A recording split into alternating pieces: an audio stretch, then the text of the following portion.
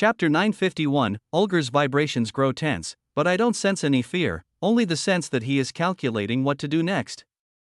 He's deciding whether to fight or avoid them. He looks far off to our right, then motions for us to follow. Come on, we'll go around. Our travel path changes drastically, shifting in sharp angles every few minutes as loud caws ring out through the air. We encounter another 4 groups of ascended demons, in squads of between 30 and 35. Ulger does not bother avoiding them and kills everyone on the spot, allowing us to soak in their broken glyphs after every shockwave. Yet, the strange travel path we're taking cannot be just about avoiding one group of outer guards. They have multiple search parties surveying the area.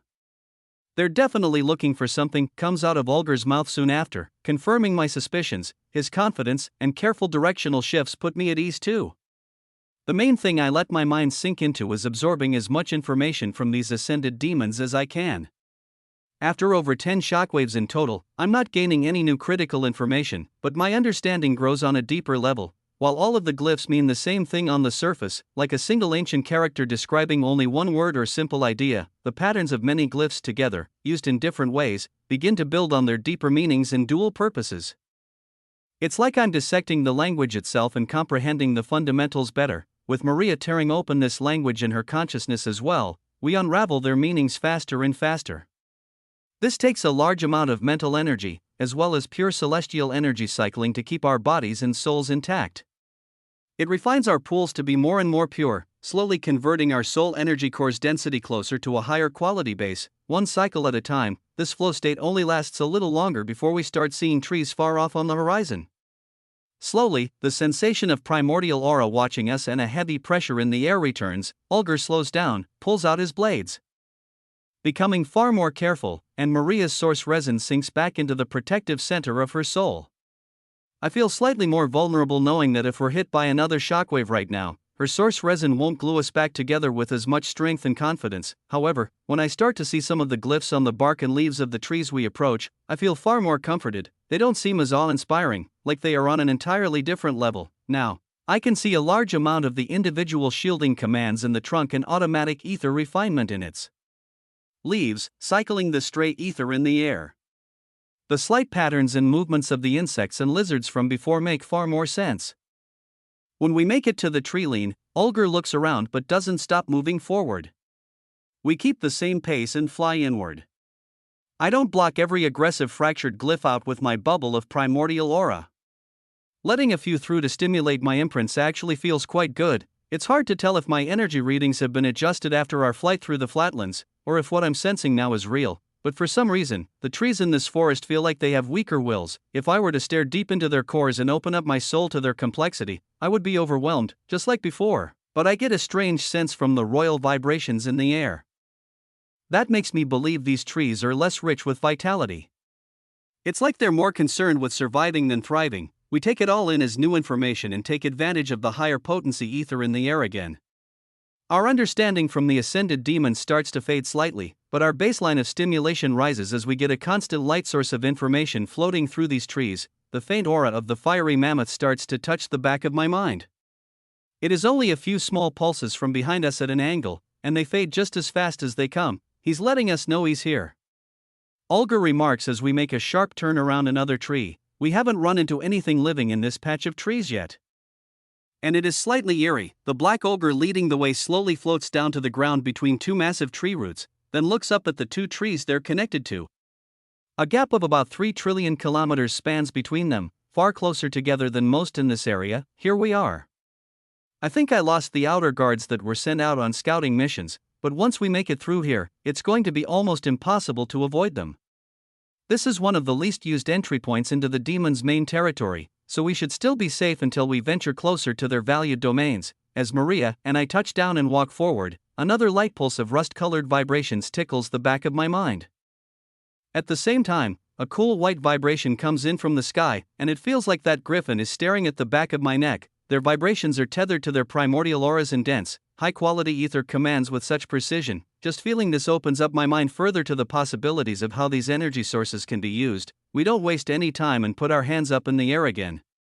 Streams of refined blue and red energy pour out of our palms and collide with an invisible barrier before us. It's even thicker and more complex than the last one we opened up. The warm, inviting feeling resonates with our souls just like the last barrier, and the one in the Black Ogre's domain. And I recognize many more glyphs this time. Allowing it to drain over half of our celestial energy pools each is not a problem. We do it with smiles on our faces. We let our primordial aura and vibrations seep into the invisible wall and feel a semi-conscious pressure latch onto it, testing our mental strength and intentions before activating the next step. When our energy is siphoned through the compression arrays, I see far more high-quality ether being synthesized than I thought there would be. It felt like we only had twice as much as last time, but it appears over 5 times the volume of glyphs is being stimulated. In fact, it doesn't even have to run through as many arrays as the times before. If we tried to crack this barrier an hour ago, we wouldn't have had enough ether or control over our minds to handle it. It makes the archway opening up in front of our eyes so much more satisfying. Fragments of our consciousnesses and sacrificed energy from our soul are present while trillions of spinning glyphs all act at once. Both of our eyes gloss over as we fall into an overstimulating trance. All of the glyph imprints on our bodies flash bright white for almost a full quarter second. In this moment of intensity, the archway expands and uses far more energy than what was put in. Many dormant glyphs in the invisible barrier react to this flash of light, and the entire wall opens up from both of its outer edges. 3 trillion kilometers apart, where it touches the bark of 2 primordial trees, as I start to get my vision back and we begin walking forward after successfully opening up the barrier, Ulger lunges forward, leaving a dark and menacing aura behind as he flies right over our heads. It's an ambush. They knew we were coming, he yells out in a guttural tone, sending 2 long-range slashes of primordial aura packed with high-quality glyphs from his blades. I blink once, and my gaze tracks to where he's aimed. There are 6 bright white demons in a symmetrical formation on the other side of the barrier. Their eyes are bright purple, just like their soul weapons, and most shocking of all, the hot purple true cores spinning in their chests. Reality bends around them, and not a single one of them is smaller than Ulger. All of them are over 1 billion kilometers tall in their current energy forms. My vision starts to blur as waves of 6 different royal demons' vibrations hit my psyche. At the same time, a hot rust-colored fire starts to burn my back and fill my senses from behind. Chapter 952. The lifeforms in front of me are all incredibly strong. It's almost unbelievable. In all of the zones below, I've managed to have some kind of edge on my enemies or quickly find the power to overwhelm them entirely. Now, I feel the true auras of purple cord demons and understand that they are on an entirely different level. With the fractions of a second I have to think, the options of trying to borrow stats and activate my more powerful energy forms come to mind. However, the instant a flicker of my soul tries to activate even my astral form, my instincts scream at me to stop. Maria and I are still connected to the open barrier between these 2 primordial trees, and increasing our perception will only do more harm than good that the added strength will grant. Using my celestial foresight skill, I start to see many paths of the near future where my mind is fried by the pressure of the trees, and others where the shockwave of glyphs from the demons' collision with Ulger tears our physical bodies to shreds. Yet, one emerging pathway of futures catches my attention. I don't hesitate at all and follow it. With Maria trailing right beside me, we both dive to our left, toward the closest tree root. It is too far away for us to hide behind before the brunt of the shockwave from the outer guards hits us, but avoiding it isn't exactly what I'm aiming for. The rust-colored aura from the fiery mammoth grows hotter and hotter behind us. At first, I thought it was just announcing its presence like before, or possibly just moving forward, and the intensity of heat I'm feeling is what it naturally gives off. However, there are fluctuations in its vibrations that allow me to see its entire aura with far greater detail. It may be a side effect from still being attached to the domain barrier, but the more I think about its soul, the more it's like flicking one strand of a spider web and seeing the entire nest mapped out in my mind. We dive into a pocket of the mammoth's aura that is dense with recognizable glyphs. I'm certain these aren't naturally occurring, and from the vague understanding I've gained from the digested Hydra's legacy in my sword, I can tell they are some kind of advanced shielding arrays. The glyphs only attach to each other in a small area of space, and I can feel the mammoth's mind send simple patterns of vibrations into mine that push me to position myself closer and closer to these glyphs.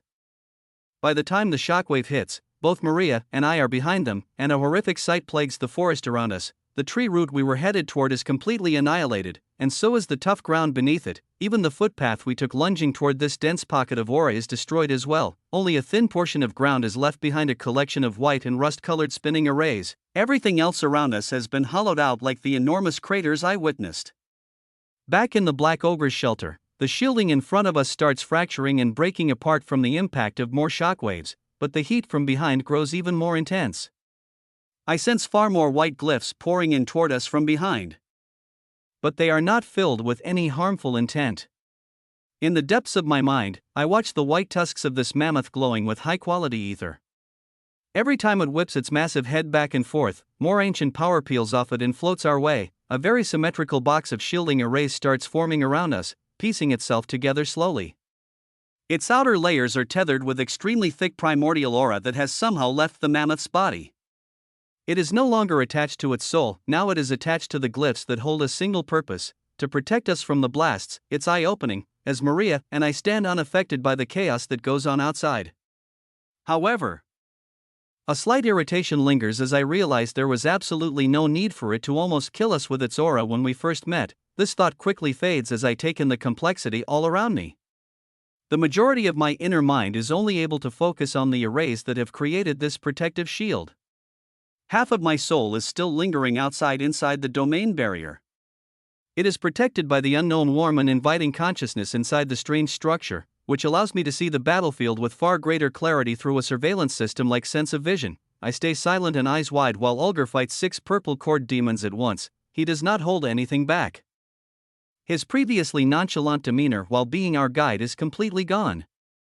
The calm movements and simple battle style he showed while fighting the ascended demons on the flatlands were clearly not his true nature. The Black Ogre is actually a ferocious assassin. An absurd amount of killing intent leaks out from his soul as he starts sacrificing large percentage amounts of his high-quality ether in every single strike he throws.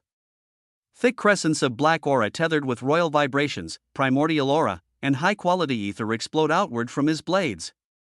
These long-range attacks are all followed up by spinning slashes and close-up jabs at the purple cord demon's vitals. Ulgar moves so fast, I can't even see him with my actual eyes. The only way I can perceive his strange movements is through the domain barrier array. Even then, it looks like afterimages are popping up all over the battlefield. I can't fully perceive everything. These 6 demons all counter with sword strikes, axe cuts, hammer swings, spear thrusts, shield blocks, and dagger attacks of their own. The demons look almost as fast as Ulgar to my unskilled eyes. They all begin sacrificing large amounts of their high-quality ether too, creating explosions that tear holes in nearby trees and form craters all over the ground. Some of them even start pushing a strange essence that looks like it is imbued with demonic energy into their blows. They take far more glyphs to activate and seem to have a slower charge-up time than their normal attacks. However, Ulgar always dodges these and never tries to confront them head-on. The only ones he dares to take hits from are their normal high-quality ether strikes or longer-range weaker hits. I can see why when an especially strong axe wielder misses Ulgar's neck with a close-range attack, and it hits a tree trunk behind him instead, the strike slices right through the base of a primordial tree and causes it to come crashing down. Explosions of primordial aura and foreign ether from that destruction blind my real body's vision with a flash of white light. The sight from my surveillance even starts fading as Ulgar leads these demons away from the barrier. The last images I see are of one of the Black Ogre's machetes tearing through a demon's neck and the other piercing the true core of another. The 4 remaining outer guards start to retreat, but Ulgar throws his 2 victims aside and flies forward to keep his momentum. What he said earlier inside his domain was true: if he doesn't have to be careful of others' lives, these outer guards really are no match for him. A path of destruction leads far away, further than I can see. Now, the only proof I have that he is still fighting are the shockwaves that burst through the forest and continue hitting the array we're stuck in. Every blast tears layers of this structure off. I watch high-quality ether commands feature under the impact and fly away in the waves of energy bursting by our sides. Yet, just enough glyphs keep floating in from behind us to recreate the proactive shield and save us from harm. The atmosphere around us glows brighter and brighter with rust-colored flames as the massive astral form of Vardon comes floating into sight behind us. He peers down at us, then back up toward the forest where Ulgar disappeared. The box of glyphs we're standing in lifts up off the small amount of ground left and moves forward at the same rate the fiery mammoth does. Its low, grumpy voice echoes through the air. If they knew we were coming, they would have sent more than just those guards. Odds are, they were only expecting you too. It gives a smug grunt, but I feel a ripple of amusement in its vibrations. The shockwaves from far out in the forest stop coming, and Vardon nods to himself. I can only assume this means Ulgar finished them off. Without asking, we're transported past the 2 trees where the domain barrier was opened. Vardon stops moving us and starts to retract the glyphs back into his tusks. The intense aura outside starts leaking back in. Now that it is not an active war zone, Vardon is soaking up all of the stray fractured glyphs in the air, and many that are still intact and far stronger than anything I'd even attempt to absorb. He is protecting us from these but also benefiting greatly. His own glyph imprints flare up and glow brightly after each large pocket of ether is consumed. The only glyphs he doesn't dare touch or even go near are those still soaked with dark purple demonic essence. Chapter 953. Some pockets of the demon's past strongest attacks still float in the air or are stained into the bark and leaves of nearby trees. They don't dissolve or meld well with the natural atmosphere at all. They become more and more visible to my senses as the barrier Vardon has created slowly peels away and falls back into his long white tusks. The only harmful thing that hits my senses once we're exposed to the outside is the violent pressure of primordial aura and royal vibrations in the air. It collides with our psyches, and I witness the battle Ulgar had all over again from a different perspective. It is like the shadows of their intents are all left behind. Once Vardon's shielding array is completely gone, the enormous archway between the trees behind us starts to naturally close back up too. The rush of our sacrificed celestial energy starts to come back with it. All of the fire and ice has been separated out, and the pure white ether that flows back through the invisible barrier arrays is noticeably more pure than what is still remaining in our soul energy cores. When it floods back into our souls, and we retract our primordial aura with it, the most intense flash of enlightenment so far stimulates my mind. The sensation of the warm semi-conscious being inside these barriers is the strongest it's ever been. And the imagery of its soul bowing down, praying to both of us can't be avoided. It feels like it's hugging both the inside and outside of our souls while information floods in with the celestial energy we're processing. Our glyph imprints flash bright white for a full second, and it feels like we're receiving over twice as much ether back as we put in, and it's easily 5 times as pure. If there wasn't a mysterious entity holding my soul together with warm hands, I would probably pass out, or even experience fractures all over my psyche like I did when facing the foreign aura of those ascended demons. Instead, I feel completely fine, and reality around me disappears. Maria, right beside me, is the only other sensation I feel while illusions of past memories start to play in our minds. We're experiencing a shared memory, or possibly a small legacy reacting with the one we've already absorbed. It starts off slightly blurred, with only shadowy figures moving around in symmetric patterns, but soon they come into focus as glyphs in the air shift and fall into place. All of the figures in this vision have dense true purple cores and extremely white, smooth skin. They look like humans at first glance, but the more I stare at them all working hard at creating a massive collection of high-quality ether commands, the more I'm certain they're not like us. Some have green vines coming out of their skin, and each of them helps to activate ether commands after. Others are covered in leaves, like extra armor on their skin, and they all have bright green eyes and hair to match it. They are mostly women, yet a very small few among their ranks are men with soft, feminine features. All of their primordial aura gives off an earthy feeling, like they are the embodiment of nature itself. Through the eyes of whatever is granting us these memories, I don't feel any pressure at all from their overwhelming power. It feels calming and kind. Yet, the longer I soak in it, the more I feel how similar it is to the primordial trees. Support creative writers by reading their stories on Royal Road. Not stolen versions. When this memory holder looks around, there are no trees like the thick forest holds now. It's only flatlands as far as the eye can see. I look back at the massive structure they all seem to be working on together, and every time a new collection of glyphs is pushed into it, they disappear. It is an enormous wall that spans to the edges of this zone and must have an unfathomable amount of power imbued into it. A structure this size and with so much complexity cannot be made in a single session. There must be many of these humanoid beings that have given their whole lives and sacrificed all of the high-quality ether in their cores to create it. I recognize some of the glyphs from our 3 run-ins with these domain barriers. But the longer I stare at these images, I connect more dots and feel as though understandings from this memory holder are bleeding into mine. It feels like time is speeding up, as a time-lapse of more purple cord entities fly in from beyond my vision to help and sacrifice their entire ether pools to create a larger and larger wall. At first, it's hours, then days, then years, and I lose track of time while watching the sight, yet, only a second goes by in reality. The hold on these memories fades as our glyph imprints start to dim down after the intense flash, but I start to understand exactly what they're building as the perfect clarity fades back to a fuzzy blur. This was a flashback to the creation of this invisible barrier. The warm, inviting aura fades away, and our glyphs flicker and glow with a warm dim white light for a full 10 seconds after. My mind is spinning with new concepts and epiphanies, yet when I come back to my normal train of thought, I realize how strange this really is. Why are the dryads helping us? I say out loud, turning to Maria, then back at the invisible wall we just passed through. Unlike before, I can actually see a majority of the glyphs and understand their function now. There are none that should ever give back the ether that is sacrificed to open it. This is a core function in the barrier. In order to keep it active, it needs fuel from those that use it. The fact that we're getting more ether back than given is even more baffling. And clearly, there is a deeper function I can't yet see. Maria shakes her head. I don't know.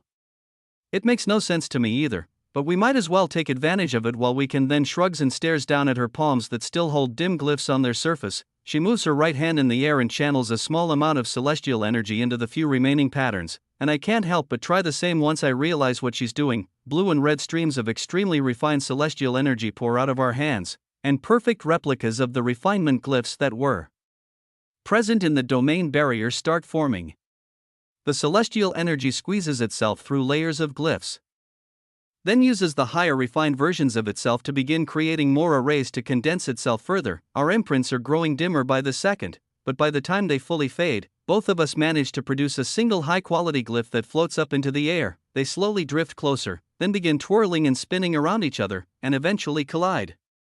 It produces an explosion of violent red and blue light but fades into mist right after. Maria and I celebrate, but the fiery mammoth that witnessed this anomaly occurring below it can't believe its eyes. The explosion goes off right between its tusks as it was watching the reaction of the glyph imprints flashing prior, and it reflexively puts up a shielding array to block the blast. It's nowhere near as destructive as the shockwaves it had to block from Olger's fight, but Vardon's eyes widen when it feels a few of the glyphs in the front of its array fracture from the impact. We float forward past the astonished mammoth and inspect the aftermath of craters and injured trees all over the battlefield. In the furthest portion of my mind, I feel Olger's royal vibrations becoming more known as he started to return back to us, but this isn't the main thing I'm attracted to. Instead, I float closer to the nearest primordial tree that was hit by a stray attack of demonic essence. It's still stained dark purple, and there are very strange glyphs floating inside it like they are trapped. None are able to dissolve into the air, yet the corruption that swirls in my demon's core feels very attracted to it. Maria stops moving in mid-air once we get too close, but I keep floating forward. Chapter 954, Stop. Don't move any closer. If that demonic essence infects you, there will be nothing I can do to save you. Vardon's voice echoes out from behind me once he finally shakes himself out of shock. A collection of shielding arrays starts to form in front of me. Far past the tree I float toward, the dark outline of a black ogre comes into my visual range as well. He's right. Their essence is nasty. It's a mutated legacy, one mana-based lifeforms like us cannot even interact with. The core of its energy signature is like poison to our souls. Touching it would be a death sentence, he proclaims. My new heightened sense has taken the aura of this ogre as he has returned to his calm and collected state, yet, he cannot hide the overflowing power that is stimulating all of his glyph imprints. His astral form is hardly even black anymore, with all of the white ether commands glowing beneath the surface. All of the plain white, pure, high-quality ether glyphs from those demons have been absorbed into his pool. It appears he's almost twice as strong as he was moments ago. All I do is nod, then look back at the fiery mammoth that has put a wall of glyphs in front of me. Thank you for the concern for my safety, but my body is different than yours. I don't think it'll be harmful to me like it is to both of you. Vardon looks away from me with a grunt and over to Olger. I've never met one of this race before, but now I know why. Humans are not intelligent enough to survive in the primordial garden. How do you expect me to honor my side of the deal if he's adamant on killing himself? Olger rolls his eyes at the mammoth's words and looks back to me with a serious glare. A large amount of his newly acquired glyphs float up to his eyes and flash with white scanning arrays, floating through me a few times. At first, nothing happens, and he stays nervous at my words, but I loosen up the barrier of royal vibrations holding my corruption back inside my demon's core to let a small aura seep out. The next pulse of high-quality ether that streams through me makes the ogre's eyes widen with shock. He immediately retracts his scanning glyphs back into his soul. Let him through. He waves a hand in the air, now showing the same face of shock that Vardon did the moment Maria and I produced high-quality glyphs for the first time. The mammoth grunts, and the white wall in front of me dissolves, and each glyph floats back toward the tusks they came off. I keep moving toward the dark purple liquid. It slowly swirls around within a confined space. Primordial aura and royal vibrations of the demon that came from it slowly seep out, but none of the demonic energy or glyphs inside flow in the natural atmosphere like all of the rest of the energy. For some reason, these glyphs all make perfect sense to me. I can't exactly tell what each of them does individually, but when I scan my gaze across all of them, I feel like I have the intrinsic knowledge stored away in my mind. Their patterns don't feel harmful, they look like they'd be extremely nourishing, almost like a key I desperately need. Silence and tension fill the air as I float close enough to reach out and touch one of the white glyphs floating inside the dark purple energy. Instead of using any of my mana-based forms to make direct contact, I allow the entire suppression barrier around my royal demon's core to be lifted and let the thick coiling tendrils of corruption out. They hold the wills and demonic energy of 3 royal demons, tens of thousands of high nobles, and a countless number of nobles and lesser-class demons from the ravine. They are all controlled and dominated by my own will, but one that has been separated from the will that resides in my celestial fire. This story originates from a different website. Ensure the author gets the support they deserve by reading it there. When these dark tendrils of corruption touch the outside of the glob of purple energy, they immediately pulse and vibrate with life. The vibrations I'm controlling begin to resonate and combine with the leftover vibrations in this essence, and they start to become one. Purple blobs of demonic essence start to flow into the tentacle-like feelers of black corruption. The tendrils grow in power and size and dive deep into the pocket of energy to surround the closest glyph. The white symbol becomes covered in strands of darkness, cracked and fractured apart, then consumed instantly. This only makes the dark energy coming out of me grow in size. It is like a chain reaction, making the tendrils of corruption flood through the sap-like demonic essence faster and destroy every glyph it can get its energy near. Rivers of dark purple energy and sparkling white light travel down the tendrils of corruption back into my being, and the enormous mass of demonic essence on this tree shrinks at a noticeable rate. I'm far too engrossed in the process to care for the eyes wide with disbelief behind me. The feelings of familiarity I had for every glyph become so much clearer once they're crushed and digested. It's like I had a dictionary of all of their uses trapped away in the back of my mind from long ago, and now I'm reading it again with perfect memory as a refresher. In less than a minute, over half of the demonic essence in this blob is completely gone, pouring into my demon's core and being compressed, while the raw high-quality ether is being absorbed as pure knowledge.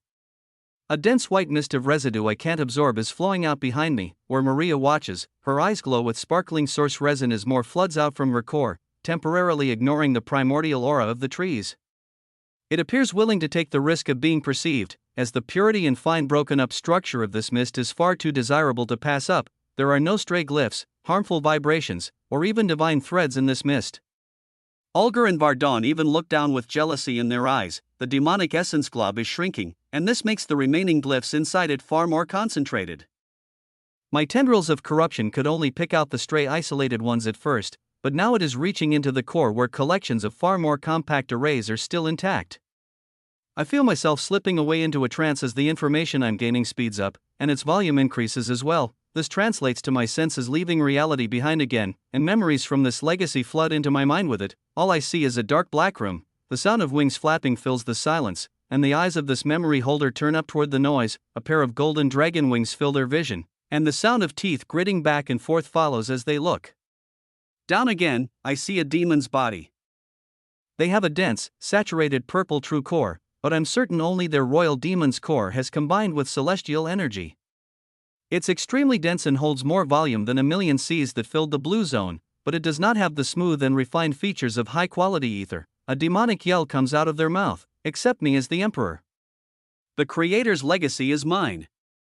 As the first demon to take control of this system, I demand you show yourself to me. Over and over it yells into the darkness, and I hear the slow flapping of wings above. I was created for this sole purpose. My race as a whole is superior to all of the lifeforms birthed by mana below. I am the anomaly of creation itself. There is no one better suited for the creator's glyphs than me. His hands start glowing with bright purple auras, filled with celestial-grade demonic essence. He slams waves of them into the floor, filling the air with bright, sparkling light.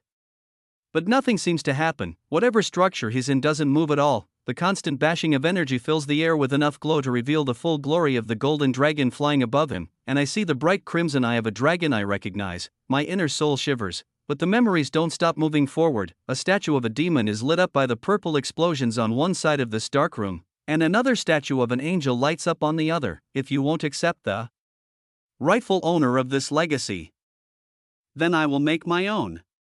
You believe only living beings birthed from mana can become immortals. I will show you what true immortality is. None of you shall ever reach the upper realm again. The demon shall reign until this legacy is rightfully given to me. It continues throwing a tantrum, lighting up the room with more and more purple light, illuminating originator's text all over the walls that do not react at all with its energy. For a moment, I catch a glimpse of the crimson eyes of the dragon in the air again, and for the first time ever in any memory of Ember, I see they're filled with fear. I don't know why, or what he's become worried about, but as I try to focus more to find out, my grasp on these memories starts to fade. The demon's yelling carries on, but it becomes harder and harder to make out. The primordial forest around me starts to come back into view, and I see the dark tendrils of corruption retracting back into my demon's core in front of me. Every last drop of demonic essence on that tree's bark is completely gone. Chapter 955. My corruption falls back entirely into my core, yet it doesn't feel bloated or overstimulated at all by the massive increase in energy volume it's consumed. The purple and white light has all fallen into its depths, devoured, and seemingly disappears. Yet, the moment I reseal its outer edges with a thick layer of royal vibrations, a ripple of white light flows through my whole greater form. It even makes my primordial aura tremble, and it creates a mirrored effect on Maria's body, like an identical pool of warm energy is expanding from her soul too. It feels like I'm being dropped into a warm bath. The wave of warm light even refines the celestial energy in my body further, and it lights up a layer of the glyph imprints on the outer edges of my soul. It is not invasive or overstimulating at all. The warmth hits its peak and then slowly fades a few seconds later. When I turn around, Maria and I already have the same idea brewing again. We instantly take advantage of this stimulation and siphon celestial energy through the massive amount of glyphs that are already lit up. It still takes multiple arrays to compress the sacrificed energy, but it feels smoother and more natural this time. Both of us managed to summon over half a dozen glyphs each and mimic the shielding array Vardon created to protect us moments ago. It's an extremely weak version, and is only one layer thick.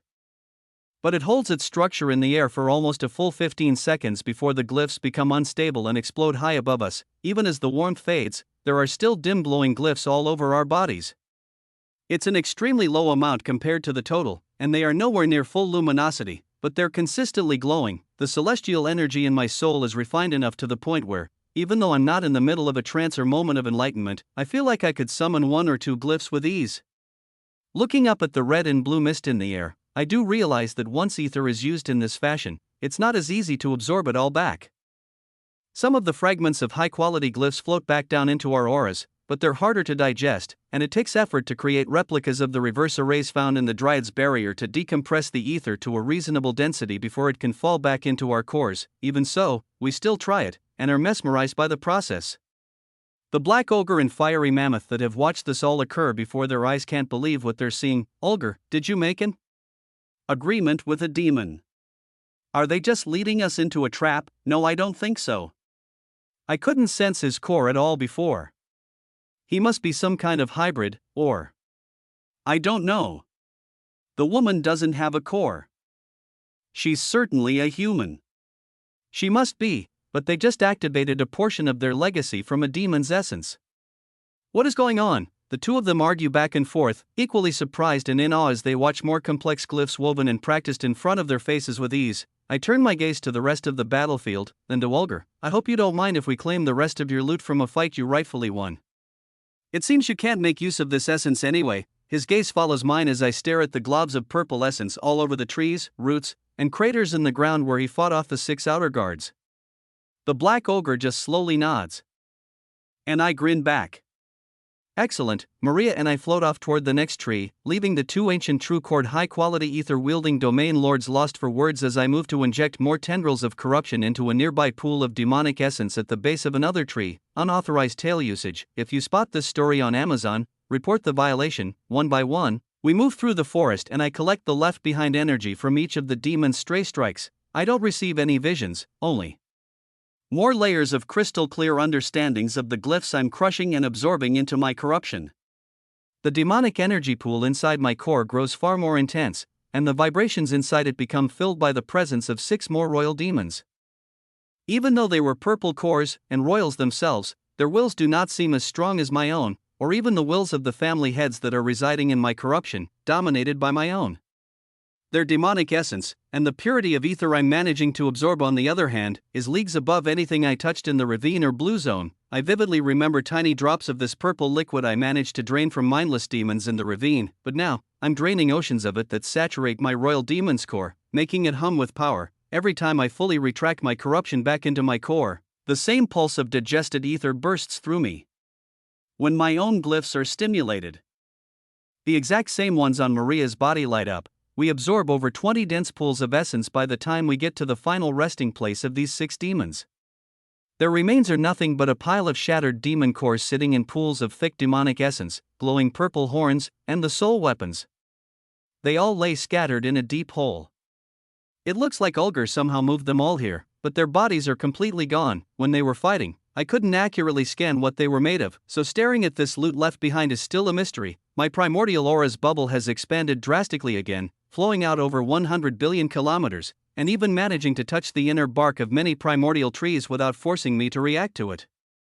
A few attempts at looking deep into the primordial tree that was chopped down show me I still am not capable of fully peering into the depths of whatever they are, but I've made progress. When my aura starts to scan this loot on the ground, I'm fully expecting my sword to wake up and greedily eat these soul weapons, but it doesn't even vibrate one bit. The blade in my soul continues to sleep, Maria, and I activate the maximum amount of glyphs we can while still slightly warm from the last essence absorption, and a few thousand red and blue symbols flow down to the ground and move underneath the horns and weapons. They float upward, carrying the loot and bringing it back toward us.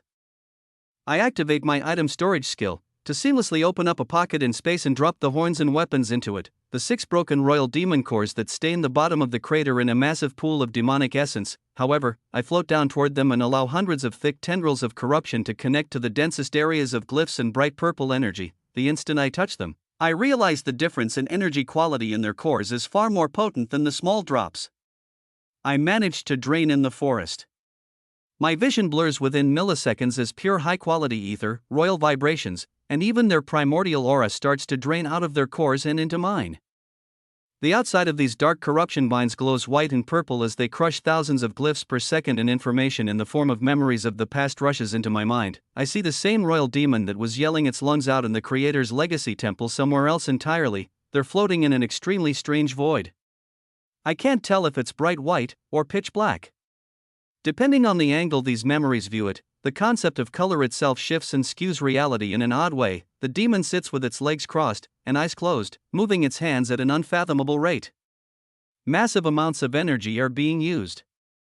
Both its royal demon core and purple true core are being pushed to the limits, bending reality around it.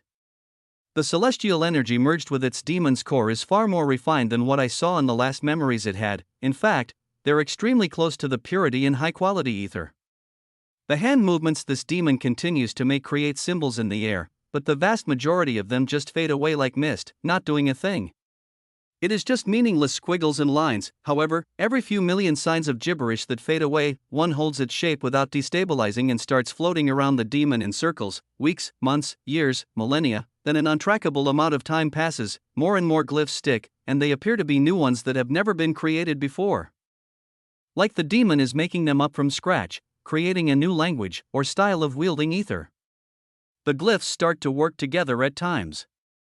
Some explode and result in failures, but the more that fail, the more data is collected. They begin forming working systems, and chain reactions of glyphs start to replicate and create more all on their own. A beautiful whirlpool of an unfathomable number of high-quality ether commands swirl around this meditating demon, and I feel as though I've just learned with him a massive chunk of this demonic legacy. The demon starts to move its hands again to start another stage of its creation, but my grip on the vision starts to fade. I got lost in the moment. And it feels like I've already absorbed everything from these 6 demon cores. At the reality of an empty crater starting to show itself in front of me, I get one last glimpse of this demon's memories. It is a look into the demon's divine core. Some of the dense purple strands at its center have begun to shimmer with a silver light. Chapter 956, 2 hours ago, in the green zone, both Raven and Ari pull a full 5% of the borrowed stats available to them. Bursts of unique noble grade vibrations resonate with the hints of a dark elf and scarlet clan berserker, and both flood through the entire zone. These auras clash with the thousands of high noble demonic vibrations flooding out from the white demons that tear through space from the lower realm.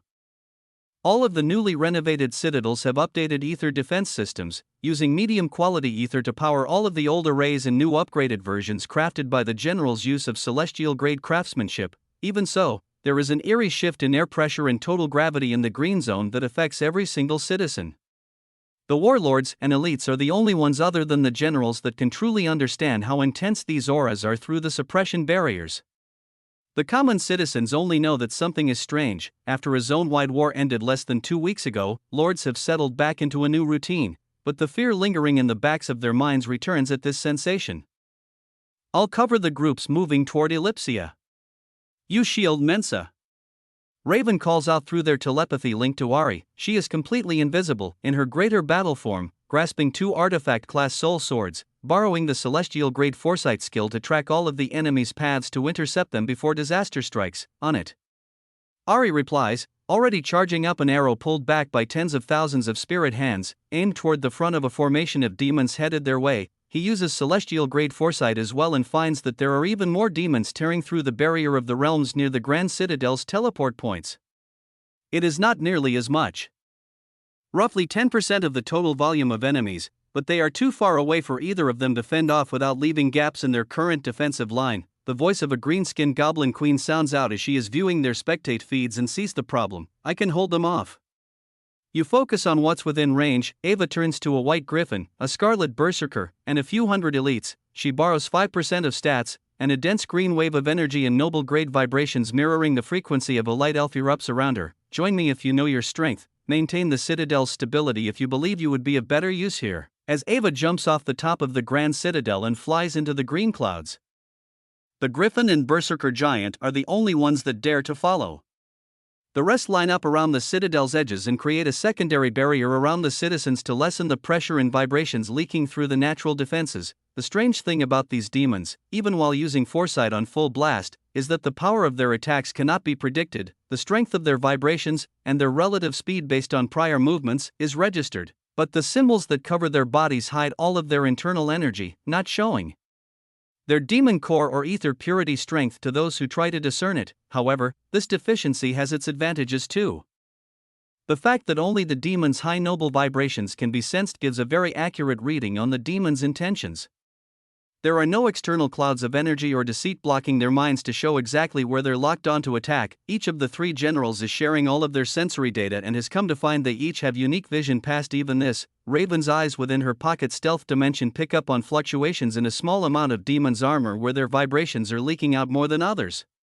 At first, she believes it must mean they are stronger, and their wills are too powerful to be held back by these strange defenses. However, as billions of mental simulations pass as she gets closer and closer, the truth becomes clear. The author's narrative has been misappropriated. Report any instances of this story on Amazon. A small amount of these demons have faulty armor. There are tiny microscopic fractures and gaps in the glyphs. No normal noble green true core could ever possibly see so clearly. Especially one that has a soul energy core still mostly saturated with low-quality ether. The high-quality ether glyphs are on a level so much higher than anything in this green zone that they should be unbreakable. This is what the Imperials have counted on. This is their strongest army chosen to exterminate all life in the lower zones, even approved by the Overseer as a guaranteed result. But harnessing 5% of stats and mana control from every single link of loyalty on over 70 billion worlds bends the laws of nature. Her mana-based system skills have been artificially boosted to a level where a massive portion of the galaxy's perception is focused in a single mortal's eyes. The first direct hit in this all-out attack on the green zone does not go how the demons expected. 2 invisible swords collide with an unsuspecting demon's armor. It does not even feel Raven coming. The green cord demon has its eyes set on the Ellipsia Citadel, marching forward through the air with mindless confidence. Yet, all of a sudden, an enormous burst of mana and noble vibrations slashes through a microscopic crack in this demon's chestplate. A crack that only formed from the hundreds of millions of years that passed while this demon slept in a dormant state in the lower realm. The absurd release of pure mana, replicating the blast of multiple exploding stars in the lower realm, tears open this crack. The tightly organized high-quality glyphs in the demon's armor are released without the proper commands being activated for safe usage, and instead, it senses that an enemy of far greater strength has challenged it. A chain reaction of self-destruct commands completely annihilate the demon trapped within its armor. Milliseconds later, Raven is still deep within her stealth dimension, but her vision goes bright white, and she can feel the heat of the explosion leaking through, bending space and challenging her unique True Core's ability. At the same time, she begins to hear tens of thousands of level notifications blaring in her inner ear. As she just managed to kill an ancient Imperial soldier, this enormous blast proves her point that they are not so mysterious, and whatever these white armor artifacts are, they can be broken. The demons inside them are not nearly as strong as their gear makes them out to be. This realization is sent to the other generals, the lower realm forces, and it is paired with an old piece of data the Rising Emperor shared in their higher-ups forums. It is of the battle against the Blue Zone's royal family head. He was a shell of a royal underneath that fancy armor. And so these soldiers must be the same. Ares' view of the battlefield is entirely different. When he aims arrows at his targets, a new sensation ripples through his mind. It has only begun to develop recently, as he started training and running tests on the demonic creatures left behind by the high noble demon that used to rule the Mensa Citadel. He has a hard time putting it into words, but when he looks at the vibrations of these approaching demons, he begins to see a black aura of death around some of them. It is lighter, almost gray to those further away, and it becomes darker, pitch black when he points the tip of his arrow at a vital point on certain demons, seeing what Raven achieved. And its complex breakdown connects all the dots in his mind. When his first arrow collides with the darkest black cloud in his death vision, it breaks through a microscopic flaw in one of the demon's armor. He had no idea what he was aiming at moments ago, but once another supernova of high-quality ether erupts from a demon being cooked alive within its own faulty armor, it all makes sense. Notifications blare through his mind too, as he reaps the rewards of killing one of the strongest living demons from an ancient era of this galaxy. Eva was slightly nervous at first, as she has the most amount of citizens behind her that need protecting, and has the lowest overall attack power out of all the generals. However, sparkling yellow and white lights begin filling her vision, and a sweet scent fills the air, highlighting weaknesses on certain demons all over the sky that are approaching, and the sensation of what she assumed to be divine luck in past activities. Now, she knows it is some kind of light elven legacy, but it is still strange. When comparing this inheritance she found to the other generals, or even minor inheritances found in the worldwide connectivity system, none of them work quite like hers. She feels a warm aura pushing her to do certain movements, and sometimes it leaks foreign knowledge into her psyche when it needs it most.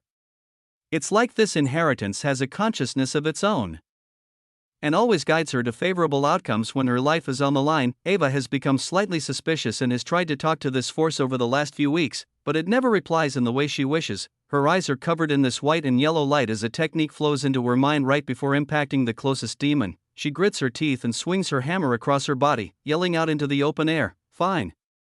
I'll accept your gifts again. But when I survive this, I need some answers." A perfect replica of her greater form's green hammer comes bursting out from the swing. It looks like a green hologram was just shot out from its base, yet around the edges, a white and yellow sparkling glow makes its structural makeup very different than normal mana, ether, or divine threads. The enormous high noble in front of Ava does not even register her as a threat at first. Its only objective was set on the grand citadel behind her. Yet, when this hologram of a hammer collides with the demon's left knee, and exploits a half-faded glyph that was woven too hastily to withstand the cold storage it was placed in, the exact same reaction occurs. The goblin queen is blinded by the blast of white light, and her consciousness is filled with level-up notifications. Chapter 957, Flashes of white light, in the form of luminite-powered teleportation crystals glow all over the lower realm. At first, it is just parties of elites and high-class monsters from the Galactic Trade Commission deploying teams to scan and scout out all the areas where demons are spotted. No one goes in to attack, as the true power of these strange demons is still unknown. However, as members of the Crimson Army begin to gain insights from the generals in the Green Zone, they begin looking for the same weaknesses. Celestial-grade all-seeing eye and foresight are used to scan their enemies and teleport from solar system to solar system before small weaknesses are spotted. These troops may only be orange cores on average, but the unfathomable amount of mana-based stats flowing through their bodies is enough to disrupt the natural order of the lower realm. When knights unleash all of the borrowed stats they have, many of them are strong enough to destabilize star systems with their own gravity alone. There are millions of white-armored demons, and a handful with the largest chinks in their armor are targeted first. Explosions tear through space as they exploit the exact same strategy, cooking these high-noble demons alive within their own armor. Alvaron, and Bree begin receiving massive amounts of data from these fights, and the small parties of millions of elites that scan each danger zone now know exactly what to look for. They borrow celestial-grade all-seeing eye skills and share all of their senses through a linked spectate feed with the administrators for them to scan more carefully. Weak points are spotted halfway across the galaxy. Large openings are pinged to the knights, while the smaller fractures and less obvious faded glyph weaknesses are sent to the commanders. Fisher and Lydia do not head toward the obvious targets. They are sent out to fight the opponents that the knights are unable to kill. While anyone with borrowed stats has an overwhelming speed advantage, there is still a level of pure raw combat power that only these two true Yellowcord commanders can reach. Out of everyone in the lower realm, this blue-eyed water mage and white-haired ice wielder have the most domineering wills of any mana-based fighters. Some elites have unique auras of vibrations as they become the strongest of their race. But none are capable of reaching the level of noble demons. Fisher and Lydia have far surpassed this point, as they are stronger than any noble demon in the Morvale or Vermilion's armies that challenged them over the last few years. When they approach their first battlefield and feel the high noble aura of these mindless imperial husks forced to be soldiers, both wear smirks on their faces, realizing it is not too far off from the strength of their own. Space-bending blue serpents and white tigers dominate star systems as the two ruthlessly begin.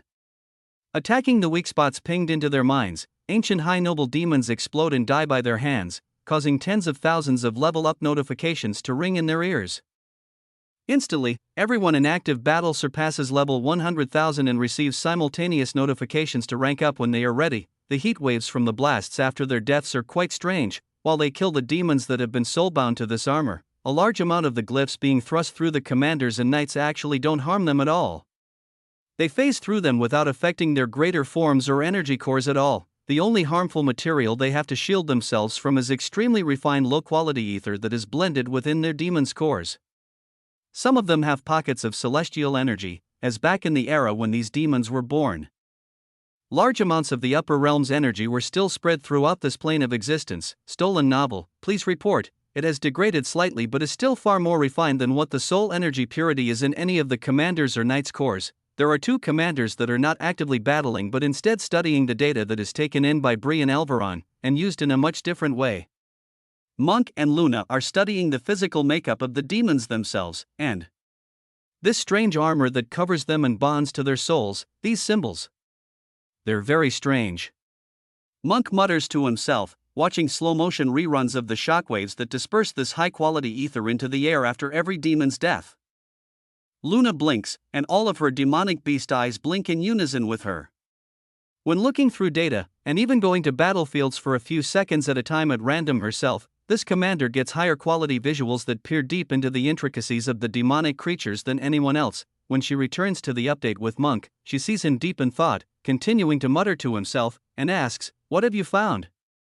"I can't understand a thing about these demons. They're nothing like the old armies we fought off during the realm wave." Monk's eyes are wide. He doesn't even look her way while rambling back. The demons themselves, they're no different. They may have a slightly stronger talent base, but even still, it's that armor that makes them so powerful. It's unlike anything I've seen. It must be the demons' language. They never left any written text in the lower realm for me to study, but this, it is not entirely original. I can tell many of the core meanings of these words are taken from the originator's text. I cannot fathom the true intricacies of what all these commands do, but I can comprehend what the larger, more simple glyphs mean on their surface. Whatever this is, it is a cheap copy, but a copy of what? While their research continues, thousands of high noble demons are slaughtered one by one, and the charge forward from these mindless monsters doesn't seem to slow at all. It's like they don't even notice they're being counterattacked. However, in the demonic realm, 3 elite demons that float above all of their other mindless troops do, in fact, see what is happening. They are seemingly the only ones conscious enough to speak to each other, and have independent movements. This is an interesting development. Our scans were faulty. The data coming back now reads that the 90% drop in perceived power across the galaxy has been reverted back to a natural state. Another demon responds, "I don't believe it was our equipment. There is a force in the lower realm that has somehow gained enough influence in this era to manipulate the masses on a large scale." The first demon nods slowly, while the third still sits in silence for a few seconds. His eyes are flashing white, and his armor ripples with high-quality glyphs while he peers through the eyes of every demonic soldier moving out on their orders. "You're right. There is a strong force still at play. They've somehow managed to find the weaknesses in some of our oldest troops. The ones that received our first versions of armor from the king. He pauses again, viewing the few thousand battles that have transpired so far, then nods with confidence. They are only proficient in high-potency mana attacks.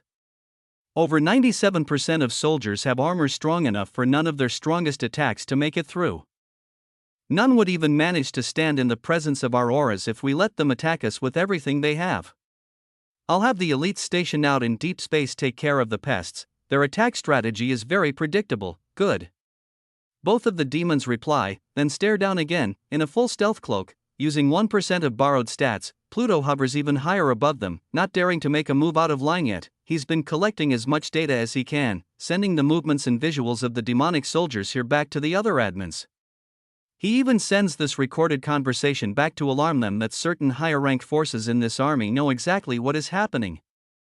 Not only are they more intelligent, but Pluto can tell that these three demons are far different from the rest in more ways than one. Not only are they not in any symmetric formation, but their vibrations are extremely strange. It is like invisible pockets of aura are covering the outer layer of their greater forms and weapons. It feels like it is dampening the small amounts of readings he can already see, yet simultaneously, it feels extremely dangerous. The invisible substance does not produce any gravity waves, nor heat, or even noise. It cannot even be recorded. All of the messages Pluto sends to Bree asking about this aura come back with questions and follow-ups asking for close-ups on what area he's talking about. Primordial aura cannot be scanned with the technology available, it can only be perceived by the soul. Despite no physical proof, this information is shared with every scanning team and fighter that teleports across the galaxy. Soon enough, notifications ring back in the admin's ears, as more reports of this strange invisible aura are located on a small number of irregular demons. None of them have bothered to step in and attack any solar systems yet, they only watch from afar. Chapter 958. The instant everyone begins to look for these strange outliers of demonic soldiers with invisible auras is the same instant that they all begin to move from their positions. At first, they were only watching from stable areas of deep space or appearing at random battlefields, but never making any hostile moves. In the total ranks of millions of Imperial soldiers, there are less than 100 of these strange elites, but once spotted it is clear to see they have all teleported to the battlefields of the knights and commanders that are killing their troops. They do not have instant teleportation crystals. Instead, they burst through deep space using high-quality ether glyphs to propel them forward with reality-bending speed. They are capable of crossing large percentages of the galaxy in mere seconds. Yet, they only move in straight lines, and their bodies become consumed with layers of white glyphs, allowing them to phase right through entire stars. It is like a manual and less instant version of a dungeon walker jump, but recreated with ether, and played out on a galactic scale. Many of these elite soldiers, when they arrive at their destinations, take up to a full minute to adapt and adjust to their new locations. The glyphs around their bodies spin rapidly, and their eyes look blank. The cooldown time on this ability lasts far longer than the travel time itself. Many seem to have predicted this side effect and have transported themselves to star systems where they predict the knights and commanders will move next. They have the data too and know which soldiers have more faulty armor. Plus, it is quite easy to study the past few thousand battles already and see what pattern of attack the humans have been implementing. The first to see one close-up and personal is Fisher. Just after detonating another demon that had a small hairline fracture in his chestplate, the water-wielding swordsman breaks his next luminite crystal that is traded through the worldwide connectivity interface from Bree, and he disappears to find himself 29 star systems away surrounding a bright yellow sun. Instantly, he locks onto his target and compares the data to what he sees and spots the faded glyph right near the back of this mindless demonic soldier's neck. Another easy kill. He whispers, propelling himself forward and charging up his blade to one-shot this enemy. Yet, once he comes within about 100 million kilometers, a very strange aura pours through his senses. Nothing in the actual divine thread count or gravity of the atmosphere in this star system shifts, but every single one of his danger senses blares in his mind. His vibrations all pull back into his body, and he does not follow through with his strike at all. Instead, he makes a 90-degree turn away from the trajectory he was headed. Fisher has no idea what he's feeling but knows it must be related to all the alerts and warnings of irregular demons that have been coming through lately. In the next moment, the demonic soldier he was tasked to take out explodes on its own. It happens in an extremely strange manner, with a perfect hole pulsing through its chest, like its body and cores have been deleted from reality. there is an explosion of white energy that fills the entire star system with light moments after, but this water mage still senses a threat coming his way. His eyes open wide as all of the energy in the air is avoiding a single invisible orb that rockets toward him. That's it. Primordial Aura. He recalls the data shared of Jay and Samir's battle, and desperately tries to dodge this attack because he's certain with all of the stats in this entire galaxy, he couldn't survive whatever this is in his current state. Fisher's heightened instincts in this moment make out another celestial body in the massive explosion of glyphs that is repelling the energy wave, and it is in the shape of another demon. Its entire body is covered in a bubble of this primordial aura. The creature looks at him with a cold glare and holds a pointed spear in his hand. Millions of glyphs are swirling around it, and the density of invisible aura is building up around its tip. No noise is heard and no recoil at all is visible, but the glyphs do flash and spin faster every time an attack is sent out. Over the next few seconds, over a dozen orbs of invisible aura start to fly through the air, blocking off all areas of escape. Every foresight reading Fisher sees is of himself being torn apart and evaporated by these waves of unblockable aura. The blue-eyed mage crushes a luminite crystal and teleports to another planet 14 star systems away. Reading on Amazon or a pirate site? This novel is from Royal Road. Support the author by reading it there. We have an emergency. These irregulars, they're attacking, and they're too strong. I can't even begin to fight back in my current state, he remarks while sending this footage to the admins. A streak of white light appears at the other side of this desolate red sun star system, leaving a trail across the dark void of deep space from where he came. The demon with a spear appears but takes nearly half a minute to cool down and begin approaching Fisher. In this time, he tries to find any weaknesses, but this elite's armor is flawless. There isn't a single glyph or array out of place. The primordial aura surrounding him is like an additional defensive system. Thousands of full-powered blue serpents filled with soul energy, true yellow divine threads, and noble great vibrations are sent at this demon while it is frozen and gaining its bearings. Yet, everything is devoured by the primordial aura. All of his attacks disappear into thin air and never even make it to hit his armor. The instant this demon's eyes regain their life and look his way, Fisher crushes another luminite crystal to get to safety. He stares down at the rank up notification in his status, breathing heavily, then sends a telepathic message to Lydia. I'm going to need some cover, a distraction long enough for me to rank up. I'm against an enemy I can't defeat. Messages come back in Fisher's mind, showing Lydia's last minute or so, blipping through the galaxy running from an axe wielder that has the exact same primordial aura flowing around his body. I'd love to help if I wasn't in the same position as you. All of the Crimson Army start sending visuals of these same demons chasing them around. To every new star system they try to save from the marching Imperial Guards. Instantly, no one is able to defend their attacks any longer. The only warriors capable of taking the Imperial soldiers down are being hunted by the elites. In the Green Zone, the front line of demonic forces is brutally killed. Hundreds of explosions light up the entire Green Zone with high-quality residue and fractured glyphs. They all burst through every single citadel, like enormous holograms. The low-quality ether, demonic essence, and small portions of celestial energy that were inside the demon's cores, however, all collide with the ether defense arrays around these floating cities. It makes them all shake, and many citizens pass out from the pressure that leaks through. The only citadel that isn't affected by these waves is the fortress. It stays completely still, like nothing out of the ordinary is happening around it. Even the high-quality glyphs shatter into pieces when they hit its ancient defensive arrays. The three generals that are deep in their fights take advantage of the massive amounts of ether in the air.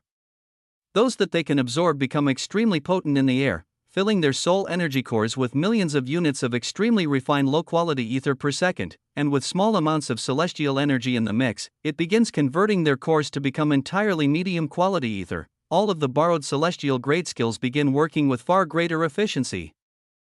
And their victory seems like it will be quite easy. Even the White Griffin and Zashin activate their greater forms and achieve a few kills of their own, attacking the most fragile Imperial demons. All 5 attackers have surpassed level 100,000 and have glowing, rank up, options available for themselves too, but they are still in the heat of battle. Raven is the deepest into enemy lines. Ari attacks from a distance, and those from the Grand Citadel are not as aggressive as her. This dual wielding swordswoman has killed over 100 Imperial demons herself. The raw strength and speed difference is far greater than those fighters in the lower realm, and the manual tear through space to get here has damaged the armor of many more demons than below as well. Almost a full third of their army has some kind of defect that can be exploited. the shockwaves of high-quality glyphs from their dying kin also send them flying through the air, forcing them to correct their positioning after every blast. The glyphs do not phase through them. Some even break apart, and their armor self-destructs itself if the kills are close enough together. However, many demons still have flawless armor, and the battle plan for killing them is still unknown. Full-powered attacks have been tested on them, and none have even made a scratch or moved a glyph out of place. However, after attacking them, the mindless demons do not fight back. They just march forward like the generals and elites are of no threat. It seems there is no danger at all, until Raven's instincts begin screaming into her mind to run away. She is in her stealth dimension, completely invisible, and on her way toward the next demon with a small armor fracture in his right knee. Yet, she feels like there is a horrible wave of fire coming toward her back. There is no actual heat and no bends in the atmosphere, but it is just her brain making up emotions to deal with the invisible and unsensible danger approaching. With foresight enabled, she starts to see an endless amount of gruesome deaths she's about to experience no matter what path she takes. Her stealth dimension should make her untouchable. Not even a close-up full-powered explosion from these dying demons hurt a hair on her. Despite being inside their bodies during the blast, yet, visions of enormous holes deleting her from existence play over and over with no options of saving her in sight. She manages to turn her head in the direction it is coming from and sees the source. It's one of the anomalies that everyone has begun to find in the lower realm. They are managing to buy themselves time by star system hopping, but that isn't exactly an option for Raven right now. She sees possibilities of using the fast travel perk available for generals and teleporting away from danger to a far side of the zone, but that wouldn't last for long. She could easily be followed. She even begins to think of teleporting up to the Cyan Zone where Abby's fast travel location is available, but is unaware of the risks of hopping zones like that without preparation. Not to mention, if they left this place now, it would have no one to defend it. Hundreds of millions of lords would lose their lives, and the mana-based forces in the upper realm would be obliterated without question. She tries to link her mind to Ari and Ava, but is surprised to find they both send out a probe for a connection at the same time. The visuals of elite imperial demons that are clearly intelligent and unlike the rest come into each other's minds. Every single one of them is being attacked with primordial aura right now and has no logical path to victory. Chapter 959, every scenario that runs through the generals, commanders, and knights' minds all results in them losing their battles. No matter what they do, it seems hopeless. This invisible energy is far too strange. Alvaron processes all of their battle information and scans from the hours teleporting from star system to star system. Then, every single piece of footage the Rising Emperor has stored from his last battles to try and figure out a solution. The ancient True Chord Mind Flayer, with processing speed faster than any mortal in the lower realm, uses 1% of the borrowed stats from 70 billion worlds, yet even they see no logical way out. The only way Jay defeated Samir when he used this power was to develop it himself. There is no counter you can use to block or attack this primordial aura. But there is a way for you to rank up, and give yourselves more time to plan. Alvaron's voice rings in all of their ears, showing the visuals of Jay fighting Muriel and the moments before his rank up to unlock his sacred body and celestial energy. I have no visuals of him inside, but it's even a grade higher now. Activate Celestial Grade Mind Palace, and find a way to win. These are the ancient administrator's last words as every fighter's eyes go white, slowing their perceived time down by millions of times while stepping into the depths of their minds to rank up, and each search for their own ways to win this fight. At the same time, in the Cyan Zone, an event out of the ordinary is progressing. After Abby and Seraphel killed Lucian Morvale and absorbed all of the energy from the demonic citizens of this zone, the two legacies they have accepted have been reacting in an uncontrollable reaction. The White Wyvern that left his legacy behind in the Green Zone for Seraphel left all of his knowledge and celestial energy to the Inheritor. However, there was a requirement for its final activation, one that could only be released once the soul contract made with Lucian and the White Wyvern was fully destroyed. It is what doomed the Wyvern race in the first place. Killing this demon, defeating it in a battle of soul strength, and absorbing all of its life essence finally releases this final seal. While Seraphel's celestial body is normally bright blue, with water trailing behind him, this entire body shines with a magnificent white light. There are still deep blue eyes piercing through it, but his celestial body grows extremely large, attracting massive amounts of divine threads and raw medium-quality ether that floats in the clouds in the air. His royal vibrations, gravity presence, budding primordial aura that flows out from his cores, and presence on reality spreads to the far edges of this zone. Every drop of energy in this Cyan Zone is being pulled in toward him. Seraphel flies around in extremely wide circles, around the trunk of an enormous manifestation of a tree. While he drains large amounts of energy from the air, it's nowhere near as much as the flourishing leaves and the roots that begin to grow from this tree. Their soul energy cores have a deep bond, so the energy is shared to an extent. However, Abby is no longer in a conscious state to process everything that is happening. She is floating in her fully ranked up immortal healer's celestial body in the center of this massive tree, which is tied to her soul with billions of strands of primordial aura, but it is definitely a separate entity. The royal vibrations of an ancient dryad ripple through the zone, and the roots of this tree begin spreading down to cover the bottom of the zone. Its branches bloom so quickly and violently that the billions of kilometers between the Cyan City and the old palace where Lucian used to live are completely consumed by this tree's presence. Every single structure in the Cyan zone is obliterated. The sounds of Seraphel's primal roars echo through the zone, and Abby's eyes burn bright white as she starts seeing more and more visions of the past from her inheritance. Unlawfully taken from Royal Road, this story should be reported if seen on Amazon. She begins seeing bright white trees, and endless forests of them. There are many women and men that look very similar to her, with green eyes and hair. All of them have large greater forms, with vines and leaves trailing off their bodies. They're all weaving strange patterns with their hands, siphoning their ether into high-quality glyphs. She recognizes some from her staff and begins to learn many more the longer she watches these dryads existing in this beautiful forest. All of the trees are enormous, just one of them is bigger than this entire Cyan zone, and the energy inside them is unfathomable to someone so many zones below at first. Yet, these memories pour into her consciousness and subconscious, making her fully understand the depth of their power, and it begins to feel not so unbelievable. Through the eyes of the memory holder, they pass through many invisible walls and thousands of primordial trees. However, once the memories feel fuzzy, like they're about to end, Abby sees the most enormous primordial tree in the purple zone. The eyes of the memory holder slowly look up at it.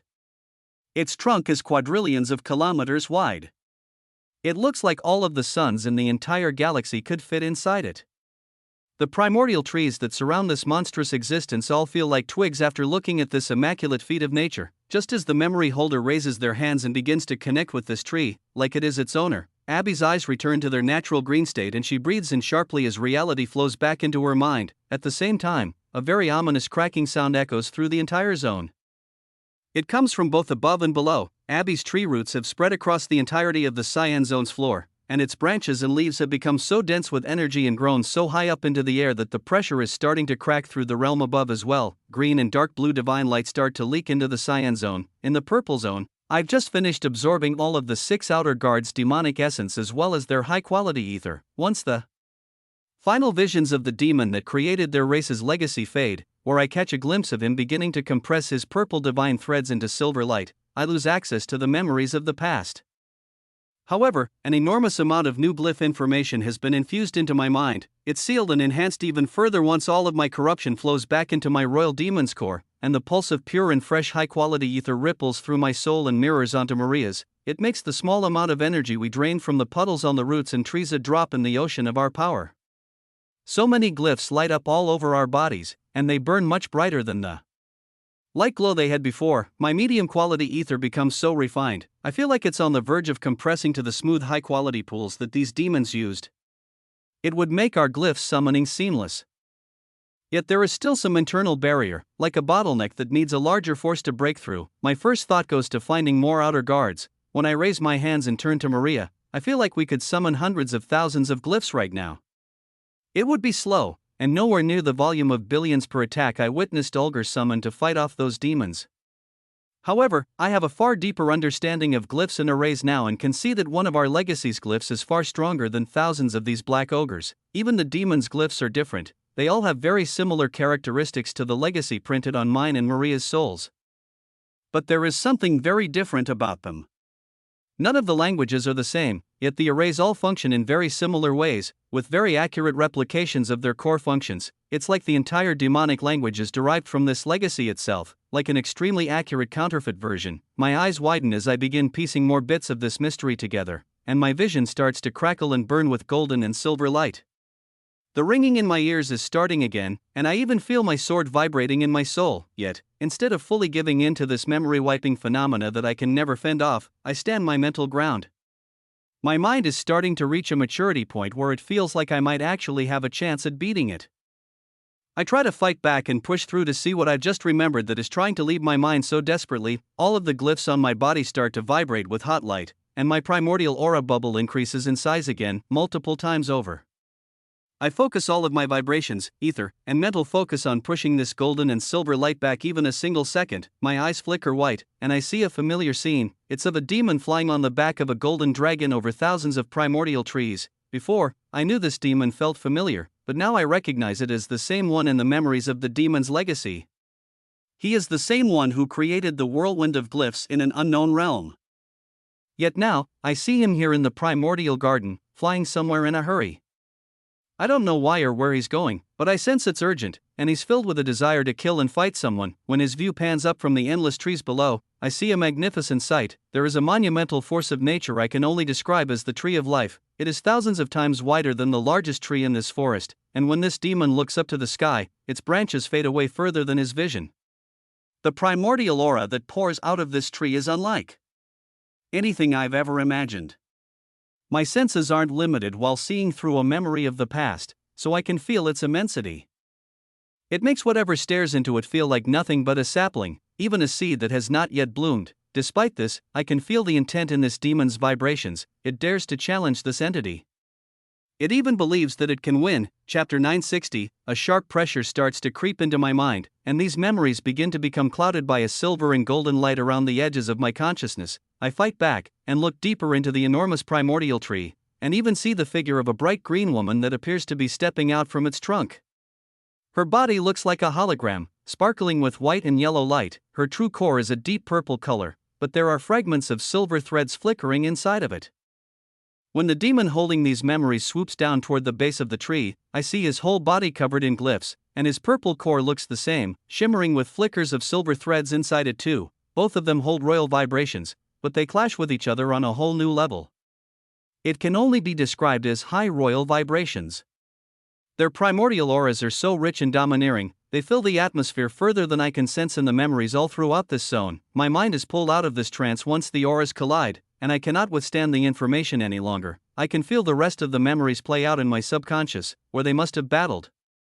But all of it is burned away into a blur. When I come to and look around, my eyes instantly lock with Maria's, and I see a large amount of source resin flowing through them.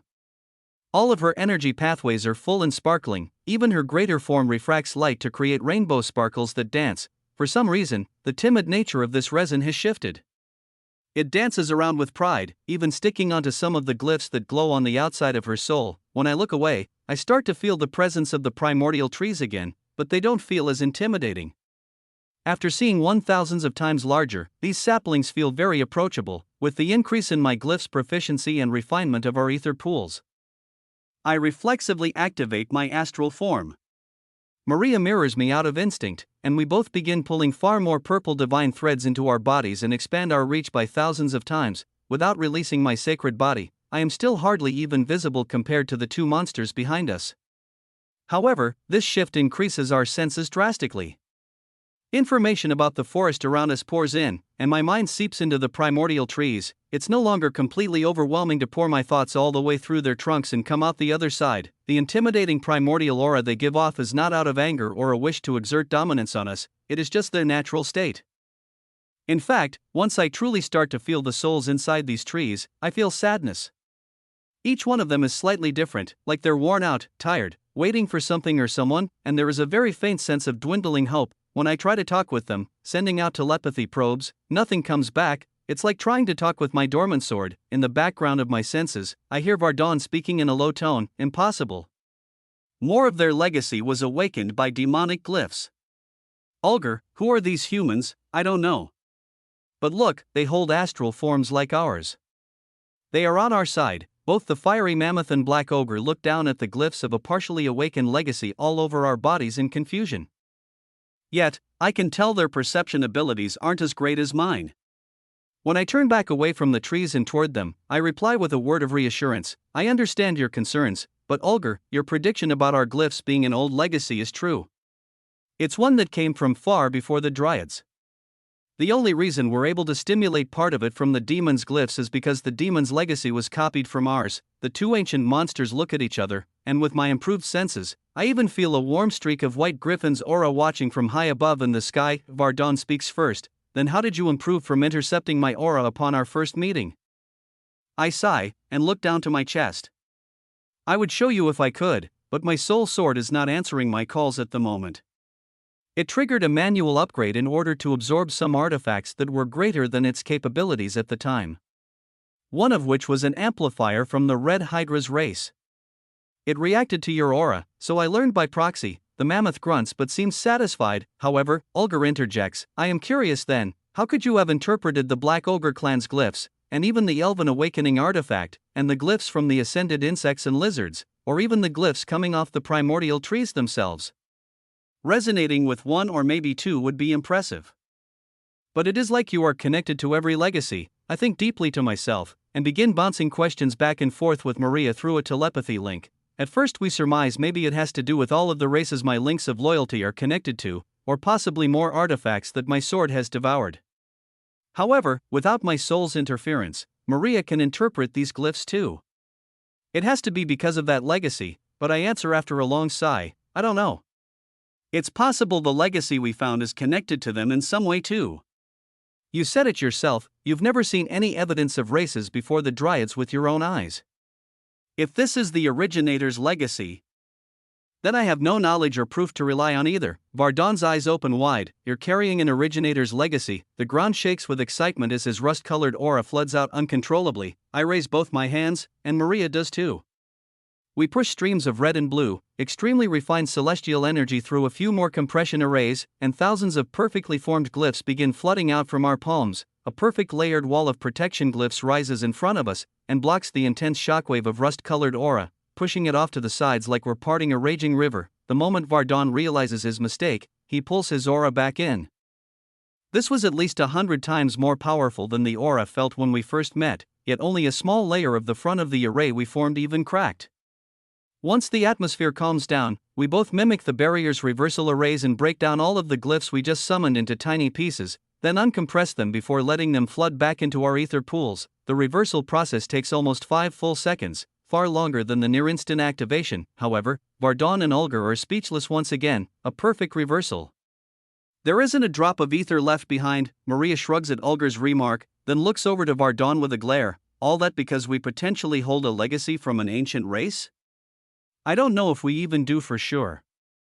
And neither does Jay. If we find out, you'll know just as soon as we do.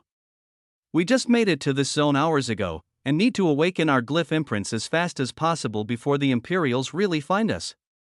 I doubt those guards are anywhere near the ears or eyes of the family head. It'd be convenient if our allies didn't kill us first. She ends this with a smirk. I nod, and turn back away from the barrier entrance we came from. Yeah, close call with the outburst there, but I still have to thank you for the backup when Ulger was fighting before. I don't know if you can tell, but we based our shielding barriers off yours. This proud mammoth can't believe he's being talked to like this by a pair of humans. His aura starts to fluctuate with a mixture of anger, surprise, and disdain. Yet, Ulger's laugh breaks the tension. They're right. Come on. A few outer guards getting killed won't set off any major alarms, but when a cleanup team comes and finds their essence, cores, and weapons are missing, they will know something is up. We have to act fast.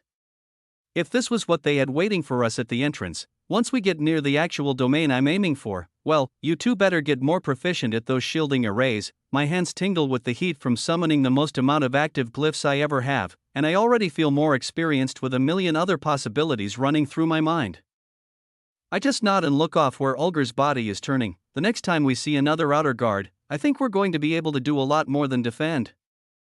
Chapter 961, You're right. The longer we wait, the higher chances of more outer guards swarming us there will be. Vardon remarks. Ulger begins floating deeper into the forest. Let's go, this way. It's not much further to one of their ritual domains. If anything will awaken the rest of your glyphs, that'll be it. Maria and I follow. The fiery mammoth slowly floats behind us. My senses stretch out much further now. I can feel dozens of primordial trees in every direction. Each one of them has some kind of automatic sensory feature that ripples through everything that passes it. The glyphs activating deep within the trees feel very similar to the invisible domain barriers themselves. But this is just because they're originating from the same race's language. I can't help but feel like the flickers of consciousness in these trees are just like the warm and inviting hand I felt built into the barriers. Whatever it is, it resides in the primordial aura itself, not the glyphs. As we pass hundreds of trees, the sadness that pours out of them starts to become overwhelming. I want to pull my primordial aura back in to save my mind from the stress, but the glints of hope deep inside each tree make me keep probing for more answers. Even though these trees aren't fully conscious, I feel like the small flicker of hope in their souls grows slightly larger by our presence. It's like I'm an old friend walking through, and they're trying to say hello. When I start bouncing my memories of perception off Maria's, I get hers too. The internal reaction to her presence is actually slightly different. I can sense the primordial aura curl around all of the glyphs and energy pathways in her body that carry source resin in large amounts.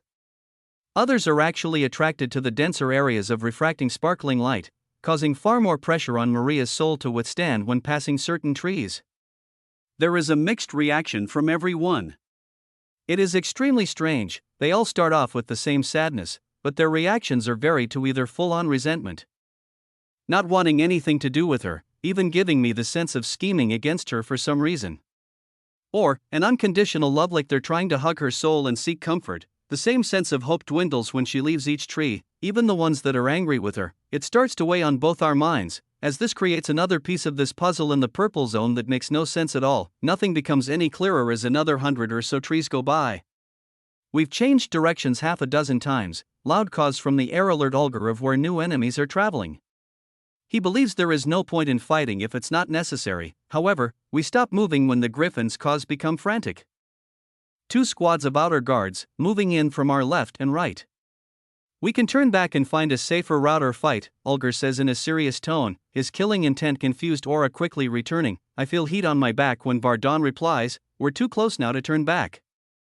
I'll take the right, you take the left. They have enough array proficiency to protect themselves, and Axel will intervene if anything actually goes wrong. He's cut off by the edges of the woods in front of us flooding with a purple and white light. I don't waste any time and begin syncing my hand movements with Maria, and channel celestial energy into our glyphs to start making a perfect barrier around us. Mimicking the one Vardon created but with our own legacy's glyphs, the Black Ogre and Fiery Mammoth move forward in a flash of rust and darkness, and instantly the first layer of our defensive arrays is shattered by the shockwaves. I see 14 purple cord demons fly out, weaving through the trees with their eyes locked directly on us. The fastest demon collides with Olger's dual blades first, and Vardon swings his tusks around to block 2 approaching demons at once. A loud bird's screech echoes through the air, but the griffin does not descend. It watches just like us, as demons attempt to bust through their line of defense. Watching Olger take on 6 demons alone was impressive. But the speed and raw power I'm witnessing right now is on another level. Black and rust-colored auras fill my vision, and I watch half of the attacking demons die in an instant. 2 of them have their heads chopped off by Olger's blades, while a third is sliced clean in half, detonating and exposing the demon cores of its headless partners. While they attempt to heal, Olger spins through the residue and shatters their cores while simultaneously throwing long-range attacks at the approaching demons from the trees behind them. Both of the demons that attacked Vardon have incinerated in a close-up pillar of flames, only leaving their shattered cores and weapons behind. He charges forward and skewers another pair. Using sharpening arrays at the tips of his tusks, and layers of hardening glyphs around their outer bone shell. The attackers are thrust up in the air helplessly and roasted alive like the others. The next few shockwaves are the demons that took the rear and have had enough time to charge up long-range attacks imbued with demonic essence. Olger is in midair when 2 waves of dark purple energy filled with demonic glyphs and extremely potent poison fly toward him. However, he disappears in a blur of black aura, spinning around a nearby tree with far greater speed than any of these attacking demons. He slices another one of them in half, instantly killing it, and charges in to attack the final 3 in the backline of his group. Vardon has far more destructive power, but his speed does not match Olger's. When demonic essence comes rocketing his way, he stomps both of his front feet, tearing up a massive chunk of the remaining ground and roots. Then, he moves out of the way and toward the attackers. An explosion of ground and roots fills the air, diffusing enough of the attack's momentum to allow Vardon to dodge it and send waves of rust-colored fire straight into the chest of the closest demon. He stabs another through the core moments later, leaving only a single fighter from the squad attacking him left. While Maria and I watch, every single collision destroys more of the ground we stand on, and evaporates layers of our protection array. With the shockwaves of energy moving so fast around us, large amounts of the energy I sacrificed are being whisked away. Once the glyphs break, they're no longer under my control. In order to replace them, I have to continue pouring more and more celestial energy into this creation we've made. It doesn't take much. About 10% of our ether pools in total is being used right now to comfortably block all of the harmful aura outside. Thousands of glyphs are pouring out of our palms, and they're being destroyed at the same rate. However, my eyes are wide, admiring this battle. I watch Vardon kill the final demon on his side, and Ulgar kill 2 more that were hiding behind trees, as they try to retreat. One final demon is so far away, it's almost impossible for me to see in my limited vision. Yet, Ulgar's yell makes me realize why. He's been charging up this whole time. Get away from the blast, you can't withstand an impact. At his words I watch the black ogre twist his body around an extremely dense arrow of demonic essence. It looks like a pointed bolt, like something shot out of a crossbow. However, it's over 1 billion kilometers long and millions of kilometers thick. The energy reading on it makes it seem like it's almost as strong as an entire royal demon's core all funneled into a single attack. It's so fast, and the only possible way I can see myself dodging this would be letting down our defensive arrays to gain back mobility. Doing so would expose us to the intense shockwaves in the air, and that would be equally as harmful as just getting hit by this attack. Maria and I come to the consensus very quickly our best course of survival is to brace ourselves, and we pour far more of our ether pools out of our hands. We increase the output by over 5 times, pouring half of our total refined celestial energy pools into our defensive array. Instantly over 100,000 red and blue glyphs spin and interlock in front of us, tightening and preparing for a clash. The last thing I see is Ulgar killing the last outer guard with an angry glare far away, then feel the sharp tip of this spiked bolt arrow colliding with the center of our defensive array.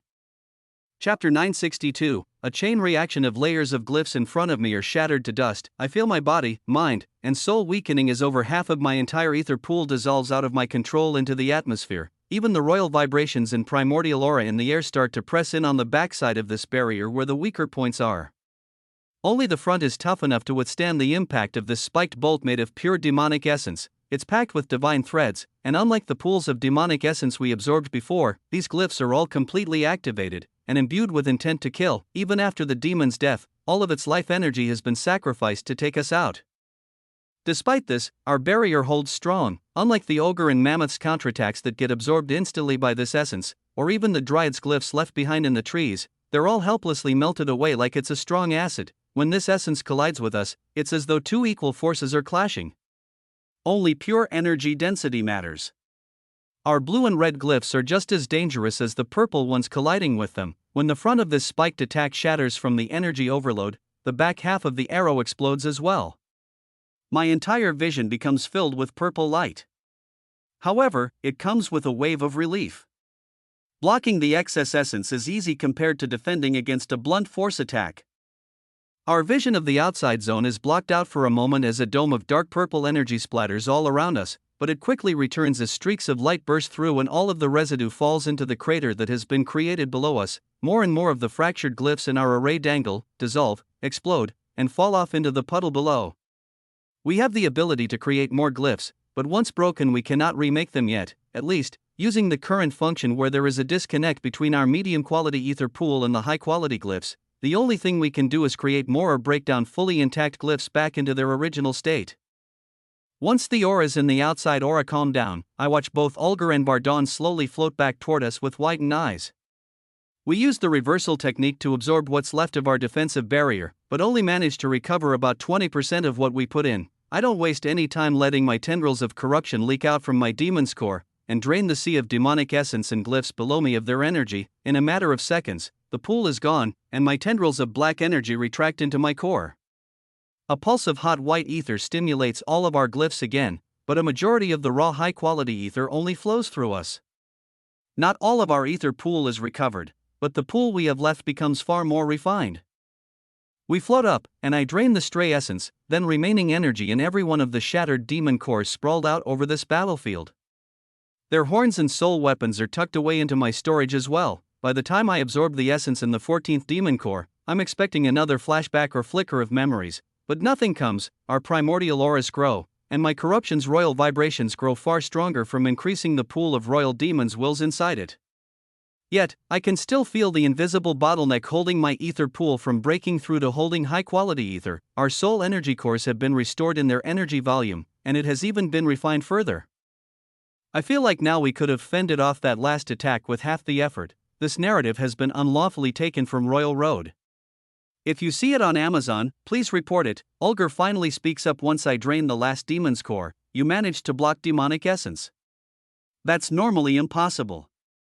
He speaks in a lower tone, like he's muttering under his breath. Next, so if the originators created the first unbreakable glyphs, and the demons tried to copy them, who could have possibly killed them?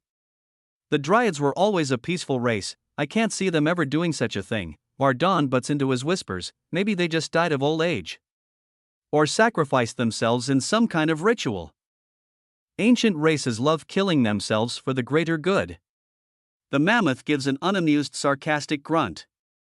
We'll never figure it out, just speculating. Many smarter than us have tried. Ulger opens his mouth to argue back, but a caw from the griffin above us makes his gaze turn serious. This way. Come on.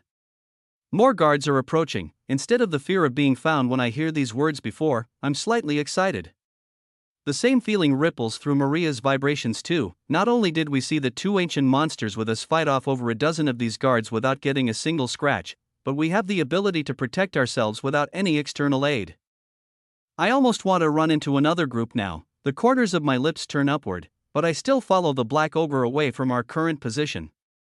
We leave the crater-filled battlefield quickly, and move toward the domain he's been talking about from the start. I speak up once the cawing from the air stops. What is a ritual domain anyway? And why are you so certain we'll be able to crack the barriers? Don't you think the demons would have modified them? Ulger shakes his head and replies without looking back. No, they can't modify them. All of the domain barriers are the same, made by the Dryads. No other large-scale artifacts can be built in the garden. The trees would wear them down and tear them apart over time. I think for a moment, and Ulger continues after making a sharp right turn around the next tree. The ritual domains are a small amount of domains that used to be owned by the Dryads.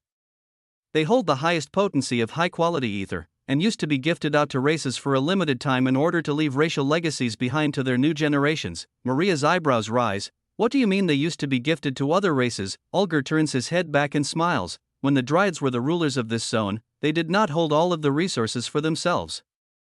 Any race that would ascend through all of the layers of the upper realm, and make it this far, would get to enjoy their peaceful life in this paradise.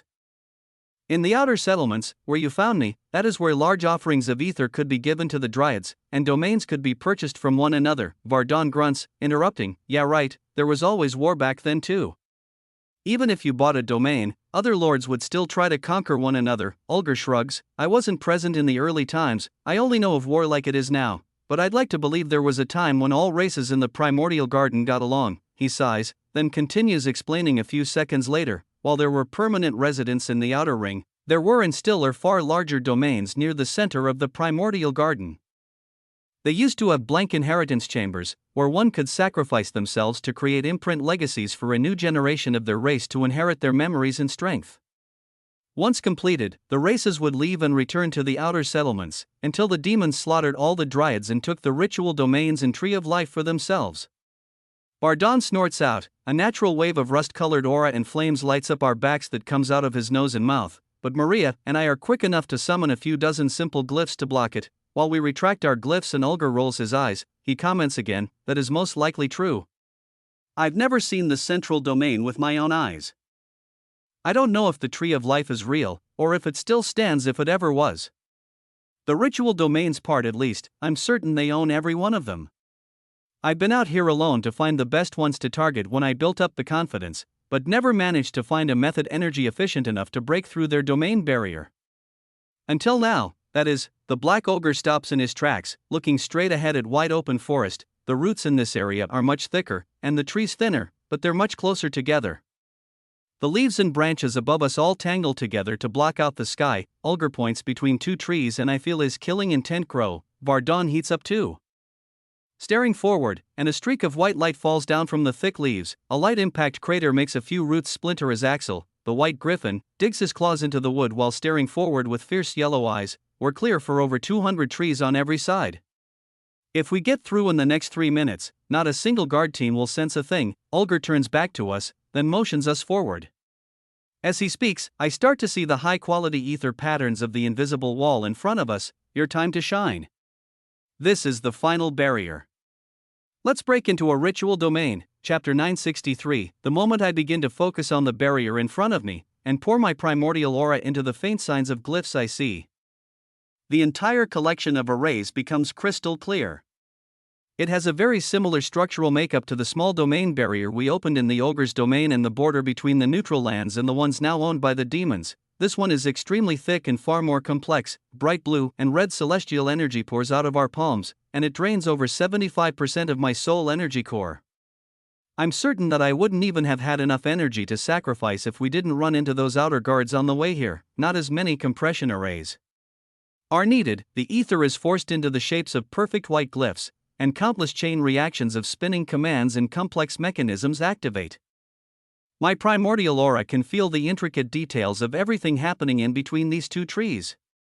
While I've seen all of these glyphs before, every second that passes shows a far larger amount of them working together than I've ever seen. Multiple epiphanies ripple through my consciousness during the process, and my ether proficiency increases drastically. Both Maria and I start exerting a large pressure on the environment around us. Our true purple cores churn in our chests, and the royal vibrations that are guiding this primordial aura become so intense, even the ancient beasts behind us grimace. Vardon grunts. These humans make no sense at all.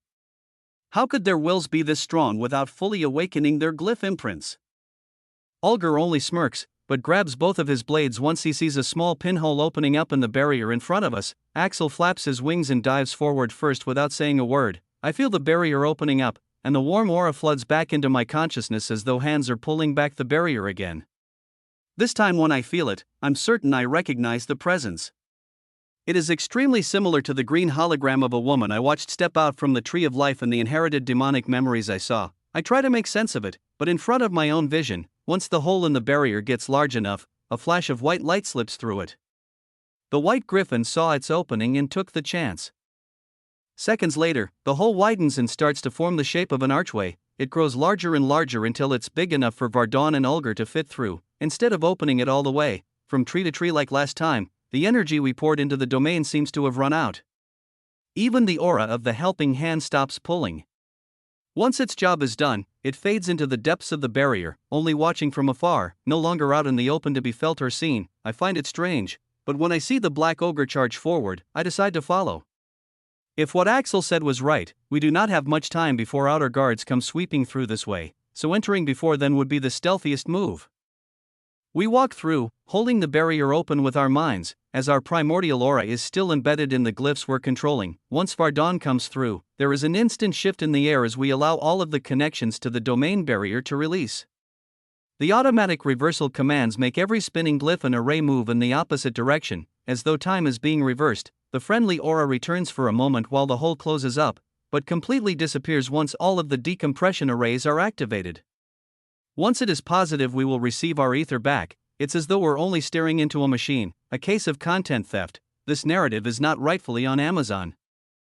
If you spot it, report the violation. The flood of warm pressure back into our cores follows with the exact same amount of energy that we put in. No extra was granted, but the pool we received back is far more refined. I feel filled with power once I take a deep breath and look around, but that is when I realize even the energy in the air here is more potent with all kinds of energy. The purple divine thread count is easily doubled. The amount of raw high-quality ether particles floating about is over 4 times as rich, and most strange of all, there is a very large amount of celestial energy too. It's extremely refined, even more pure than what's in my core now. However, it doesn't float in even ratios like the rest of the ether in the air. There are large chunks and pools of it that pass in gusts of light wind. Some even sticks to the underside of the leaves in the trees, or sides of bark. It must be the byproduct of a glyph creation reaction, or maybe it's naturally produced by something in this ritual domain. It feels very out of place. However, when my primordial aura touches these waves of celestial energy, it all flows toward me, and instantly seeps into my energy pathways, empowering my soul energy core. I don't know why it's here, but we might as well take advantage of it while it is. My glyphs aren't stimulated, but the rest of my body and mind are. At the same time, Vardon and Ulger stand in front of us ready for battle. Axel is already out of sight. The black ogre occasionally looks upward to the trees, but hears nothing back. I can feel the tension in his vibrations as he waits in silence for a few seconds, then turns around. Your part is done. Now all you have to do is protect yourself until we make it to the ritual temple. This is one of the less used domains, so I doubt they have more than 30 outer guards stationed inside. It'd be optimal not to have to fight all of them at once, but there's a very high chance we will. Why's that? Maria asks. Vardon looks back next. There is no way to get to the temple without moving through one of their active districts. They're full of failed ascended demons.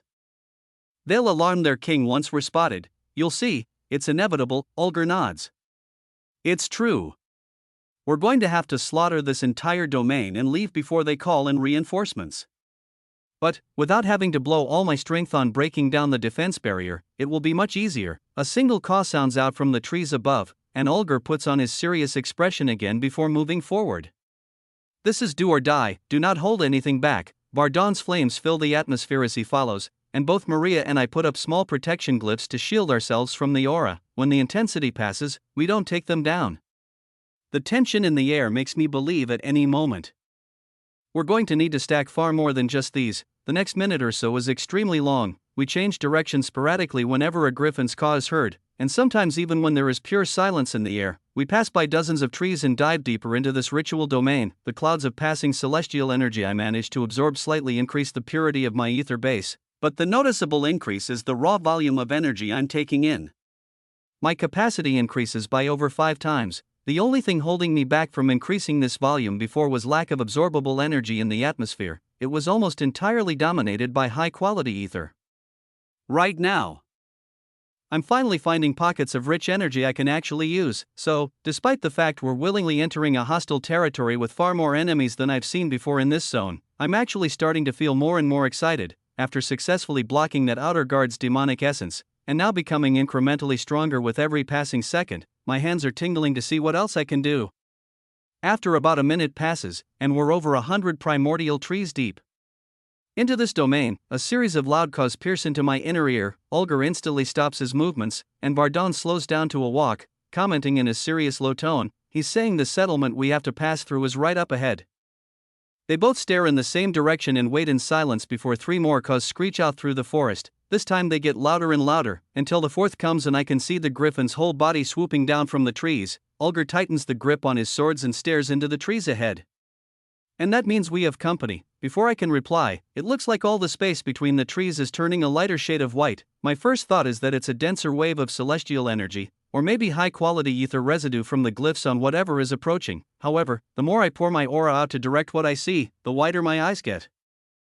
Thousands of white coreless ascended demons flood through the trees. I couldn't sense them because they give off no vibrations or primordial aura. They're only made of leftover high-quality glyphs. When I turn to my left and right, the backgrounds of the forest get lighter and lighter. Every direction except the way we came becomes completely filled with ascended demons. Chapter 964. 2 dark black crescents of aura come out of Ulger's blades into the masses. A wave of rust-colored fire bursts out from Vardon's fur, and layers of glyphs peel off his tusks to create explosive arrays packed tightly within his aura. Axel lets out a screech and flaps his wings to release 2 large gusts of wind magic tethered to royal vibrations and high-quality ether glyphs. All 3 of them release vicious waves of primordial aura carrying their attacks as well, and in a matter of seconds, I watch hundreds of ascended demons explode into unrecognizable pieces. Massive tears in the walls of ascended demons appear, carving out holes in their masses. It creates shockwaves of fractured glyphs and pure high-quality ether that make all of the surrounding trees creak, and some of their branches crack off from the pressure. Instantly, craters form all over the ground, and roots are lifted out of the soil. Maria and I both add to the small amount of glyphs we had active and create a large curved wall of protection arrays in front of us. As the first shockwave hits, we wrap the entire collection of arrays around us to fully isolate ourselves from the outside chaos. By the rate that glyphs are being destroyed, I can tell the fighters outside are not nearly as weak as the outer guards, but far more shockwaves are being produced. In fact, the bulk of the shockwaves we're blocking is coming from Ulger, Vardon, and Axel themselves. Their true core's purity and primordial aura density tethered to their glyphs is the most harmful thing in the air. The passing glyphs from dead demons do not even come close. Once a few seconds pass, the hordes of approaching ascended demons only get larger. Hundreds are being killed by every one of the mana-based monsters' attacks. But the waves of them pouring out of the trees grow, It's making the forest extremely bright white as I can no longer even see the background of woods deeper into the forest. There have to be over 10,000 ascended demons now, and the air is getting cloudier and cloudier as it fills with white mist. Whenever the fiery mammoth, black ogre, and white griffin make drastic shifts, changing their locations to get better vantage points, I watch large amounts of the mist in the air slowly seep into their astral forms. It is not as efficient as I assumed it would be. They're still absorbing it at a similar rate to what they exhaust, not adding much extra ether to their pools. I can't tell if their soul energy cores have some kind of hard limit, or if their energy pathways just can't withstand taking in vast amounts of ether at once. It intrigues me. However, there is another factor to this all-out war that catches my attention even more. With an up-close view of the fights in front of me, there are millions of stray glyphs now colliding with the barrier we've made. I know all the language by memory, as I saw them in the inherited vision. Yet now that I'm witnessing them all being used in combinations in the heat of battle over and over, their exact uses are becoming more and more clear. All of these ascended demons have unique battle styles, but their defensive style and attacking patterns are very similar, because they all have to use the same set of glyph combinations. As the masses are slaughtered, epiphanies stack in my mind, and they're bounced off Maria's unique view of the battle as well. We simulate their attack and defensive patterns, then begin to reverse engineer them to see what the original glyphs in our own legacy are that were used as the derivative for all these moves. Without even absorbing a single drop of energy, many more of the deeper glyph imprints on our souls slowly rise to the surface. By the sheer volume of information alone around us, our proficiency rises again, and it becomes even easier to summon the barriers around us to block the barrage of shockwaves. The narrative has been taken without permission. Report any sightings. Not even 5% of our ether pools is used by the time the waves die down. There are a few trees that have chunks ripped out of their sides from the blasts, and pretty much every one of them is missing at least one major branch. The ground has been completely torn to shreds, only dirt that is held closely with the root's primordial aura is left standing. The air is dense with the broken remains of glyphs and the most potent cloud of high-quality ether I've ever seen. When the three monsters come back within range, I see white stretches all over their greater forms. As more high-quality ether is drained into their souls, it slowly starts to heal, but it's clear they actually did get slightly injured from this exchange. Ulger breathes heavily, staring at us with a stern gaze, then waves for us to follow. Not a word is spoken. He only turns around once he sees we're unharmed. Maria and I pull back our glyphs to decompress them and let the refined medium-quality ether fall back into our cores, not only to conserve power but to get a better sense of what this cloud is made up of. It's extremely pure high-quality ether as expected. Little to no absorbable celestial energy is present, so that eliminates one potential source of the clouds we've been sensing. It's ether from the outer guards, or the ritual site itself, instead of leaving the intact glyphs and larger chunks of fractured ones to just phase through us. I allow my corruption to seep out of my body and attach to tons of them in the air. Maria's greater form starts to sparkle with source resin, and everything that comes within her primordial aura is pulled in toward her. We quickly drain large amounts of the most potent glyphs in our vicinity. None of the energy enters our ether pools, but when I contract my corruption back into my core, the same pulse of pure refined high-quality ether pours back out into the atmosphere. It stimulates all of our glyphs for a moment. Maria's source resin digests the glyphs it devours and looks more lively, moving faster and sparkling brighter, but nothing external changes. This leads to more complex theories rushing through my mind as we move deeper into the trees. I can feel the unbothered and sarcastic aura of Vardon become completely serious. He doesn't even make a grunt or a rude remark.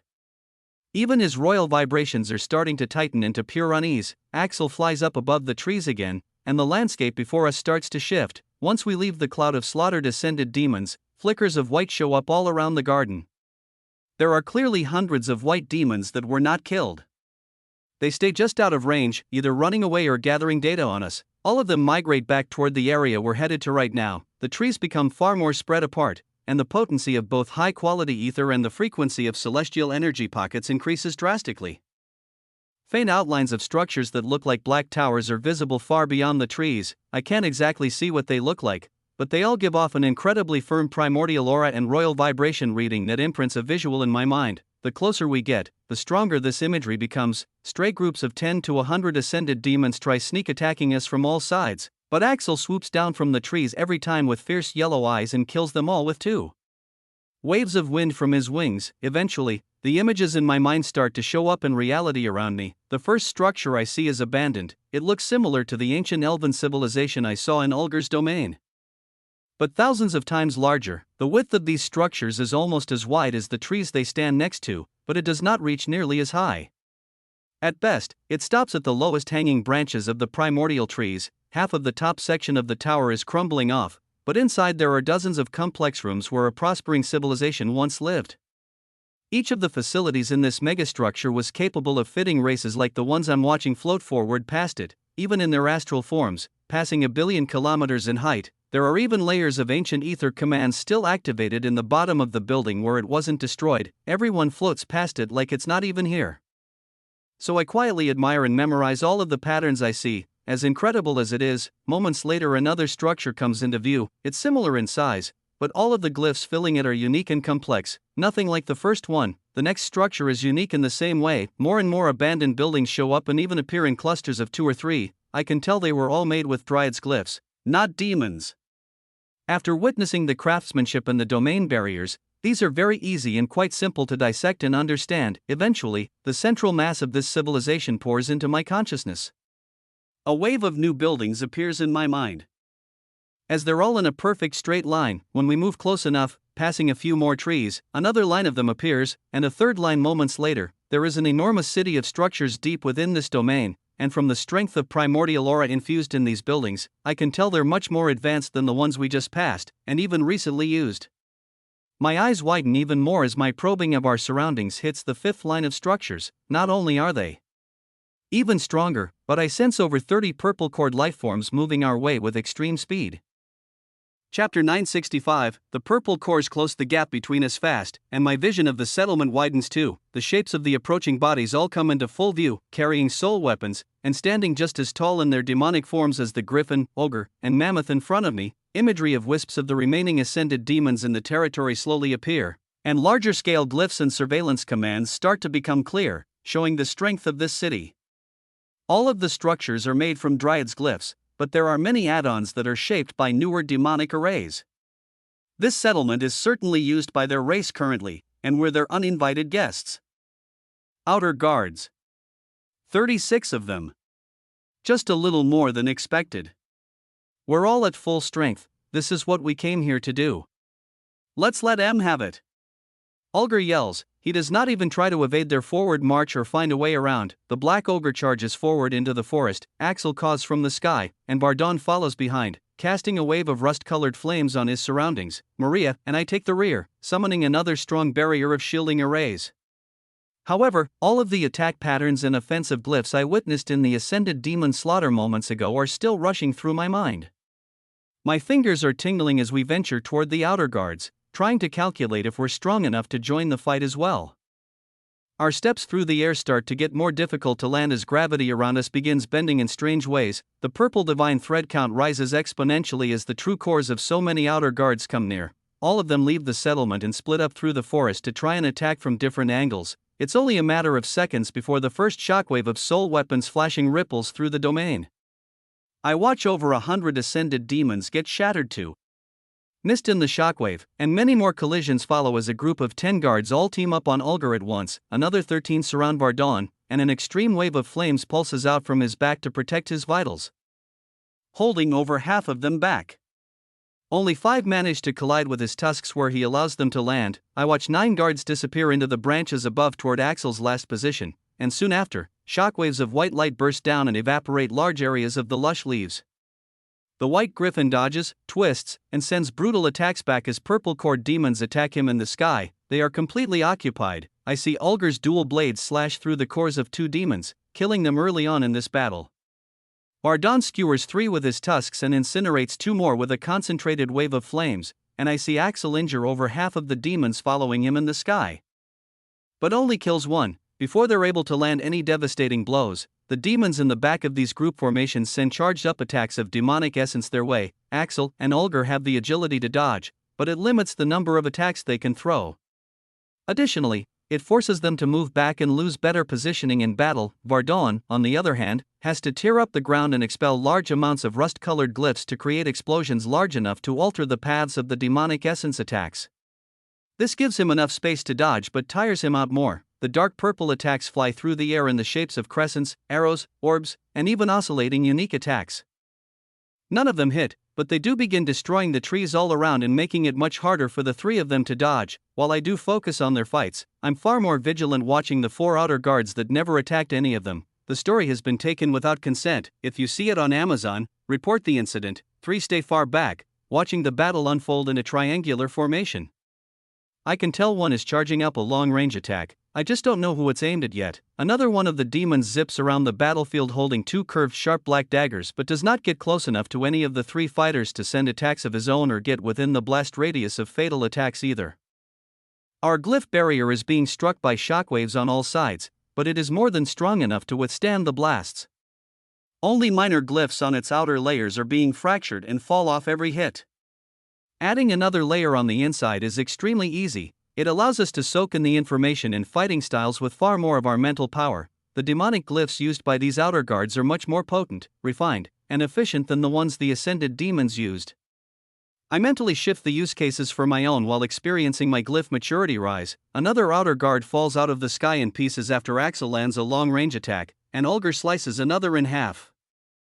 His head turns around when he senses an energy wave coming from his back. A dense ball of demonic essence comes shooting out from a strange cannon-like weapon. The outer guard that stayed behind the two scouts, he dodges it just in time, but the orb still strikes the base of a primordial tree behind him.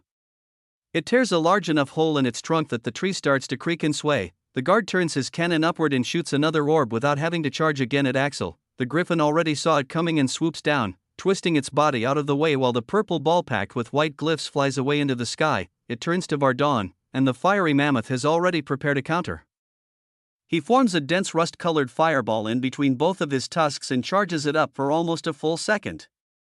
When the next orb of demonic essence comes his way, he lets the counterattack fly and collide with the purple orb. Vardon spins, stabbing another outer guard through the core as he runs, and a wall of flames erupts higher than the tree's branches above behind him. The demonic essence melts through his fireball like acid, but in doing so, it also destabilizes the outer edges of his attack that were not touched by this compact purple orb. An O-shaped ring of rust-colored fire destroys the ground, roots, and trunk of a nearby tree.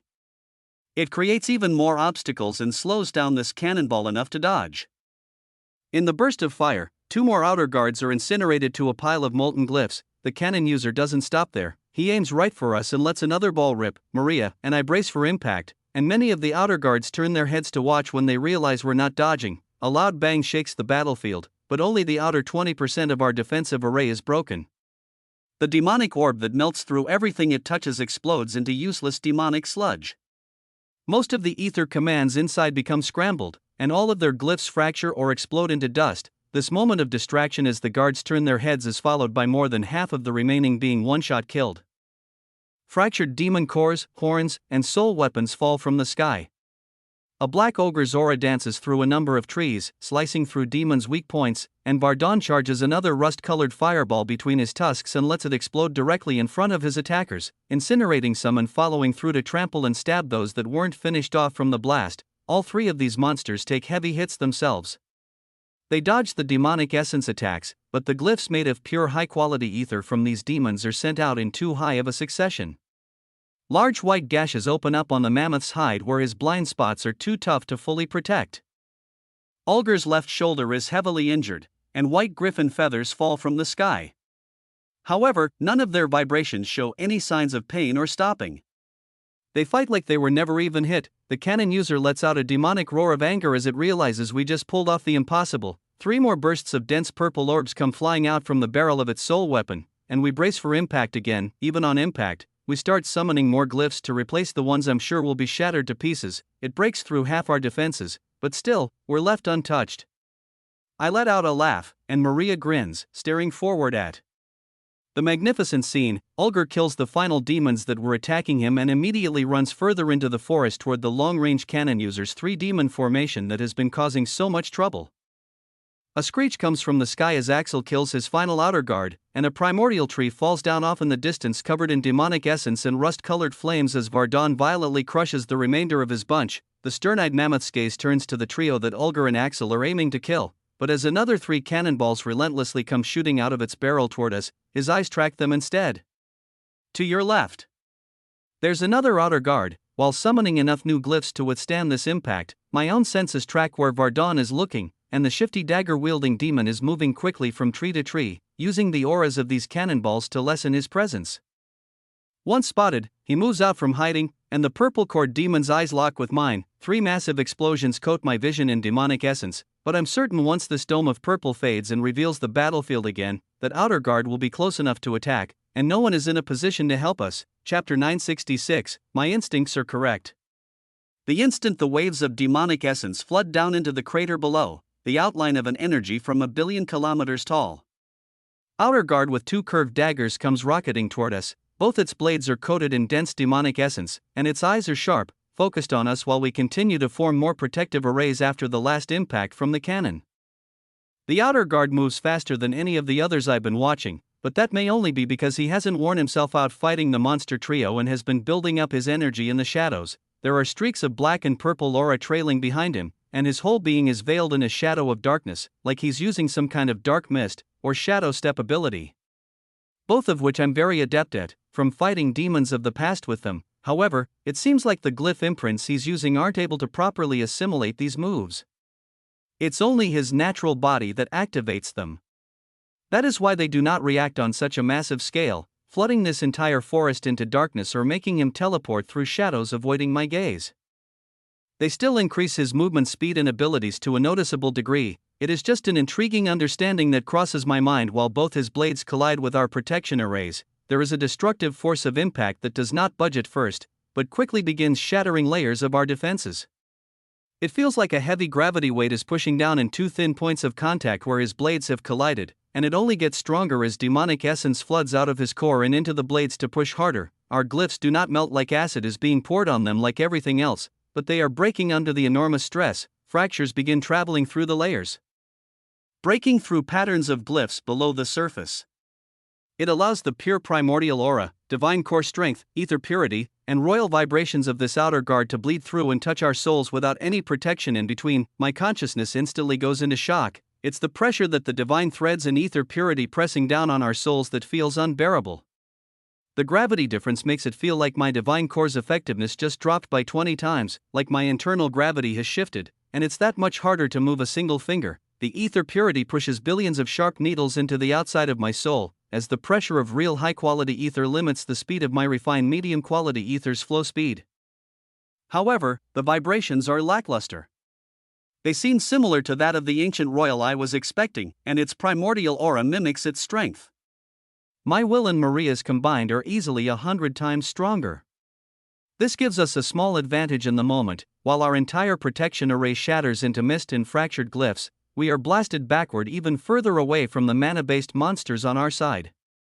There should have been an easy opening for this demon to kill us, but its eyes open with even more shock than ours. The instant our barriers are crushed, the overwhelming bubble of primordial aura, and the vibrations of 2 royal humans with wills stronger than any outer guard this demon has ever interacted with, makes his mind go numb. "What are you?" he yells, shaking himself out of the daze. A kick off the air leaves a trail of darkness behind him as he follows us after the blast. Red and blue glyphs rapidly form around us again, using large amounts of our ether pools to build them. He yells again, "How could a lesser race with a lifespan this short become so strong?" It makes sense why the First Blood send out a kill on sight order. His eyes become even more fierce. "I will give my life for this mission. Even if I can only come back as an ascended, I will be praised by the king for eternity for killing specimens like you." This novel's true home is a different platform. Support the author by finding it there. More essence pours out from his core, covering his curved daggers in demonic energy and countless white glyphs. We're too slow. The demon collides with us again, shattering through every one of our defensive arrays. It feels like he's sending many attacks at once, like pulses of energy come out from his blades every time they make contact. My eyes shift behind the demon, watching Vardon turn our way, but he's way too far for any attacks to help right now. Another explosion of black and white auras even further away signals that Ulgar and Axel just killed the remaining 3 outer guards. We're on our own here. Maria and I both push our celestial grade all-seeing eye and foresight skills outward and bounce strategies off each other's minds. The strength of our primordial aura alone is not enough to suppress this demon. It needs to be paired with a concentrated use of our glyphs. I can tell its exact strength just from a glance, and after witnessing all of the outer guard's defensive arrays and attack patterns, I'm certain with one good hit either Maria or I could kill him. it isn't a matter of speed or raw strength either. Borrowing stats to boost our mana output right now wouldn't help to increase our ether pools. The raw amount of glyphs are all that matter. If the attack we're formulating is blocked by this demon's daggers in any way, our entire ether pools will be exhausted. And we'll lose. However, both of its daggers are plummeting toward us, there will be no breaking his concentration. If we summon another set of glyphs right now, using the entire remainder of our ether pools to act as a violent explosion-based propulsion array, we could escape one more time, but would be killed once he catches up. This demon's aura has seeped into our souls again, and it knows exactly how much energy we have left. Our options are very limited, and he knows it. I try to contact the sword deep in my soul, but after this demon's probing, it's retreated even deeper, falling into a dormant state so sound that it's hard for me to even tell it's still there. I'm weaponless. All I can do is defend. This outer guard is guaranteed to land a hit, so that's exactly what we'll give it. I send through a telepathy link to Maria as my final option comes to mind, risky. I don't like it, but that will work. She sends back and nods, pushing me downward with her left hand filled with blue glyphs, and jumps upward, propelling herself away from me with even more. Her soul sword starts to materialize in her other palm, but it doesn't take shape quickly. It only looks like a sparkling refracting ball of source resin at first. The royal demon lets out a laugh as it watches me pour my entire ether pool into hopeless defensive arrays. Ha! I love it. A useless betrayal. I'll enjoy killing her even more once she realizes she could have died by your side with some dignity instead. The outer guard's trajectory shifts, and both its blades turn toward me. I rocket downward into a crater already formed from earlier, with nowhere to run. It should be an easy kill, when its blades collide against my layers of red arrays, made of almost 200,000 total solo glyphs. Massive shockwaves burst through the forest, billions of glyphs flood through the demonic essence, all of far weaker strength, but the volume of high-quality ether is so much greater. One after another, my arrays are shattered, and the demon's eyes grow more crazed. I can feel every bit of intent in his aura, as he truly feels like he is now fulfilling a lifelong mission of glory that will gain him respect from the figures of authority in this zone. There is no way for me to possibly escape, so he doesn't bother hiding anything. His every action is like reading a wide-open book. I start shifting my internal organs and vital points to prepare for an inevitable blow. The last barrier shatters, and I feel my ether pool become completely exhausted. Only small drops are left. This is followed by the sharp swing of two purple daggers. They are so thin and sharp, I don't even feel them cut through me at first. One slices clean through my neck, and the other right through my chest, perfectly avoiding all three of my cores. As all of my mental energy went into controlling this result with my foresight skill, my astral form breaks apart, shattering, and my body within mimics it, as it is an outward manifestation of my soul.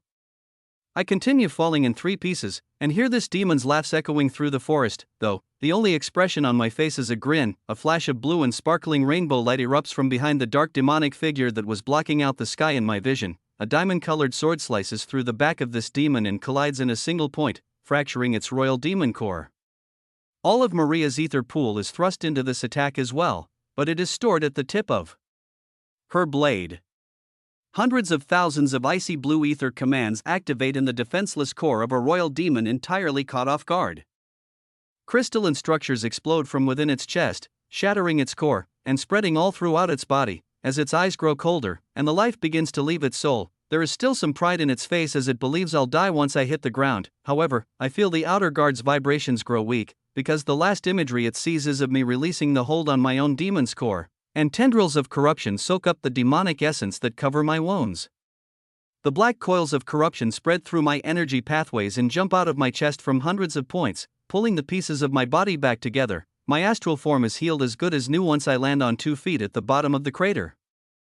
And the dead remains of the outer guard crash down in a pool of liquid, horns, daggers, and shattered rainbow-colored ice all around me. Chapter 967, Maria crashes down next to me. Her sword glistens brighter than every fractured glyph around. Her ether pools are exhausted just like mine. Her source resin and soul sword seep back into her body to conserve the small amount of energy she has left. The corruption that pulled my astral body back together erupts outward to begin draining the pools of demonic essence falling around us, and pockets of soul storage open up to store this demon's horns and soul weapons. Maria gains just over 100,000 levels from landing this kill shot. And I hear notifications ringing in my inner ear too. Level up, X92, 716. I do not receive the memory absorption or buff stealing of the final kill, but my level bursts up to LV of 582,052. This is from Maria's passive activation of the experience sharing perk. Our soul bond is slightly different than the one I have with Ember. Our mana-based systems are separated, and we do not automatically gain experience. Our levels are very similar, but my mind is only focused on the facts in front of me. This outer guard must have been at least level 700,000. If they're only the grunts carrying out the First Blood's dirty work. I can't imagine what level the Imperial family head's level might be.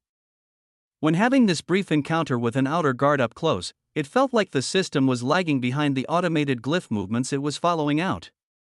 While high-quality ether is extremely powerful, and is these outer guards' greatest asset, I can only wonder what it would have been like if it could have been fully integrated. Considering every rank up I've had adapted me to the environment I was in, the possibility of a demon going through another rank up in this zone, and adapting to its glyph imprints, is not impossible. My thoughts are all out in the open. Maria is reading them, and now thinking exactly the same thing. I get data back.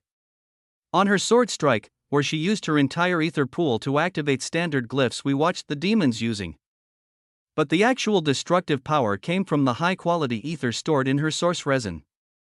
It only released itself into the attack once her pools were depleted. Maria had no control over its actions. Like another consciousness activated the strike within her diamond sword. Neither of us can figure out how this occurred, but it feels so natural. Before it even happened, both of us instinctually knew it would. We float up out of the crater, and are greeted by three wide-eyed mana-based monsters. You killed an outer guard? Half an hour ago I could have killed you with a sneeze. Vardon yells, as he's the first to arrive at the blast site. He puts out his ferocious flames when he realizes we don't need saving. Ulger and Axel both peer over the edge next, and neither say a word for a few seconds. Flashes of white energy start to flicker all throughout the forest behind them, and a few hundred ascended demons try attacking to avenge the outer guard. A wave of rust-colored flames kills half of them, and gusts of wind push the others back or shatter them to mist. Ulger doesn't move, he just stares at us longer than the others. Then does a deep scan. You may have one, but you two don't look great. Do your thing with the rest of the demonic essence, and come follow. Quickly, Axel butts in next. He's right. Even though we took out the threats inside, we need to get what we came for and leave this domain before they notify anyone outside. As long as we can get back to the neutral flatlands before being trailed, they won't be able to catch us. A wave of refined high-quality ether bursts out of us as my corruption fully digests the essence it absorbed. Some of it is assimilated into Maria's source resin, but a majority floods out into the air. The three astral forms in front of us are able to take it in with much greater ease than the raw ether in the air. You might be reading a stolen copy. Visit Royal Road for the authentic version. All of them realize this is the case as we leave, and the Griffin, Ogre, and Mammoth follow right behind to benefit from this process as well. We stop from corpse to corpse, and I devour the demonic essence from each and every one of them. All of their horns and soul weapons fall into my soul storage, making my collection surpass 50 weapons in total now. We pass by a stray pocket of celestial energy too, and it satiates us a bit. However, even after every corpse and stray blast of demonic essence, our cores are still at only half the capacity they were before. My understanding of glyphs has significantly increased, making it even easier to summon arrays, but I still feel slightly more vulnerable than I'd like to. The sensation of not being able to grab my soul sword whenever I'd like to grows with discomfort. I didn't notice it as much before because I wasn't fully expecting to go into battle, but now that I know it may be the case again. It feels like I'm floating around partially naked. We shift our route back toward the settlement, and Axel flies up into the sky again. Vardon and Ulger float by our sides now, instead of in front and behind. Their vibrations each give off a new layer of respect toward us. Not just as anomalies with extremely large primordial auras, or fancy sentient lockpicks, but as strong allies that can fight near their level. Occasionally, new teams of ascended demons pop out from random places in the forest, and the Ogre and Mammoth kill them before they come close. The attacks become more constant once the view of the first row of houses in the settlement appears in front of my eyes. They were nothing but outlines and ether commands in my mental view. But seeing them in person is completely different. Each megastructure looks to be almost the same size as the primordial trees behind us. They are filled with stagnant primordial aura and preset high-quality ether commands. They do not flow with life like the trees. It looks like a massive amount of the forest was cleared out, or possibly never even existed at all. There are hundreds of structures, and when we come within visual range, tens of thousands more ascended demons flood out to attack us on sight. Kazeko from the sky as Axel sends long-range attacks down at many that have only newly emerged from the towers. Ulger and Bardon don't look very concerned. They start sending long-range attacks out too. Then slash and stab at those that come close. Maria and I summon a few protective arrays to shield our souls from the shockwaves and impacts created by these monsters, but we only have to summon a few hundred glyphs total. After being directly exposed to that outer guard's raw aura, these blasts are nothing. As ascended demons are crushed to white mist and fractured glyphs, we float upward and forward unfazed. Instead of going deep into the settlement to face the swarm, we just fly above the towers. The 5 rows of them I saw in my mind's eye earlier quickly pass, and another 5 rows of buildings pass after that. I see even more off in the distance. There are over 1,000 of these structures. And more keep spawning into my mind's eye. They are all built in a symmetrical grid, and have exactly the same size square-shaped foundation. They are hundreds of stories tall, and look like black rectangles flashing irregularly with white glyphs, but all of them vary in height. Some even stand over twice the size of others. Looking down, it is both an eerie and incredible sight to see. Over 100,000 ascended demons have been slaughtered on our way over this settlement, and it seems like they only keep appearing in larger groups. The dense pockets of celestial energy even start to come back in even greater frequency. Maria and I enjoy this delicacy while quickly moving toward our end goal. By the time we've passed 15 rows of buildings, our soul energy core's ether pools are full with more refined medium quality ether than they ever have before. As the next wave of pure celestial energy hits, we far surpass our previous limit, and I feel as though if I had this much energy in our last battle I could have landed an attack with Maria to end it and still have a small amount left over. My soul feels warm. It tingles with satisfaction. In the depths of my mind, I even feel an extremely dense collection of unreadable glyphs far off in the distance, further than my eyes can see. Two loud caws from Axel high up in the sky make Ulger turn his head toward me and confirm what I think it is. Less than half a minute until we arrive. The ritual site is right up ahead. I grin and nod, then look forward, using a small red propulsion glyph beneath my feet to push me forward and keep up with the two ogre and mammoth's movement speed. The edge of the settlement comes into view, stopping at 19 rows, yet I blink a few times and look forward with my celestial grade all-seeing eyes a second time as I feel like I just saw a blurry figure floating in our path. I saw it too. Maria's voice echoes through our telepathy link as we stop moving forward. Ulger and Bardon stop out of reflex, looking back at us with confusion, then looking in the direction we are staring at with skeptical eyes. A wave of primordial aura bursts through the entire settlement, hundreds of times stronger than any of the outer guards ever showed. Reality feels like it's been turned upside down, gravity becomes too strong to withstand, and we start falling down toward the nearest tower's roof below us. Out of the corner of my vision, I even see the massive fiery mammoth falling victim to this immense gravity, and Ulger struggling to keep himself upright in the fall. Both of them are plummeting toward other towers in the distance. There is even a streak of white light falling from the sky as Axel lets out a painful caw. Ulger's voice yelling, "It's a first blood," is all I hear through the chaos as I turn my neck hard enough to stare at the blurry outline of an invisible royal demon with its hands raised. Chapter 968. On the far side of the purple zone, a crimson-eyed dragon in his human form sits on the edge of a tear in space that leads down to the zones below and the lower realm. A bright white ascended elf curiously floats around him, asking questions while they watch a galaxy-wide war taking place. None of them can wield primordial aura. How are they possibly going to win these fights? Ember doesn't move, he only stares downward and lets out a sigh. I don't know.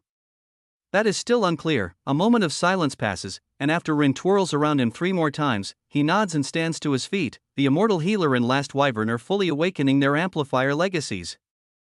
That is the first bit of good news at least. Ember slowly begins walking around the rift in the ground in a circle, watching more events play out, then occasionally looking up out into the primordial garden in the direction of its center where the ritual domains and stump of the tree of life remain. Rin speaks again, "But what about Jay? You can help him, right? There's no way someone could come to the purple zone and be strong enough to take on outer guards in a few hours." Ember shakes his head, then looks down at his hands. "What? You think I can help him here?" White glyphs float around his wrists, then swirl into his palms. However, they sink into a soul storage moments later. He chuckles while looking up at the heavy foliage above. Dragons cannot accept glyph imprints. The arrays I managed to create aren't summoned, they're manual creations made of high-quality ether. It is quite inefficient for a real fast-paced battle. How could a living legacy itself take on a second one? It would break the laws of nature. Ren's happy twisting and twirling around Ember starts to slow, until they stop right in front of his eyes. What do you mean, dragons aren't real? Ember says in a playful tone as he looks the confused elf in the eyes. Ren blinks a few times, trying to process what he said, but nothing makes sense. Ember shrugs. Have you ever seen a dragon in the primordial garden? Ren looks up to think, but Ember continues without an answer. Maybe there are a few, but they would be killed off quite quickly. After all, to complete the saturation of a demon's glyph imprints, they must merge it with their dragon's soul. In essence, they are dying, but at the same time living on forever in their wielder's legacy. Silence follows, then Ember sits back down to stare into the lower realm. That's why I say it would be quite impossible for a legacy to try to claim their own. Ren floats down and questions him again. Then, wouldn't it mean Jay needs your help even more? If he's facing demons with their glyph imprints fully awakened, would you need to merge with his to give him a fighting chance? Ember grins, then starts slowly swinging his legs in the rift's void below. What gave you that impression? Jay isn't a demon. The legacy he and Maria inherited is far different. Right now, out of everyone in this galaxy, I think he's the least likely to need help. The crimson-eyed dragon starts to laugh, and the confused elf nervously circles around him. In the domain they're currently hidden in, nothing from the outside garden can possibly hear them. I watch a white griffin, black ogre, and fiery mammoth fall from the sky in front of me. The primordial aura that spreads out from a single point floods through multiple rows of buildings. The outer guard's auras would not seep out further than 1 or 2 billion kilometers at most. This demon. I can feel its aura spreading for tens of trillions of kilometers. When I try to look at its body, where I'm sure the aura is permeating from, all I get back is the blurry visual of a demon about 75 billion kilometers tall, over 100 times larger than some of the outer guards, unlawfully taken from Royal Road. This story should be reported if seen on Amazon. All it does is float in place and stare forward. No matter how focused my all-seeing eyes get, I cannot see through the primordial aura surrounding it. The aura should be transparent and allow me to see through it without a problem, but there is something far stronger tethering this aura to reality. Maria and I are already pooling our auras and creating a series of protective arrays in front of us to try and prevent more of this constant shockwave from wearing down our psyches. 5 loud thuds echo throughout the settlement as the gravity in the air only gets stronger. All of us slam against the nearest roofs of buildings below. Maria and I are the only ones that land on the same tower. Additionally, we're the only ones that land upright on our feet. This is because at our point of impact, both of us borrow 5% of stats from my links of loyalty. It does nothing to improve the strength of glyphs being produced or our primordial aura's reach, but it does increase our reaction time and the strength of our currently activated astral forms and greater forms. After impact, we waste no time and activate our strongest energy forms. I have no fear anymore of perceiving anything too complex that would potentially overwhelm my mind. After seeing into that outer guard's aura, I'm sure I can handle what almost debilitated us when first entering this zone. My sacred body activates, and Maria's archangel's celestial body activation is triggered as well. Red and blue light explodes upward in pillars from the top of the black tower we stand on, and it creates enough pressure for its roof's outer shell to fracture. My soul pours out of my astral form, summoning silky smooth muscle mass that tethers to my royal vibrations and saturates its flesh with the bubble of primordial aura around me. Every one of my soul armor pieces that were bonded deep in the ravine of the Cyan Zone grows in size to create a glimmering white suit of armor. Only exposing my head, red celestial fire bursts outward as well, swirling with black tendrils of corruption to begin covering my body and face with another layer of protection, even creating the manifestation of horns above my head. My form grows over 50 billion kilometers tall, and Maria's sparkling diamond wings erupt from her back beside me. An aura of ice seeps out from her celestial body, and it easily flows with my fiery aura without any reaction to each other. The same glyphs glow all over the outsides of our bodies. When we raise our hands to produce more protection arrays, it flows like second nature. Instead of having to reach from our ether pools deep within our cores, the ether is already available in our energy forms. Wisps of our energy just float off our bodies into the compression arrays to form glyphs even faster. In fact, the floor beneath our feet cracks open more and more as our transformations complete, and I feel a very familiar feeling. Pure, refined celestial energy leaks out from within. We drain it through our feet and pour more into our arrays. It isn't much, not even the same amount as a full cloud we would come across in the atmosphere, but it's noticeably more than should be normal. I even feel a flicker of a consciousness waving at me from below. Just like the Dryad's domain barrier, stuck deep within this building's craft. However, it is not strong enough to catch my full focus. My gaze is far more steady on the royal demon that is starting to appear in my newly enhanced vision, so this is what I was summoned out here to deal with. It makes sense that the outer guards couldn't kill you, but it is still below my rank as a first blood to take out common lesser race trash like you. It grunts out, then raises a single hand. I still can't see its facial features, nor a solid appraisal of its armor or level. All I'm beginning to see are bright purple glyphs imprinted all over its greater demonic form, and matching purple eyes gazing forward with hatred. The shadowy outline of two short horns on its forehead comes into view too.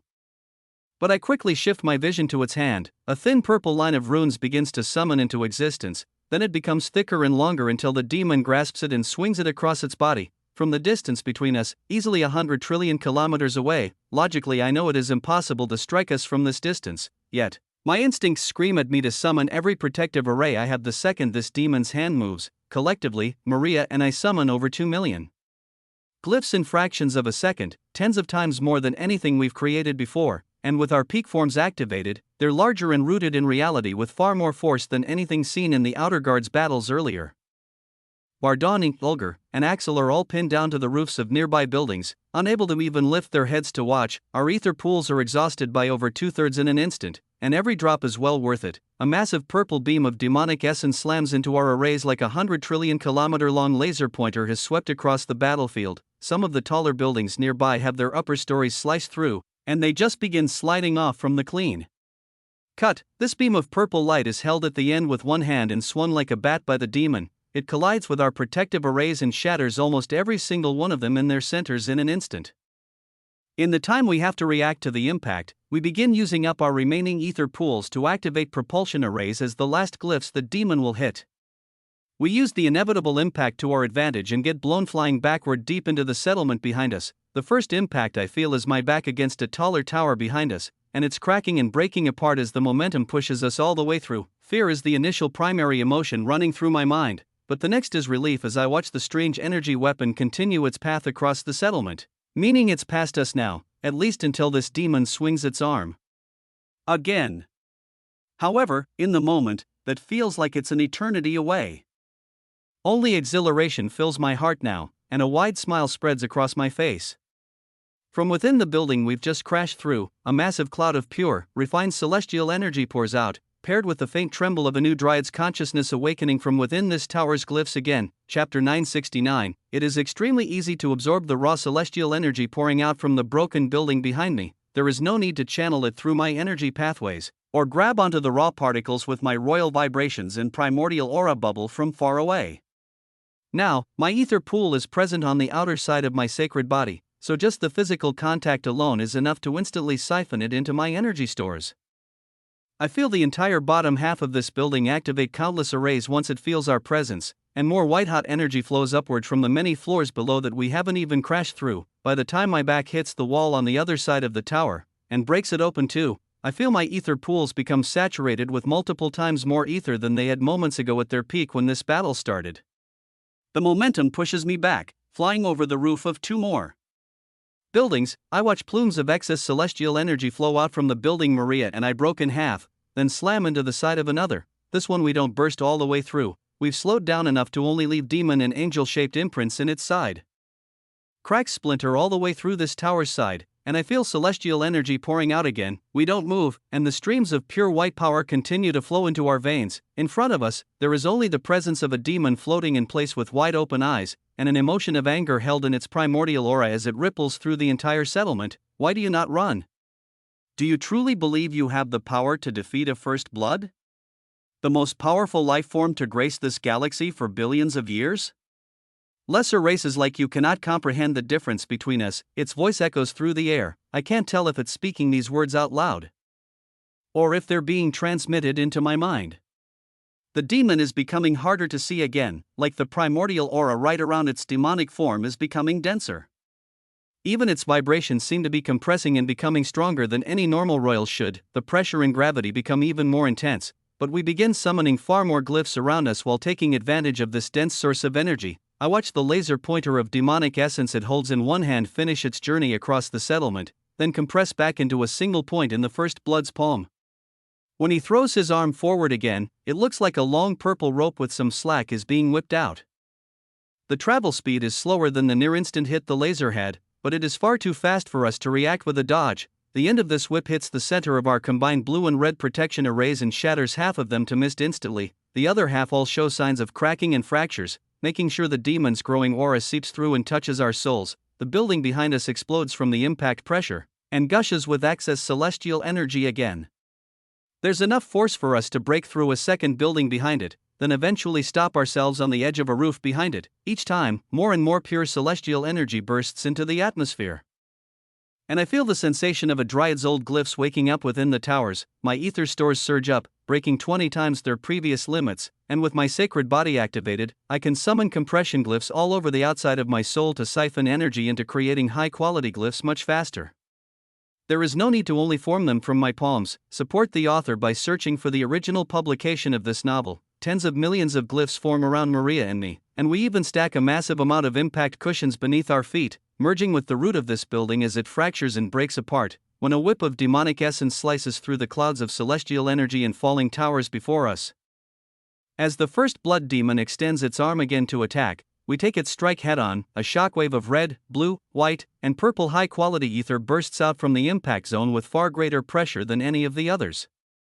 This is because the force isn't relieved by our momentum backward. This time we stay steady in place. More of the building below us breaks, but we stay steady in the air between tons of shattering protective arrays both in front and behind. It gives us enough stability, and time stuck in a single place, to take advantage of the plumes of celestial energy pouring out of the tower below us. We only touch the others for milliseconds at most.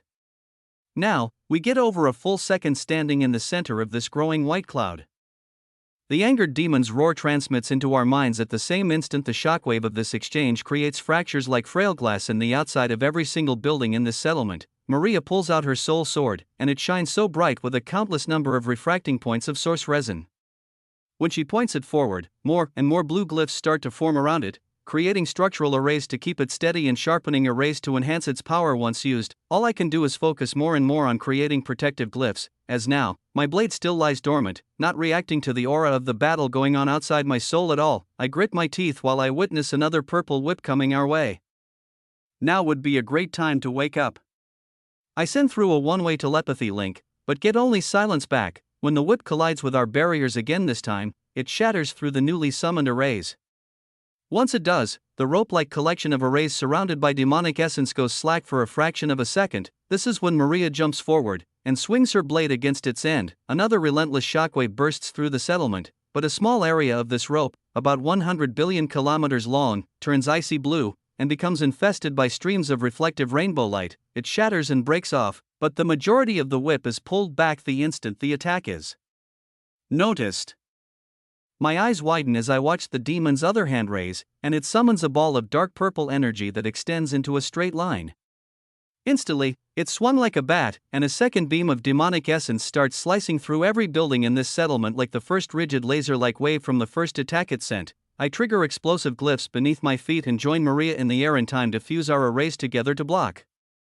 We're both blasted backward in an entirely different direction, destroying half a dozen towers behind us. The last impacts have made most of their outer walls weak, but this fills the air with more and more of the raw celestial energy, acting as a small positive in our favor. Before we even manage to get our footing and stop flying back, two purple whips of demonic energy come flying our way with pinpoint accuracy aimed toward our chests. We summon just enough glyphs to fend them off, but even the whip that Maria sliced through with her blade looks as good as new.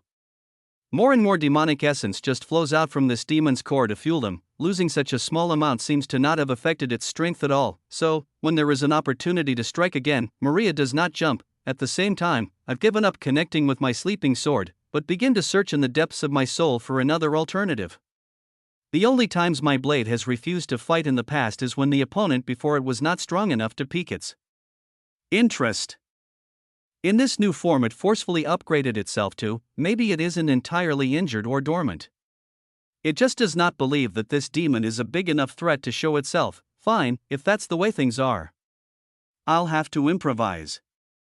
I send into the dark abyss in my soul, but get nothing back again. I just begin forming as many protective arrays as I possibly can while the whips retract and get ready to strike again.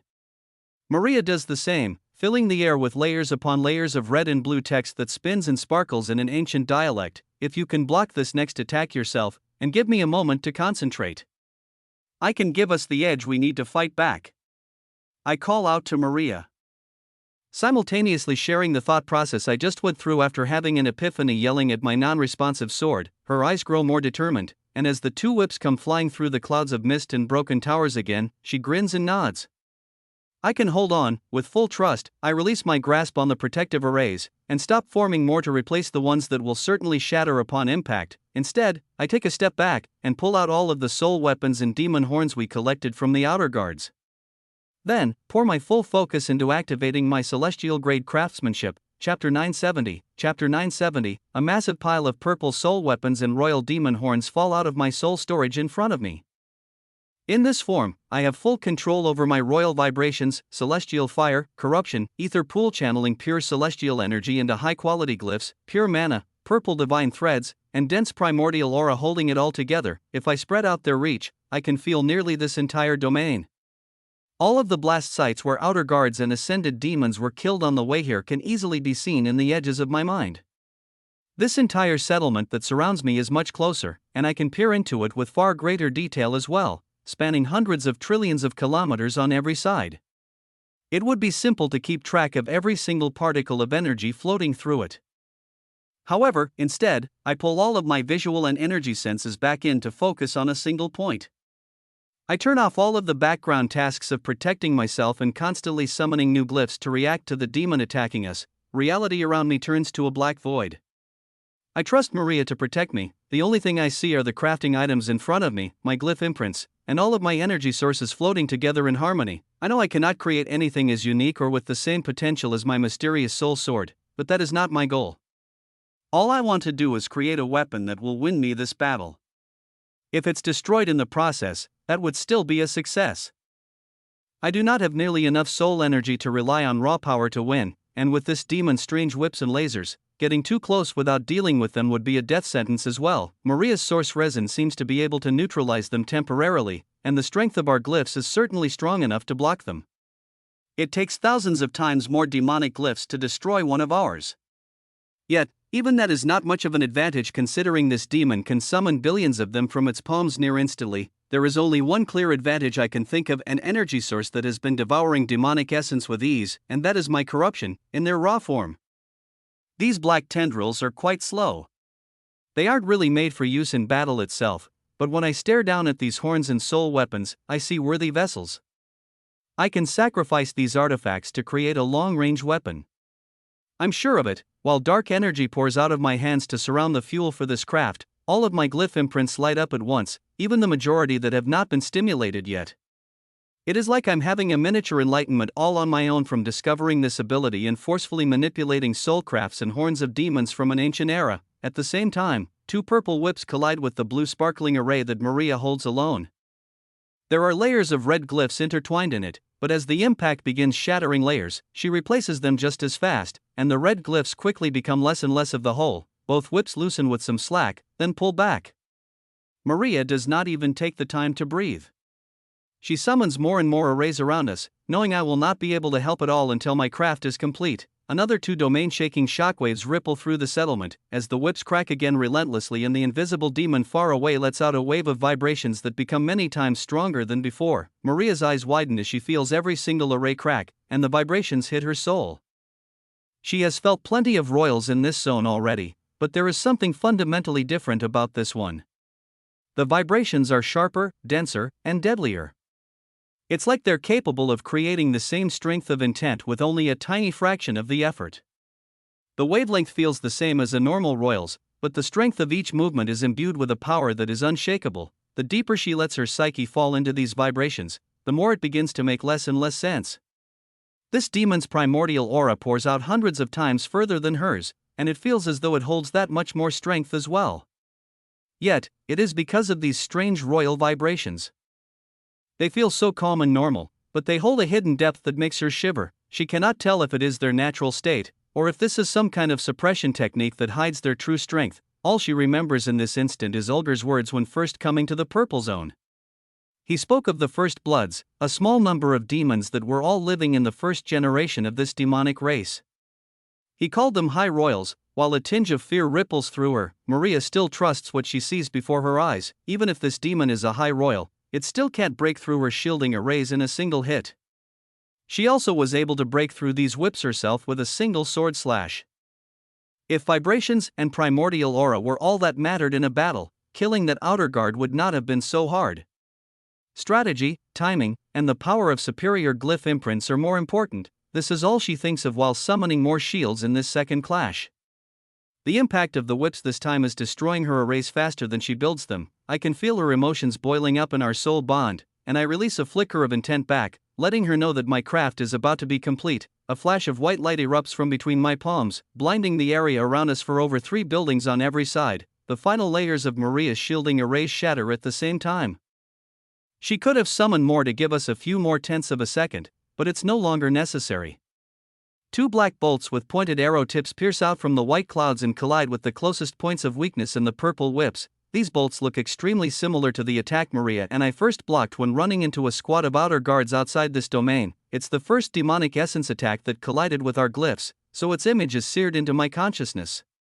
The only difference is the bolts flying through the air now are made of compacted demon horns. Demonic soul weapons, and royal grade corruption tethering them all together. Floating inside these arrow bolts. Millions of compressed unique dense black glyphs summoned from the creator's legacy make this weapon a terrifying attack. They collide with the whips and shatter them at their weak points. The arrows that hit them explode and erupt outward with tendrils of corruption and black glyphs.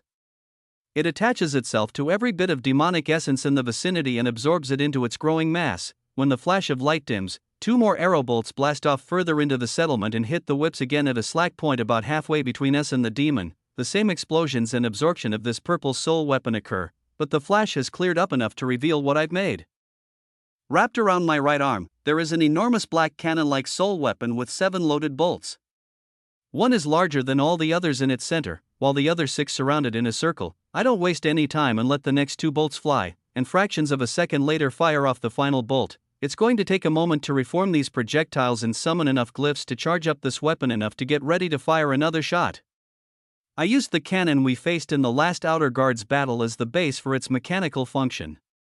Some mass is lost with every shot, so the souls and energy from the materials I sacrificed are used to form the bolts. If the corruption in the air can be collected again, it can be reused, but I'm not counting on it. What's fired is more than enough to set things in motion. Another 2 clouds of darkness destroy the purple whips right in front of the demon's hands. At first, this demon does not understand what has happened. Its soul weapons were just simultaneously attacked in 6 places and almost entirely devoured and destroyed by an energy source and glyph pattern it's never seen before. The largest black bolt of all heads right toward its chest, on a direct path to collide with its cores. It has maintained its sense of pride since the moment this battle started, showing off the fact that it could stand still and handle us all without having to move. While landing the direct hit would have been better, a grin still creeps across my face while I watch the near-invisible body of this demon shift its stance at the last moment. A small ripple of fear can be felt in its vibrations. The bolt still hits its right shoulder and blasts a massive hole in its defenses. The First Blood's eyes widen as it feels its demonic essence start to drain out from its body, like there is a liquid parasite on its shoulder. It begins summoning large amounts of dense primordial aura and high royal vibrations in the palm of its left hand, then slams it against the black infected area. A demonic roar shakes this entire domain. When it lifts its hand, I actually catch a glimpse of its real body for a moment. Part of its armor has been shattered, and even its flesh has been eaten through. High royal demonic blood drips down its side while the demon's thick primordial aura defenses all pool back up in front of it. Its true form is exposed just long enough for me to scan it and gather a few readings on its status. Chapter 971. I can see this demon's noble and royal bloodline transformations are both fully unsealed, leading to its enormous demonic greater form. Its demon core is much darker than normal, and I still cannot see it clearly, but I can see the First Blood Royal Demon's Core tag as its descriptor. There are many unique soul armor pieces all over its body as well, that give off readings similar to artifact class soul weapons, fully imbued with high quality ether. There is a familiar, celestial prism buff on its status. It glows with a dim light, and I feel soul ties connecting it to all of its armor pieces. However, in the combat attacks, it is not being used. It is definitely a technique hardly used in this zone. The demon's glyph imprints are all attached and in main control of its ether pools, but there is no mention of them on its status. These imprints, just like mine, are an internal inherited legacy that is not directly visible on the status screen. There is one thing that pulls a majority of my attention. It is the fact that this demon holds a single skill, demonic energy manipulation. It is at a rank I've never seen before, primordial grade. The moment I stare at this skill, another veil of invisible shielding lifts from my vision, and I feel a strong soul tie connecting this skill to a buff at the bottom of its status, below all of its bloodline transformations, called primordial defense. My eyes widen even more after this. The last thing I see before its shielding is placed back up is a bright LV 1,268,091 in the forefront of my mind, confirming that this demon must have gone through some kind of rank up again once its level surpassed 7 figures. I don't have much time to analyze these readings. All I do is mirror what I saw to Maria, then pull my focus into creating defensive glyphs again while my makeshift corruption bolt cannon recharges. There is no shortage of celestial energy in the air anymore. Almost every building in our surroundings has been torn apart, fractured to pieces, or destroyed by the impact of us slamming into it. Shrapnel that was blown high into the sky in the shape of dryads' glyphs and black stone from the structures are still falling down from above. It is utter chaos, but the air is so dense with celestial energy, we absorb more than enough just through the outside of our souls. Our only limiter is how fast we can summon new glyphs, yet, even this is becoming less of a problem for 2 reasons. The first is the fact that our souls are filling with so much excess celestial energy that the outward flow becomes stronger and faster. Glyphs are being formed faster because of the pure volume of celestial energy available. Secondly, the debris that showers from the sky is all imbued with the dryad's dormant consciousness of that warm helping hand. With Maria and my glyph imprints frantically pulsing, and massive amounts of ether being stimulated, many of the glyphs in the air that were tethered to the towers start to spin and activate on their own. I feel them latch onto my sacred body for milliseconds at a time. Small pulses of non-threatening high-quality ether spread throughout our bodies and scan all of the actions we're doing. They begin replicating the intricate motions and funneling more celestial energy into compression arrays to help us summon glyphs even faster. When we move positions, the dryad's glyphs lose their intimate touch, but with so many in the air and in the surrounding buildings, more continue to flake on and help when we fly through. The first blood demon quickly regains its composure and forms 2 purple whips in its hands again. Less than a full second goes by before it sends 2 lethal attacks our way, and explosions of blue and red glyphs erupt through the settlement again. All nearby buildings that somehow managed to stay standing in the last assault now crumble around us from the shockwaves. Over 20 million glyphs surround Maria and me, so this time only the outer layers of our defenses shatter.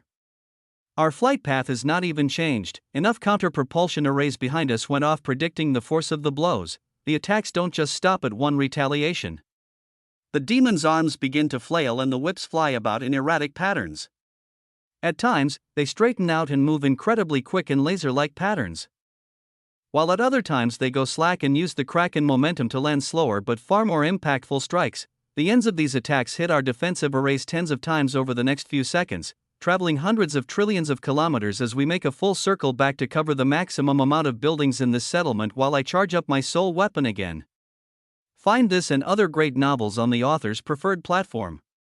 Support original creators. It is a shame to watch the remaining architecture on the outer limits of this settlement all be destroyed, but the enormous amount of celestial energy and aid from the dryad's glyphs is necessary to become stronger as these attacks continue to hit us.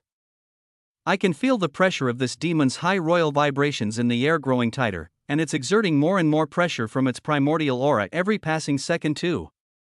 I rewatch the initial realization Maria had about them over and over in my head, and see that this first blood is actually unsealing its potential. It is trying to suppress us, but we're growing in power at the same rate. I can feel the dense primordial aura in its whips becoming so heavy and thick that if it struck us during our first clash with this, both of us would have been vaporized in an instant. Even now, the strengthened whip shatters over 15 million glyphs in a single slash, even seconds ago. This would have been devastating, but we can form this many now with the flick of the wrist. Over 100 million red and blue glyphs combine to create massive defensive arrays and movement commands all around us. The outsides of both our bodies glow bright white as a large amount of the high-quality ether surrounding us is not even ours. The dryad's glyphs are piling up. It was slow at first, but a chain reaction has begun to trigger. More and more of these stimulated glyphs are activating as we pass the abandoned towers. I even begin to feel massive moving arrays start to flicker beneath the rubble of the settlement we fly over. There is something below this ancient civilization. And it's calling for us with wide open arms. The First Blood's facial features start to become visible again, and pop-ups of its status screen start to flash in my mind when my aura breaks through its defenses every once in a while. I even get to see its face, and it matches the anger growing in its vibrations extremely well. This demon is frustrated, and it's about to hit a breaking point. Alright. Ready? I whisper with telepathy into Maria's calm mind. She nods, and we both instantly shift our flight paths. Instead of the wide circle around the outer edge of the settlement, we make a strict 90-degree turn and launch ourselves right toward the incoming whips. Portions of our defensive arrays shatter, and the layers beneath are manually lifted so that I can raise my right arm out again with 7 fully loaded bolts ready to fire. The sight of it makes our attackers subconsciously flinch, so I let out a laugh while firing off the first 2 shots. A First Blood demon is scared of a human's attacks? What was that you said before? Lesser races could not comprehend the difference between us, while internally, I know the difference in strength of our vibrations in primordial aura compared to this First Blood is undeniably vast. The raw power it holds is hundreds of times greater than my own, but there is something strange about our glyphs that slice through this power gap, even the sparkling source resin on Maria's sword and wings. When it touches this aura, it is like an anomaly, unaffected by the demon's will. The black spiked bolts I send act in the same way, tearing through the atmosphere and colliding with the center of the incoming purple whips. When they break, and the explosion of black corruption tendrils begins to devour this demonic essence, I hear a ferocious demonic roar come out of the First Blood. Maria and I keep rocketing forward while I send out my next 2 shots. I aim for the whip's slack point near the demon's hands, but instead of taking the hit, it lets go of the remaining demonic essence like it is already a lost cause. The impact creates 2 more dark clouds while my corruption devours the rest of its demonic essence manifestations. Instead, the demon raises its hands, and the invisible mirror-like gravity wells of primordial aura in its palms grow denser. It remembers the last hit it took, and does not want to experience that again. I smile wide and let the 2 smaller bolts fly, and then let the kill shot arrow go right after. The demon's dark purple eyes are completely visible, and they stare me down with pure hatred while it raises its hands and grits its teeth. I'm not sure if it's stubborn, arrogant pride from the words I provoked it with moments earlier, or real confidence. Either way, it is exactly what I hoped for. It moves its palms in the way of both arrows, and bursts of invisible primordial aura and an unfathomable collection of high royal vibrations burst outward to surround every tendril of corruption. For a small moment in time, there is an opaque barrier of black glyphs, pure corruption, and primordial aura that shields my perception from reaching the demon. However, same goes for it. Maria steps forward and swings her blade across her body next, letting out an attack she's been holding back longer than me. At the same time, the largest bolt I send its way curves upward, as I imbued an enormous amount of time propulsion arrays in its base to make it twist and change direction. Instead of aiming for its chest, I've intended for it to collide with the demon's head. When the wall of corruption fades, the First Blood's laugh echoes through the domain. It moves its head to the left, barely dodging the kill shot arrow. However, both of its palms are fully intact. Neither have cracked armor or any blood dripping down. It even looks smug, thinking that it easily outwitted this cheap trick of changing the bolt's position while it was momentarily blind. However, its smugness quickly fades. The First Blood's eyes widen in fear, and it jerks its body out of the way when it feels an unbearable cold near its chest. A thin crescent of extremely compressed blue glyphs and pure source resin rockets in behind the chaos. Reflexively, the demon's survival instincts kick in, and it raises its left hand still covered in primordial aura. But even this is not enough. The crescent of energy collides with its palm and slices right through. It breaks through every piece of armor on its arm as well, splitting its flesh in half right down the middle, and through its shoulder and back. The crescent of source resin seems unchanged as it keeps ripping through the atmosphere further behind. All of the areas where this thin crescent touched instantly erupt with diamond-like ice crystals. The entire upper left half of this First Blood demon's body is destroyed and mutilated by living ice in an instant. A horrific wound opens up, ejecting frozen demonic flesh, armor fragments covered in glyphs, and raw primordial aura that is no longer attached to this demon's soul into the air. Chapter 972. How is this happening? The king said it would be impossible for you to awaken your stolen legacies without the key. The demon yells out with hatred, and a loud, horrific roar to deal with the pain of losing an arm and a massive amount of its royal demonic form. The shape of this First Blood demon's soul is permanently altered. Even my eyes open wide as I wasn't expecting Maria's attack to cause so much destruction. All of the primordial aura in the atmosphere retracts back into this demon, and it pulls in its one remaining fist. A loud, crushing thud, then a series of cracks echo through the domain as it slams its fist down on its own shoulder, before the growing diamond ice crystals can expand into the rest of its body. A concentrated wave of primordial aura severs its own flesh and disconnects this growing icy plague of death from its body. Massive chunks of glistening icy diamonds fall into the craters below this demon's fully intact body, but the demon that still floats above is extremely injured. Waves of demonic essence, high royal vibrations, and primordial aura flow into the injured area as it tries to heal, but it's no use. Left behind is a void, like a portion of this demon's soul was just torn out of its very being. The more energy it uses to try and heal, and the more seconds that pass, the more fear grows in its eyes, and in turn, the rage that shakes this domain grows even more. Demonic glyphs pour out from its injury, forming a phantom arm, shoulder, and upper chest in its place, but when the demon's aura pours out into the settlement again, it's clear its domineering presence has been shaken on the day of the sealing. I suffer a wound like this out of pure chance? You will pay for this. I will steal this strange, primordial aura-defying power you hold and take it for myself, it yells, and begins forming a whip again in its one remaining good hand. However, the First Blood disregards its prideful mindset of not moving, and lunges forward in a blur of invisible aura and demonic glyphs. Without the pressure of its aura in the atmosphere, the aura that surrounds its body becomes many times denser. In turn, this demon's movements are incredibly fast. Its body is moving at the same speed its whips were cracking just moments ago. It's coming full force at us. Challenging this demon in a close-range confrontation would be problematic if this was the only variable that changed. The fact that it's pulled its aura back into its body means the overwhelming pressure of the atmosphere has been lifted.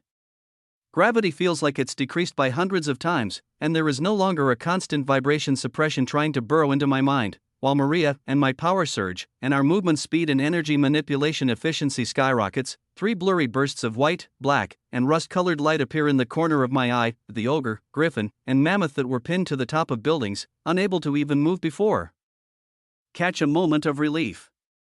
I watch them all fly out of the rubble in separate directions as far away from the battlefield as possible. All of them look in horrible shape, even though they never even were directly attacked. The buildings they were near did not even get hit by the demon's whips. The majority of the last impacts happened on the total opposite end of the settlement. None of them even attempt to help, and I don't blame them. There is nothing they can do but get in the way right now. In fact, watching their auras leave my field of view brings an even wider smile to my face. I no longer have any reason to hold back at all. In the time this demon threw a fit of rage, my corruption-wielding soul weapon has already almost fully recharged. Maria and I have begun shifting our directions through the clouds of glyphs and celestial energy near the center of this settlement too, and now control over 200 million of our own creator's legacy glyphs in a beautiful red and blue collection of arrays. This story is posted elsewhere by the author. Help them out by reading the authentic version. Even as the gap between us and this First Blood demon is negated instantly, when it bashes its one good palm holding a shortened yet strengthened demonic whip against our defenses, it does not get the result it desired. There is an unfathomable shockwave that follows. Over 100 million red and blue glyphs shatter and release their energy. Billions of helping Dryad's glyphs that were floating around us, latched onto our souls, also shatter from the impact, and trillions of demonic glyphs erupt outward as this compressed whip breaks apart from the force of the impact as well. The main destructive force of this collision is the demon's primordial aura. Instead of getting blown backward from the shockwaves that instantly turn every single building in this settlement to rubble, it grabs onto space itself between us. Gravity bends in extremely strange ways, and I even watch the pseudo-arm of this demon fade and lose its strength as most of its primordial aura is being channeled into what it's doing now.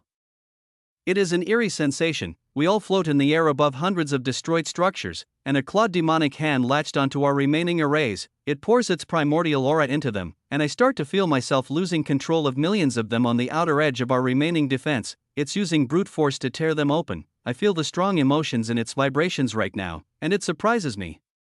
This is not the calculated demonic rage of a family head like Muriel Vermilion, or the cool-tempered demeanor of that nameless demon in the Cyan Zone's abyss, or even the arrogant superiority of Samir Vanguard in the Blue Zone. Even the Purple Court outer guards fought with logical battle tactics and did not underestimate their opponents. This demon's rage is like a child throwing a fit. I don't think this First Blood has ever seen anything in its life that could possibly injure it or even fight back in the slightest like we are. This demon is spoiled. It's never not gotten its way in this paradise stolen from an ancient race in the purple zone, however, it may be for good reason. Despite its unreasonable attitude, the overwhelming strength in its body has multiplied many times over. Even close up and personal, the layers of primordial aura around its being right now are like staring at a lead wall. I can't pierce a single reading through anymore. Even its high royal vibrations have compressed in on themselves and made its clawed fingers and flesh of the arm that tears through our barriers stronger than any substance I've ever seen. I'm positive if Maria tried to send an identical attack to her last source resin crescent toward this demon now, it would be useless. To test my theory slightly, I start to fire off some of the smaller black bolts of corruption from my arm cannon. I open up pockets of our defenses and send them through. I watch black clouds of corruption instantly explode when they hit its aura. They don't even touch the demon's skin. I'm sure this is the full activation of that ranked up buff on its status, primordial defense. I try to even let the raw corruption and black glyphs seep into its aura, but they're all constricted and starved of energy before touching this demon's real body. These bolts could slice right through the less dense primordial aura in the atmosphere, but in such a compressed state, my weaker attacks have met their match. Even so, I try again, for more times, aiming for any weak points I think I can strike, but nothing works. They're all ground to black mist. The demon's eyes only fill with more rage, and it tears apart our defenses faster. Clouds of shattered glyphs and red and blue mist begin to form behind this monster while Maria and I begin to feel our ether pools slowly lose mass for the first time since the start of this battle. We're able to create glyphs at nearly the same rate as it destroys them, but we can no longer move. Its primordial aura has a chokehold on our positioning. In just a few seconds, we are going to run out of raw celestial energy to compress into glyphs, yet this demon still seems to have an endless well of power and rage to spew at us. Instead of waiting until the bitter end, Maria and I decide it will be better to set up our next attack while we still have the ether pools remaining to launch it. I don't recharge any of my smaller bolts again. I pour all of the remaining corruption and soul weapon mass into the single kill shot arrow I haven't fired yet. Maria channels her source resin to compress in her blade again. Both of us stop creating more glyphs and allow the demon to tear through the last of our defenses. We open a massive hole in the bottom of our arrays that were keeping us steady in place on purpose right after. In the next moment, dark purple claws destroy the last of our defenses. The sound of a sickening demon's roar enters our psyches without any mental shielding. The horrific pressure of the compressed primordial aura crashes down on us with nothing protecting us here either. It blasts us downward through the holes in our defenses, propelling us backward with a wave of gravity before its claws can even hit us. A tremor ripples through this entire ritual domain as we both slam into the ground. Deep into the rubble of the settlement below, there are only calm expressions on our faces. We've carefully positioned ourselves to the exact point where all of the ancient Dryad's complex arrays in this settlement connect. It's what we have been feeling glimpses of this whole time, connected to a far stronger network below this domain. Now, as Maria and I look up at this first blood demon plunging down after us, a rush of warm celestial energy floods into the bottom of our feet. Chapter 973, the shifting glyphs beneath my feet feel just like the domain barriers we opened up to get here. Just by touching them, we can instantly feel all of their intricate functions and intentions. The entire settlement feels like it's alive, breathing, and flowing into us. From the outside looking in, Ulgar is looking back over his shoulder while flying away. All he's seeing is an enormous whirlpool of white energy forming. It all pours in toward the center of the rubble, all of the debris on the ground, and all of the glyphs and ether in the air. They're all held by a strange aura that flows up from the ground. It feels like we're in the presence of hundreds of primordial trees for a moment in time, and their aura all fills the atmosphere. I can tell by the fact that the first blood demon's falling speed slows down, that the rippling waves of gravity and primordial aura are hostile to outside forces. Maria and I are completely unaffected. It's as though there is no external pressure on us at all. We can function at our full capacity, with hundreds of times more celestial energy than we've ever had flowing into our pools. It becomes increasingly easy to prepare for what comes next. Over 500 million blue glyphs form all over Maria's upper body, wings, core, and legs. They root her to the ground and strengthen her stance.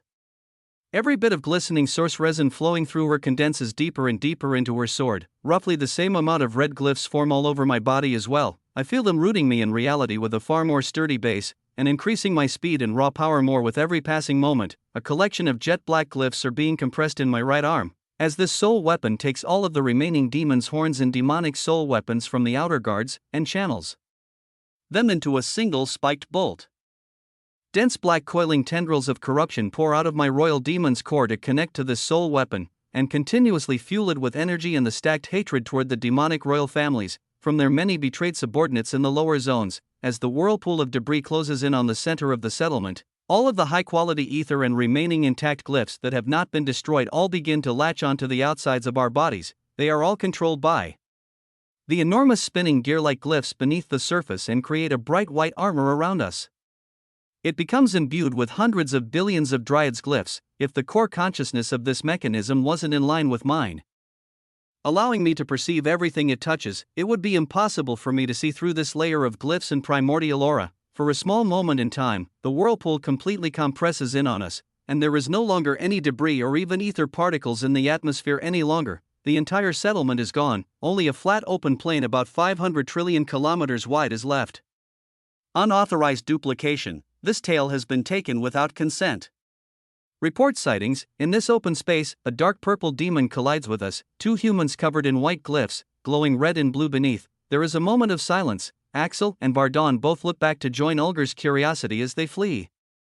Flying over primordial trees a quadrillion kilometers away, not even a single divine thread moves out of place. The domain itself is holding its breath as the claws of this demon collide with us again. It has all of its primordial aura, high royal vibrations, and dense demonic essence harnessed in its palm, filled with certainty that it has won, and will kill us here and now. Yet, the moment it touches us, all of the glyphs below our feet stop moving, then violently begin spinning in the opposite direction. The flash of white light that's produced blinds this entire domain, and the demon cannot even feel its primordial aura being vaporized from its soul. The ground beneath us cracks apart, and all of the Dryad's glyphs shatter from the pressure of their activation being challenged by this superior life form. A first blood demon, the very group of monsters that killed them off and took over this territory in the first place. However, this is a concentrated collective effort. The left-behind remnants of hundreds of Dryads in this tower are able to fend off this demon for a fraction of a second. That is all we need. The shockwave starts at its fingertips.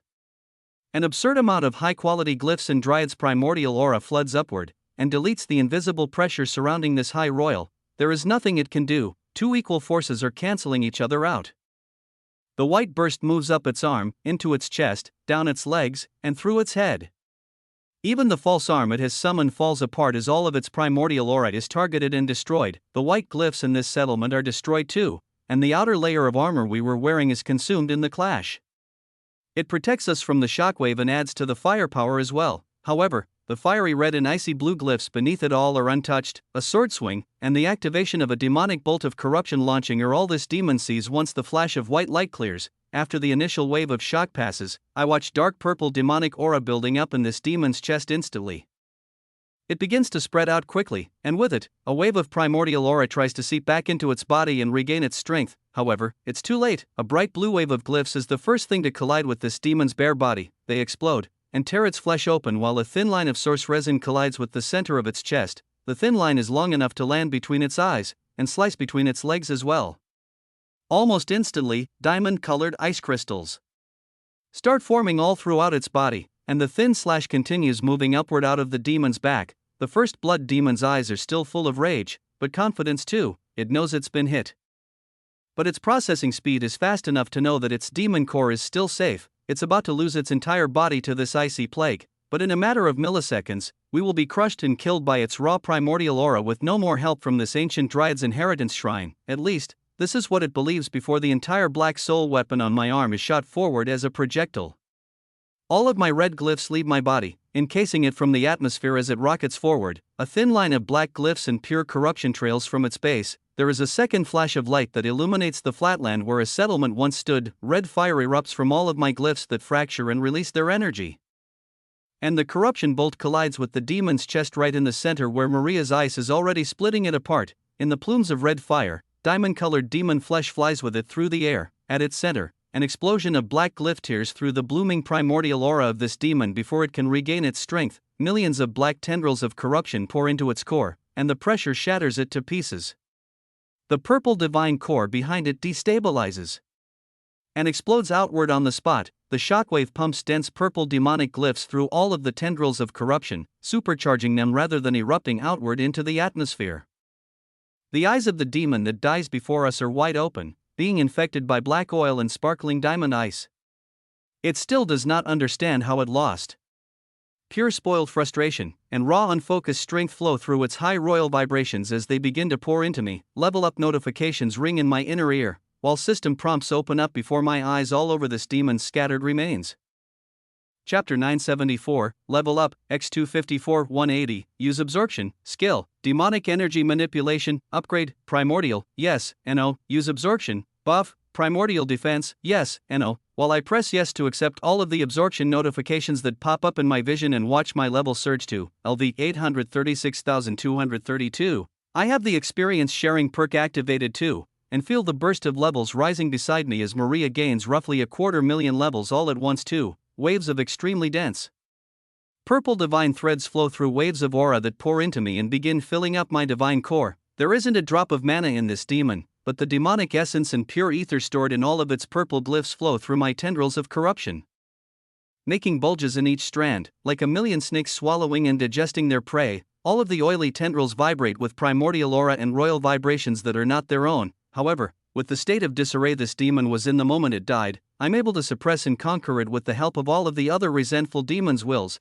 Trillions of demonic glyphs are siphoned through the strands, and all of the residue in the air that was its greater demonic form shatters to dust in a sparkling diamond display. Source resin fills the air and rotates around us as it pulls back in to settle on Maria's wings and back into her sword. All of the black glyphs and growing corruption pull back into my chest and seal themselves away into my royal demon core.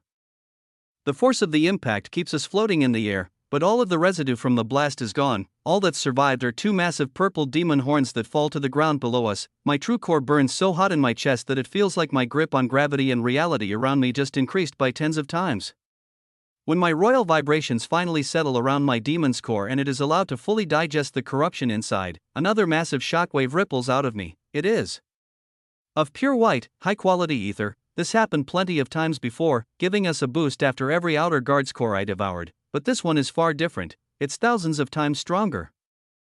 When the wave of ether pours out, so does my newly assimilated primordial aura. Not only that, but my vibrations all tighten and ripple through the air with far more purpose. Instantly, I start to understand how this first blood was able to use so much less effort in its every movement to create a far more potent effect. The inklings of what it means to be a high royal start to dawn on me. Every single demonic glyph imprint that was on the outside of that first blood soul was crushed to dust, and its knowledge absorbed. I feel many more of both mine and Maria's legacy awakening as this shockwave of pure, high-quality ether rushes through us. My vision blurs to white the moment it does, carrying my mind away into this first blood's memories. Instantly, I feel the weight of time crushing my mind as I try to comprehend everything it's seeing. Unlike many more simple beings in the past that have their life of memories stored neatly from the day they were born to the moment I kill them, this demon's mind is completely jumbled up. I can physically feel and even see mental manifestations of massive purple, white, and silver arrays holding its memories together, and even deleting parts before my eyes. There is something inside this demon's consciousness, like a virus left behind, actively destroying everything in sight just in case of an event like what is happening now. My initial reaction is shock, but as bright flashes of light fill my vision and ringing in my ears begins, I start to realize I don't remember anything I'm seeing. All I know is every memory in front of me is out of order, and it's getting scrambled and destroyed. I mentally focus and link these feelings to the times something similar like this has happened to me in the past. Ember's curse he put on me, the golden and silver light that deletes my own memories just like this. The moment I become conscious of what's happening and understand the mechanisms behind it, I feel all of the timelines that shift around start to fall into order. I begin to gain control of some of the fractured memories that are left once I understand the mechanism that is deleting them. It really is a crude copy of the version that has been plaguing me for years. You even tried to copy this? I yell into an empty void of memories. No one is here to hear it, but the action alone cements my mind in place. Images of the lower realm flow into my mind. The only reason I know this is what I'm looking at is the divine energy density of the stars. If I were to look at any other factor, I wouldn't be able to tell it apart from the zone I'm in right now. The ether purity, mana density, and abundance of resources is nothing like the lower realm I know today. There are massive clouds of celestial energy that cover millions of solar systems at once. I see high-quality ether arrays powering transportation across the galaxy for a variety of races more diverse in a single field of view than the entirety of the lower realm connected to my worldwide connectivity system right now. There is not a single being that comes across this first blood demon's senses that is not at least a first-class elite. The majority are nobles or higher. It is a standard way of communication, to let your intentions flow out through vibrations first before even speaking to one another. It is an extremely high-tech era, but at the same time, it is far more chaotic. Time flashes by in pockets of millions of years. I begin to see wars start, and sections of the galaxy being divided. However, all of the important figures and decisions behind how these wars begin are clouded out.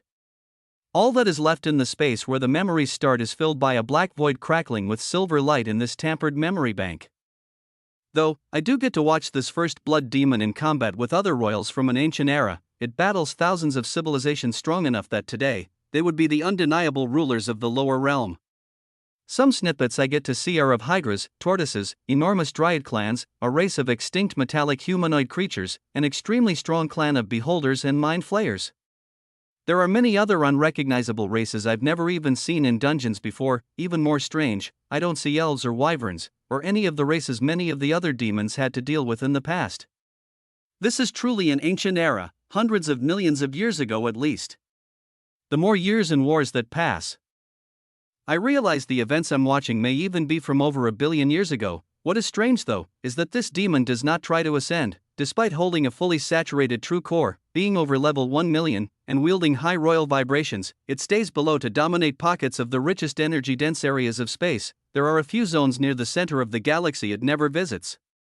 These, I'm certain, are where in current times are the origin worlds, and star systems of elites still rest. It is far more focused on the vast wealth with less control of them on the outer edges of the galaxy. In these regions, this first blood can take on entire races alone, one versus trillions of nobles and low-grade royals without an issue. There are small fractured memories of it communicating with other first bloods, but they never meet face to face in the lower realm. Also, instead of infecting the worlds with thrones like I've witnessed in today's demons conquering tactics, they only gather the ether in massive spatial regions and separate them based on grade. Low, medium, and high-quality ether are grouped up, and high-quality ether arrays are used to transport them away. Massive areas of dark, barren space are left behind. These memories have no details left on where the pure ether goes, but considering the disparity between this lower realm and the upper realm's wealth I see today, it becomes quite clear. Over and over, this is all I see. The first blood works like a robot, manually clearing out the outer edges of the galaxy and carrying out orders. That is, until new generations of demons begin to show up. Just like any other race, the elders and the strongest call the shots, and this first blood begins giving out orders to the weaker beings that must be what are now outer guards. I see the imagery of an extremely familiar world passing by and hold on tight to this memory. I do not want to see anything else or have it be lost in the wave of more I feel piling up behind it. This world is a massive planet with no life at all on it, but its enormous size and red-orange colored dirt give it away. The imagery of many demons from all over the galaxy suppressing their power and standing at attention in a wide-open desert on this world makes my skin crawl. The fact that many of the present demons look like dark shadows, when I try to look closer they are just blurs of silver, like their presence has been torn out of these memories. I realize this is the founding of their home base, what in modern day is known as the demonic realm, chapter 975, when I look deeply into the other demons. I realize the ones I cannot see are other first bloods. They only appear as black demon-shaped voids, or silver and purple glyphs. In fact, the longer I look at them, the more the ringing in my ears sounds. And the weaker my grasp on these memories gets, I can tell there is one demon in particular that is larger than the others. From the sense I'm getting, and the looks of the outer guards that I can still perceive, this is the leader of this demon's generation, at least, the one here in the lower realm. The group of demons ventures through the barren deserts of this planet, following their leader past mountain ranges, wide-open ravines, and desolate landscapes. There is communication going on between them, but it's all removed from these visuals. The further they fly to the other side of the planet, the harder it is to keep a grasp on this image. I feel the edges of my consciousness growing fuzzy again. Just like it did when I started absorbing this first blood's memories, but I push through and hold on just long enough to see what I need. A single massive black tower appears in everyone's vision. It crackles with silver light on its outer edges, and I can tell there is no memory manipulation going on here. This is truly what this first blood sees in the moment. My grip on the past loosens, and everything starts moving extremely fast again. The visuals of the Imperial family founding, and a single demon ascending while summoning a second tower, is what I see next. It turns from green, to cyan, to dark blue. Before I can see it turn purple, to match the state of the Imperial's tower today. This demon leaves the lower realm following orders. The lower realm is far less potent with ether at this point. The majority of the outer ring of the galaxy has been completely consumed by the Imperials, and a new generation after the outer guards is starting to spawn and spread their influence as well.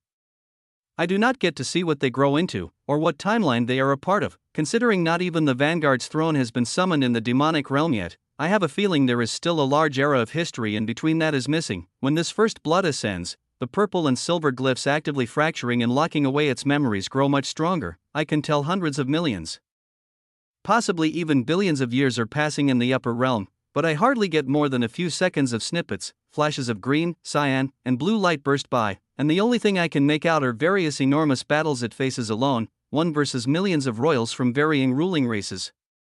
It always wins without question. Throughout all of its memories is an undertone of unearned pride, confidence of a spoiled godlike being that was born with more power than everyone else and no answers as to why. One of the single frames of memories I grasp is the visual of a citadel in the green zone. When I try to reverse the memory and look back, it becomes blurry and harder to see. And then when I try again, the memory is completely devoured by the glyphs around it. However, I'm almost certain I just saw the fortress citadel. I even see glimpses of it wandering in the ravine, looking for something, but eventually leaving because it never found it. You could be reading stolen content. Head to the original site for the genuine story. No landmarks or potent memories are recovered from the blue zone. Yet, when the final stage of its life flows into my mind, I can already feel the immense weight of time spent in the purple zone. Every moment of it has been crushed to unreadable dust by a curse. It's built into its glyph imprints. I can feel that even this demon did not have all of its memories while it was alive. Whatever it is, it was placed on this demon when it came here. It was not born this way. The moment I connect these dots, a final image burns into my mind. I stare through this first blood's eyes, looking right and left, feeling a few hundred fellow demons near the same strength. All of them stand in a line. They look forward, past the site of thousands of primordial trees all cut down and destroyed. In the center of the destruction, there is a single purple cord demon. He sits on the stump of an enormous tree. By the aura alone, I can tell it's the same demon that was their leader back in the demonic realm.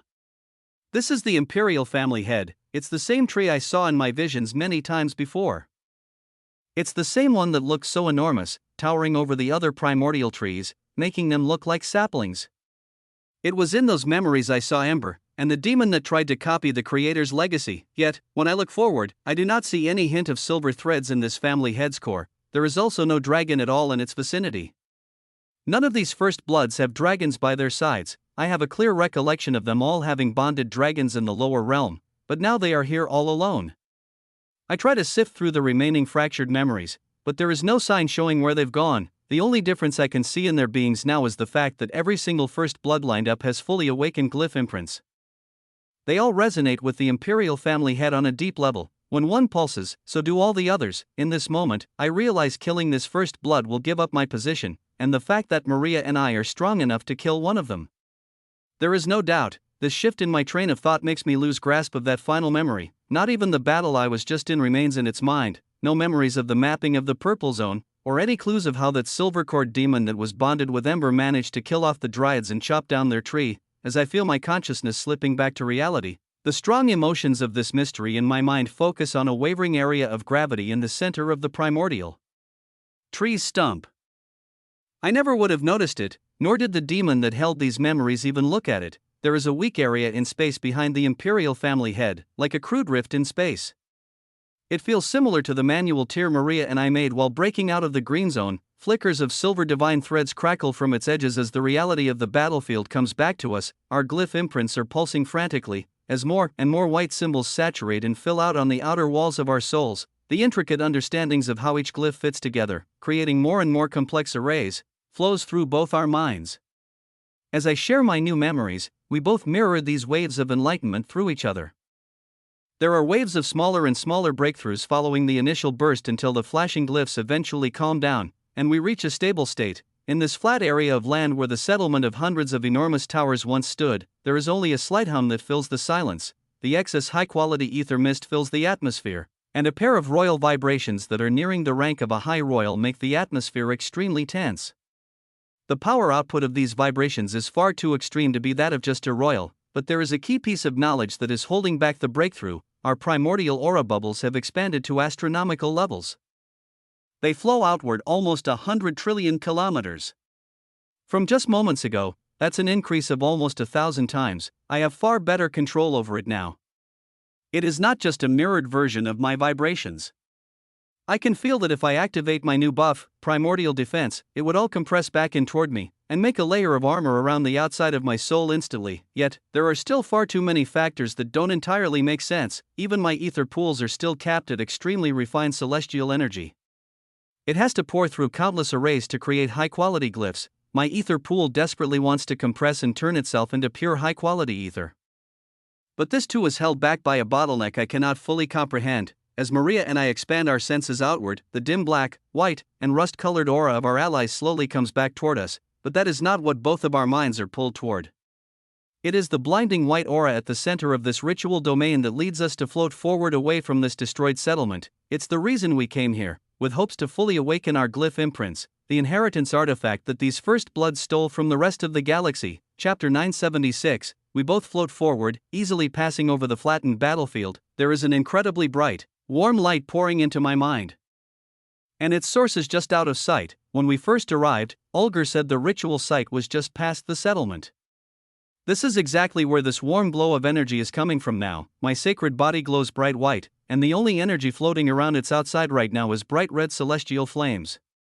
As we float closer, I have the urge to loosen the tight hold on my demon's core, and let the newly refined corruption float around and meld with my fire naturally as well. Maria's entire archangel form glows bright blue, and it sparkles all over with refracting sparkles. We're both still borrowing 5% of stats, and the increase in our primordial aura strength now allows us to increase the output of our energy forms as well. We could both easily grow to over 1 trillion kilometers tall. However, in this compact form just under 100 billion kilometers, we feel in our most natural state. I even want to compress down by a few multiples to have better control, but there are too many variables moving for me to dare to change anything right now. Despite such a rapid rise in power, everything seems fragile and at the turning point of a breakthrough. I instinctually feel as though approaching this ritual domain in this current state will produce the most optimal outcome. The actual structure starts to show itself at the edge of my mind. I see white stone pillars. They are incredibly smooth and perfectly round, connected to a pristine white floor and rising up to the sky higher than primordial trees. With my new massive boost in perception, I can see their tops that do not connect to anything in particular. At first, it seems like there are 2 rows of these pillars, about 100 trillion kilometers apart, but instead I watch the ones behind the first 2 set slightly inward. It looks like they're destined to meet each other at a single point to create a perfect circle. When we float close enough to see the gap with my own eyes, I can see the back of this enormous ritual site as well. It is a perfect circle with an open entrance facing us, inviting us in. The only energy that seeps out from the megastructure is potent, warm, high-quality ether. I don't even sense any actual glyphs, nor is there any leftover primordial aura in the air. Yet, when we stop in front of the entrance, my instincts tell me there are a whole lot of both of these things despite not being able to see or sense them. The griffin, mammoth, and ogre all stop coming closer far away in the sky. None of them want to disturb us, but their awe-inspired, hope-filled auras certainly add to the allure of what's in front of me. It doesn't feel ominous or dangerous at all. It just feels like pure potential. Every cell in my body knows it will be extremely beneficial if I move forward. This is exactly what I do. Maria lets go of her sword, letting it fall back into her soul, then holds my hand as we float forward. The high-quality ether mist is so pure that there is no celestial energy left in the air. Only my corruption is able to devour it, and Maria's source resin. Neither of us directly gain any increases to our ether pools or energy control. There is absolute silence as we float past the white stone pillars that are trillions of kilometers wide each.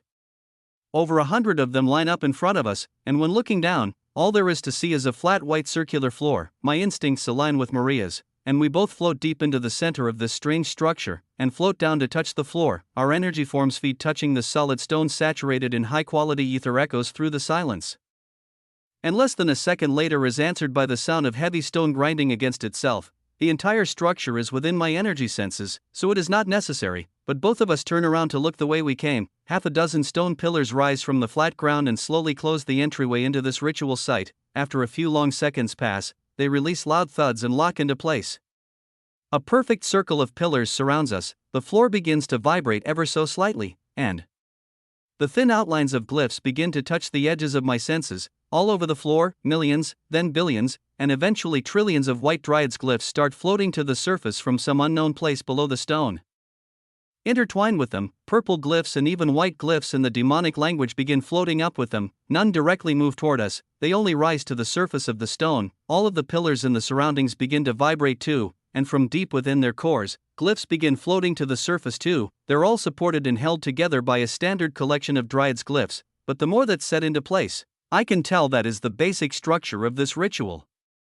Site's mechanism, and the demonic glyphs are the ones that are being prepared for some kind of transfer. The vibrations in the ground and pillars around us get stronger and stronger while glyphs grow in number.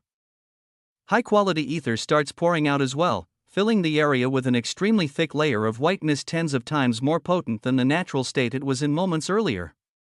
The bright auras from the glyphs shine through, forcing purple and white rays of light from all around, pointed directly down at us. It looks incredible, but I feel nothing, only the increasing sensation in my gut that the time for an extremely fortunate encounter is near. All of the moving glyphs stop all at once, the vibrations halt, and even the surfaces stop pouring high-quality ether out.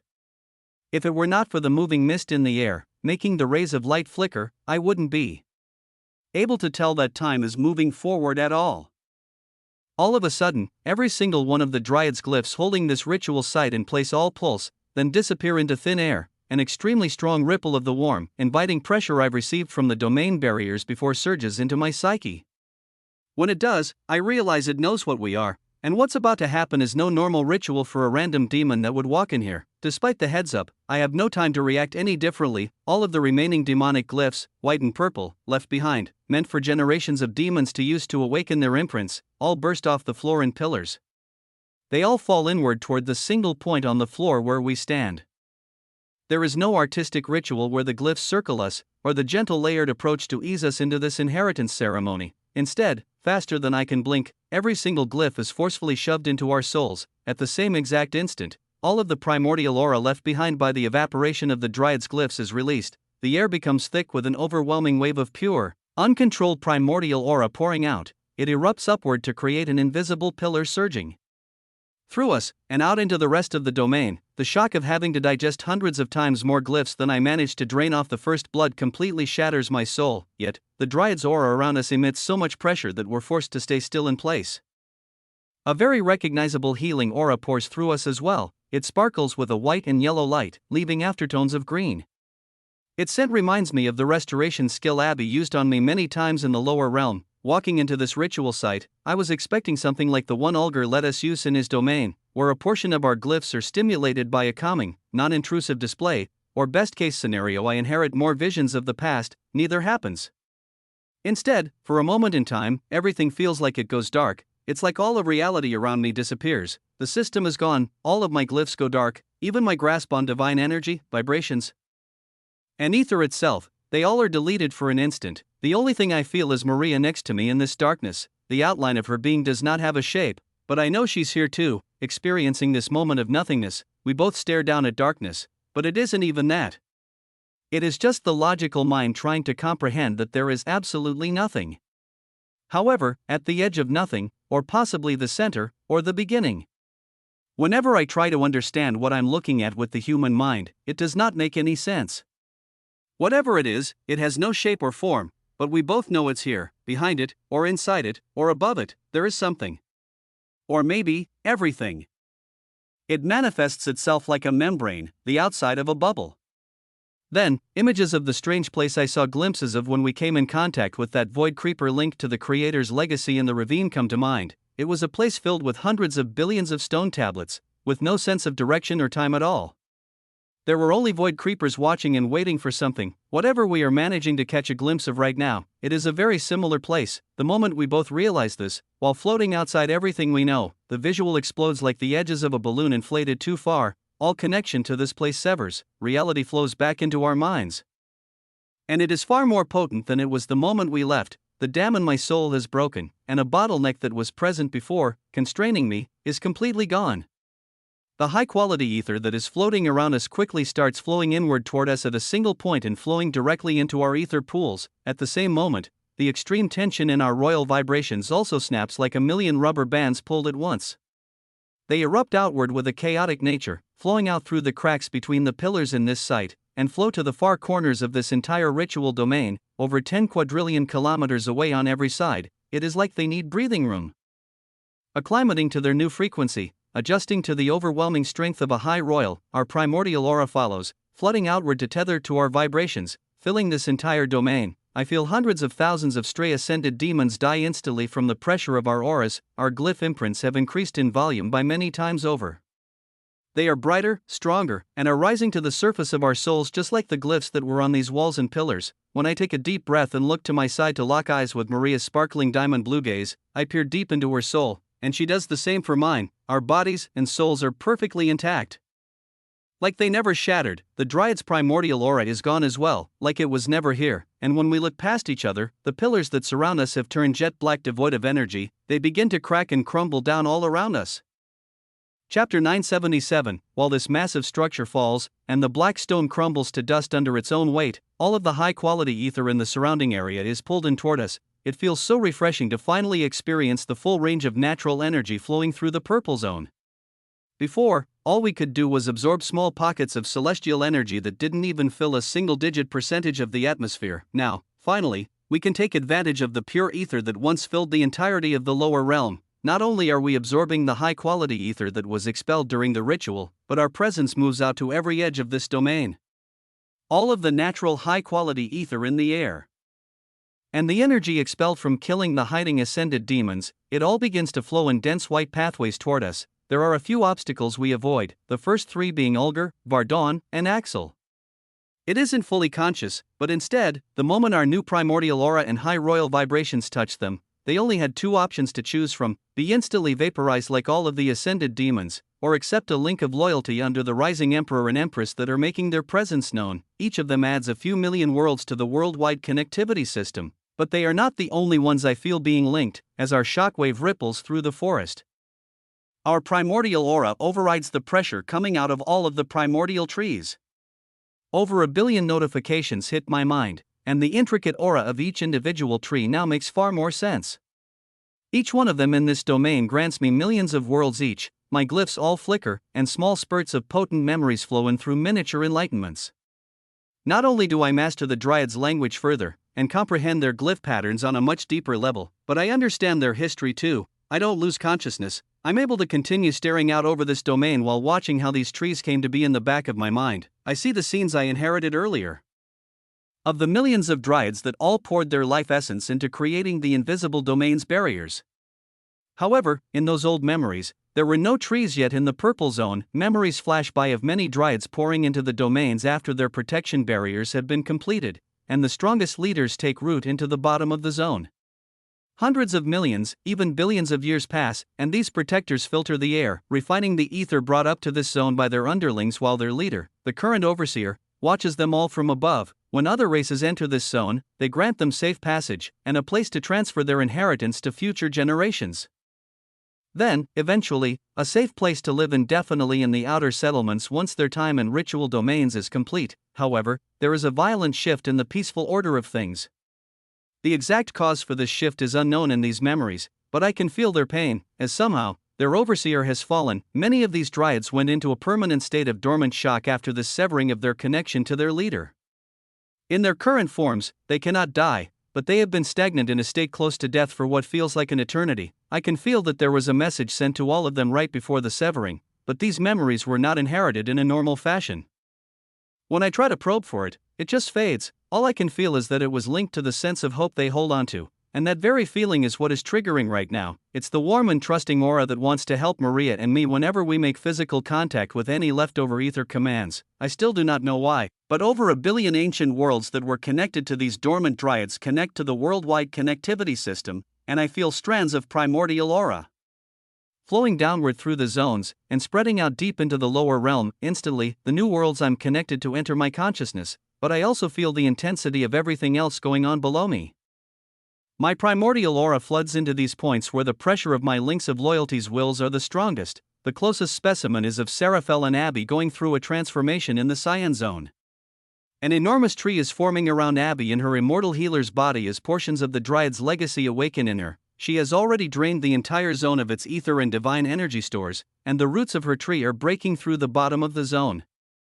Not only that, but extreme pressure cracks through the top of the zone as well, splitting the sky with dark blue cracks. Invisible strands of aura connect our souls, and the pressure of my new primordial aura. And the addition of so many ancient dryads forcefully triggers the next stage of her awakening. More memories flood through her mind, and a structural change in the primordial aura she already controlled takes place. The holographic tree of life she holds together with her aura grows stronger, and the sky above breaks apart. The growth rate of the branches and lush leaves can't be stopped. They tear into the space between zones, and begin breaking through the floor of where the dark blue zone's celestial sea once was. At the same time, the roots of this growing tree crack through the structural support at the bottom of the cyan zone, but collide with a bright white array made of high-quality ether before it can break through any further. It is made of ancient demonic high-quality glyphs, put into place by the Imperials once they took over the upper realm. It should be an impenetrable barrier for anything in these zones without fully awakening glyph imprints that can wield high-quality ether. That is why it was considered the perfect prison. However, as the tree's roots begin to spread over its enormous smooth outer edges, tiny specks of high-quality ether residue float out of it. This begins to be slowly consumed by Abby's aura, in a similar fashion to the corruption in source resin that absorbed high-quality ether by itself, not entering her soul energy pool directly. This is not where my vision stops. I feel my primordial aura pouring through all of my soul ties, flowing into the generals in the green zone. Then, the commanders, knights, and administrators all throughout the galaxy. I see the exact position they're in, faced against strange demons with artifacts left behind from an ancient era. From a quick scan, I see they've already done quite a bit of damage, killing thousands of demons wearing high-quality glyphs while they themselves all hardly even wield celestial energy. It's impressive, yet I can tell their tricks of targeting faulty armor won't work to finish the job, especially against the small pocket of demons they've pinpointed and named elites. They wield weapons that hold natural primordial aura, and they're far more intelligent and naturally stronger than all of the other demons in this army. From the memories I absorbed from the first blood killed moments ago, I'm positive these elites are remnants of the Outer Guard's generation left behind. They're going to need even more help handling them. I instantly open up a telepathy channel with everyone on the battlefield, but receive extremely strange feedback once I do. It seems like every single one of them is using the celestial grade mind palace, replicating the rank-up process I used to gain an edge on the Vermilion family head. Despite not being able to reply or contact the outside from their states of extreme concentration, my primordial aura still flows in. Chapter 978, many knights, commanders, and generals are all deep within their own minds, experiencing the passage of time very differently than everyone else. Even Pluto, the commoner demon spying on the demons that have come to take over the demonic realm, goes into a momentary state of concentration to rank up. The only high-ranking system users in active communication channels are two administrators. I feel Elveron's presence through the link first, but they do not reply. Bree is the first to make a sound. Jay, we're doing everything we can to aid them. But, whatever this armor is they're wearing, it's too strong.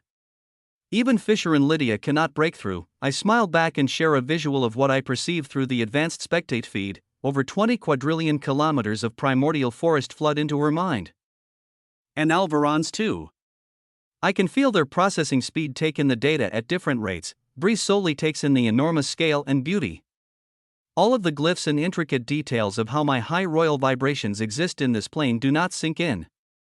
She does understand how vast the difference is, though. Alvaron, on the other hand, I feel this mind stop every task it's been working on in the background all throughout the galaxy and take a moment to focus on everything I'm showing it. Somehow, I feel like this creature is actually understanding large amounts of what I show it. The glowing yellow slug replies to this display. Incredible, this energy purity. I've seen texts describe such a sight here in the lower realm. But they called it the old era. Bree's response is different. It's beautiful, but how will this help the commanders on the front lines? And the generals too. Do you see the situation Ari, Abby, and Raven are in? At this moment, the full force of my primordial aura flooding down from the upper realm into every soul I'm connected to finally reaches these two administrators. It floods into every single link of loyalty, but those that are just normal citizens of worlds throughout the galaxy do not notice it much. Even the elites of first-class worlds only feel a small warm sensation invigorate their souls. The majority of this aura pours into links of loyalty closest to me. This becomes clear as both Bree and Alvaron stop talking. Frozen in shock and awe, There are no changes done to their systems, and no shift in their natural vibrations or ether pools. It is just an overwhelming feeling of warmth and power.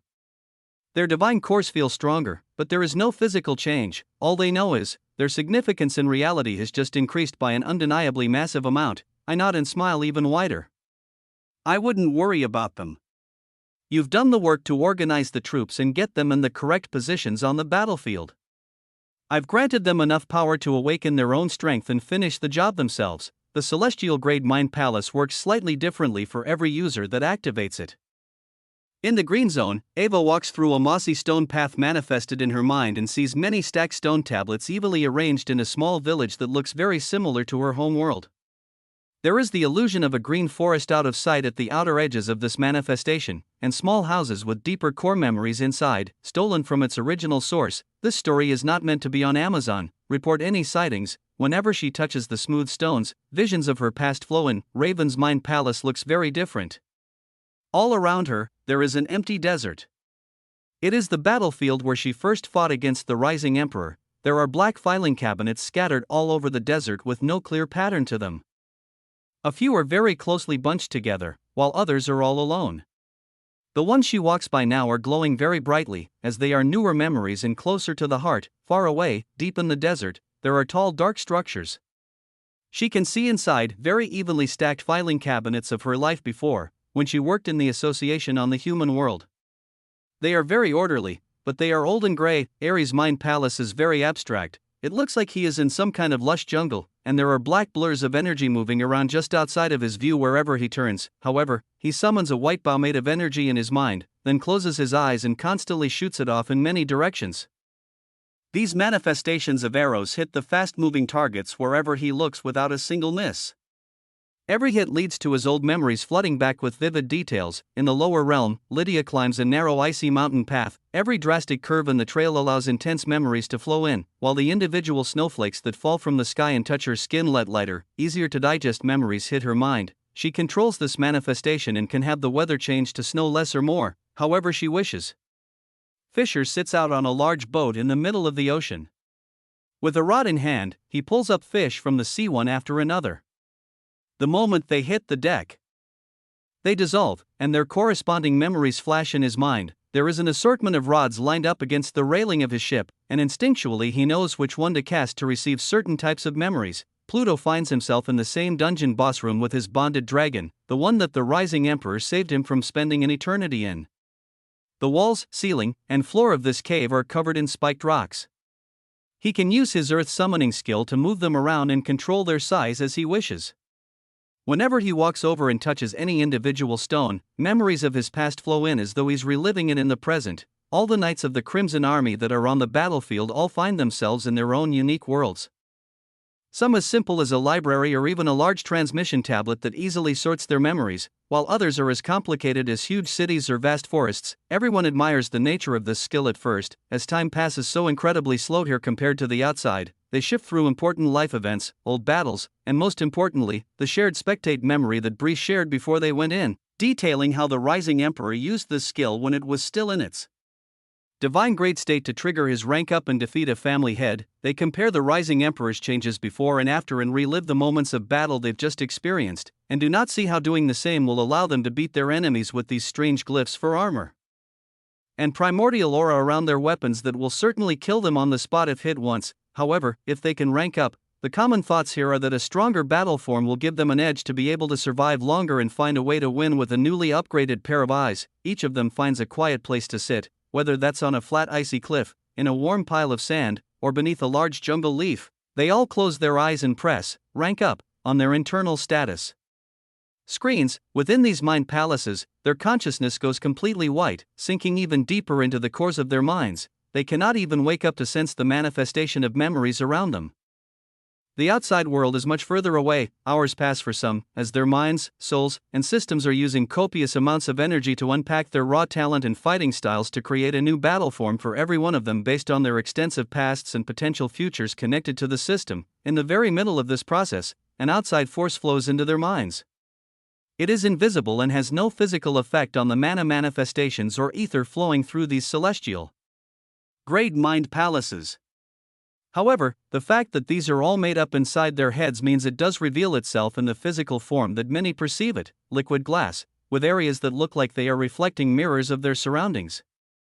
Flows through the air. In some palaces, it's slower, flowing like streams down mountains or falling from the sky like rain or fog, but it all ends up in the same place. This potent primordial aura all pools in the core consciousness of each mind and makes the receiver have a far different rank-up experience than they were expecting. In the outside lower realm and green zone, it all takes place in fractions of a second. Every one of these frontline forces awakens out of their momentary break from reality, and alongside the bright flashes of white rank-up light, an invisible aura begins to flood out from their chests. Chapter 979, in the green zone, an ancient fortress on the edge of the zone begins to activate glyphs that haven't been used in over 1 billion years. Primordial aura that has been stored within dormant glyphs pulses outward. This is in response to the 3 intense waves of primordial aura that pour out of the generals, bypassing all of the defenses in the other citadels with 0 resistance. 3 green true court fighters erupt with power, each one of them expands in size by tens of times, fully saturated with celestial energy from their ranked-up battle forms. Ava's Goblin Queen form finally receives a true energy form rank-up. Creating a jade-green armor made from pure celestial energy, an intense tethering from an extreme amount of divine threads, it expands in size with no limit, similar to an astral form, but dictated by the amount of celestial energy that can be pooled into it. Ares' battle form erupts with a pristine white power. All of his spirit hands glow extremely bright with a far more refined energy source. However, this is just a side effect of the evolution. It has nothing to do with his actual new ranked-up form. Ares' actual body grows in size, as though his actual muscles and bones are expanding.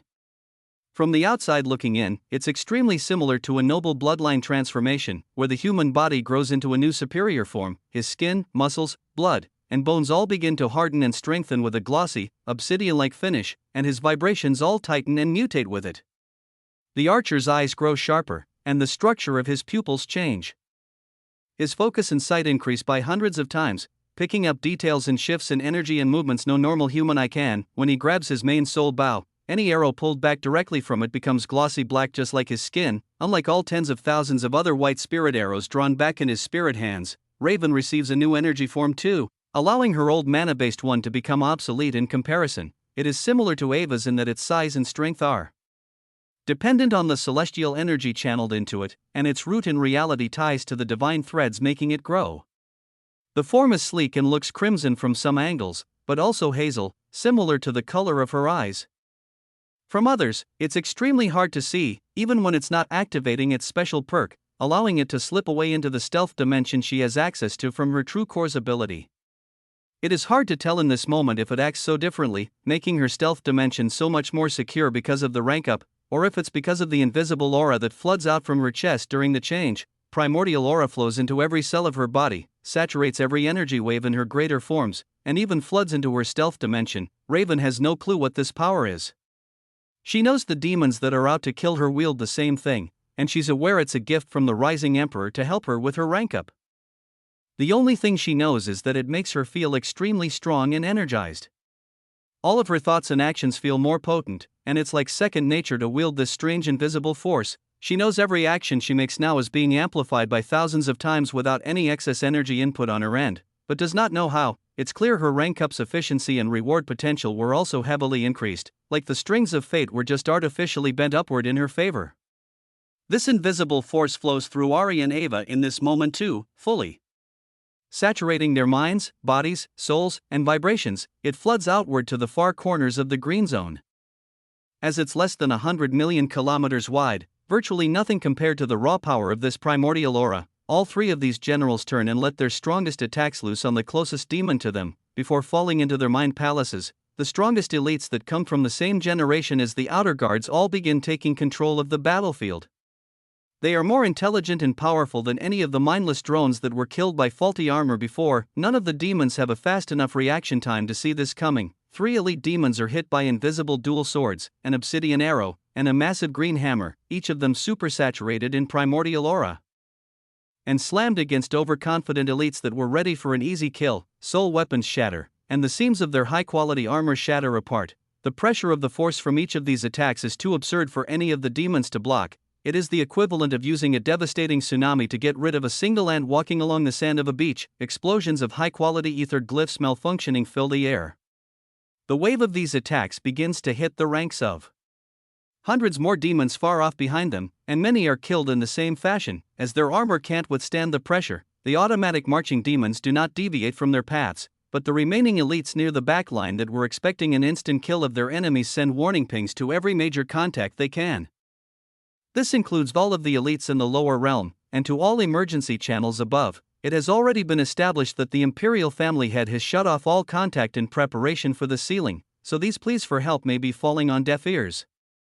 The lower realms elites all begin to frenzy at the visuals transmitted to them, but it may be too late for them as well. Fisher's eyes glow a bright blue that looks extremely unnatural in deep space. Celestial energy-infused water magic floods out from his pores and creates an enormous energy form that looks like an ancient suit of armor.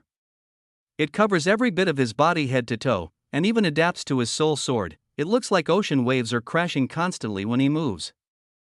Lydia explodes with a pure white icy celestial energy blast that sends waves of blizzard-like winds all throughout the solar system she's currently floating in. Her ranked-up buff creates enormous gusts of icy wind, but does not give her a larger energy form. Her body has been upgraded in a similar way that Ares has, but she does not grow much. Her skin, eyes, and muscles all turn icy white, just like her curved soul sword. She's able to disappear into the waves of snow that follow her presence, and can practically teleport anywhere her aura can touch, becoming one with the chaotic snow around her. Both of them release an invisible wave of primordial aura just like the generals. And it has an even more profound effect on the lower realm. Even though they're on the edge of solar systems, their mere presence flows through the stars at their centers, and destabilizes them in an instant. It is an unstoppable natural gravity attack, and neither of them knows how to wield it safely yet, though safety is not the main concern. Both Fisher and Lydia, in separate star systems, send their strongest attacks at the elite demons that were chasing them down across the galaxy moments earlier. Neither of them saw it coming.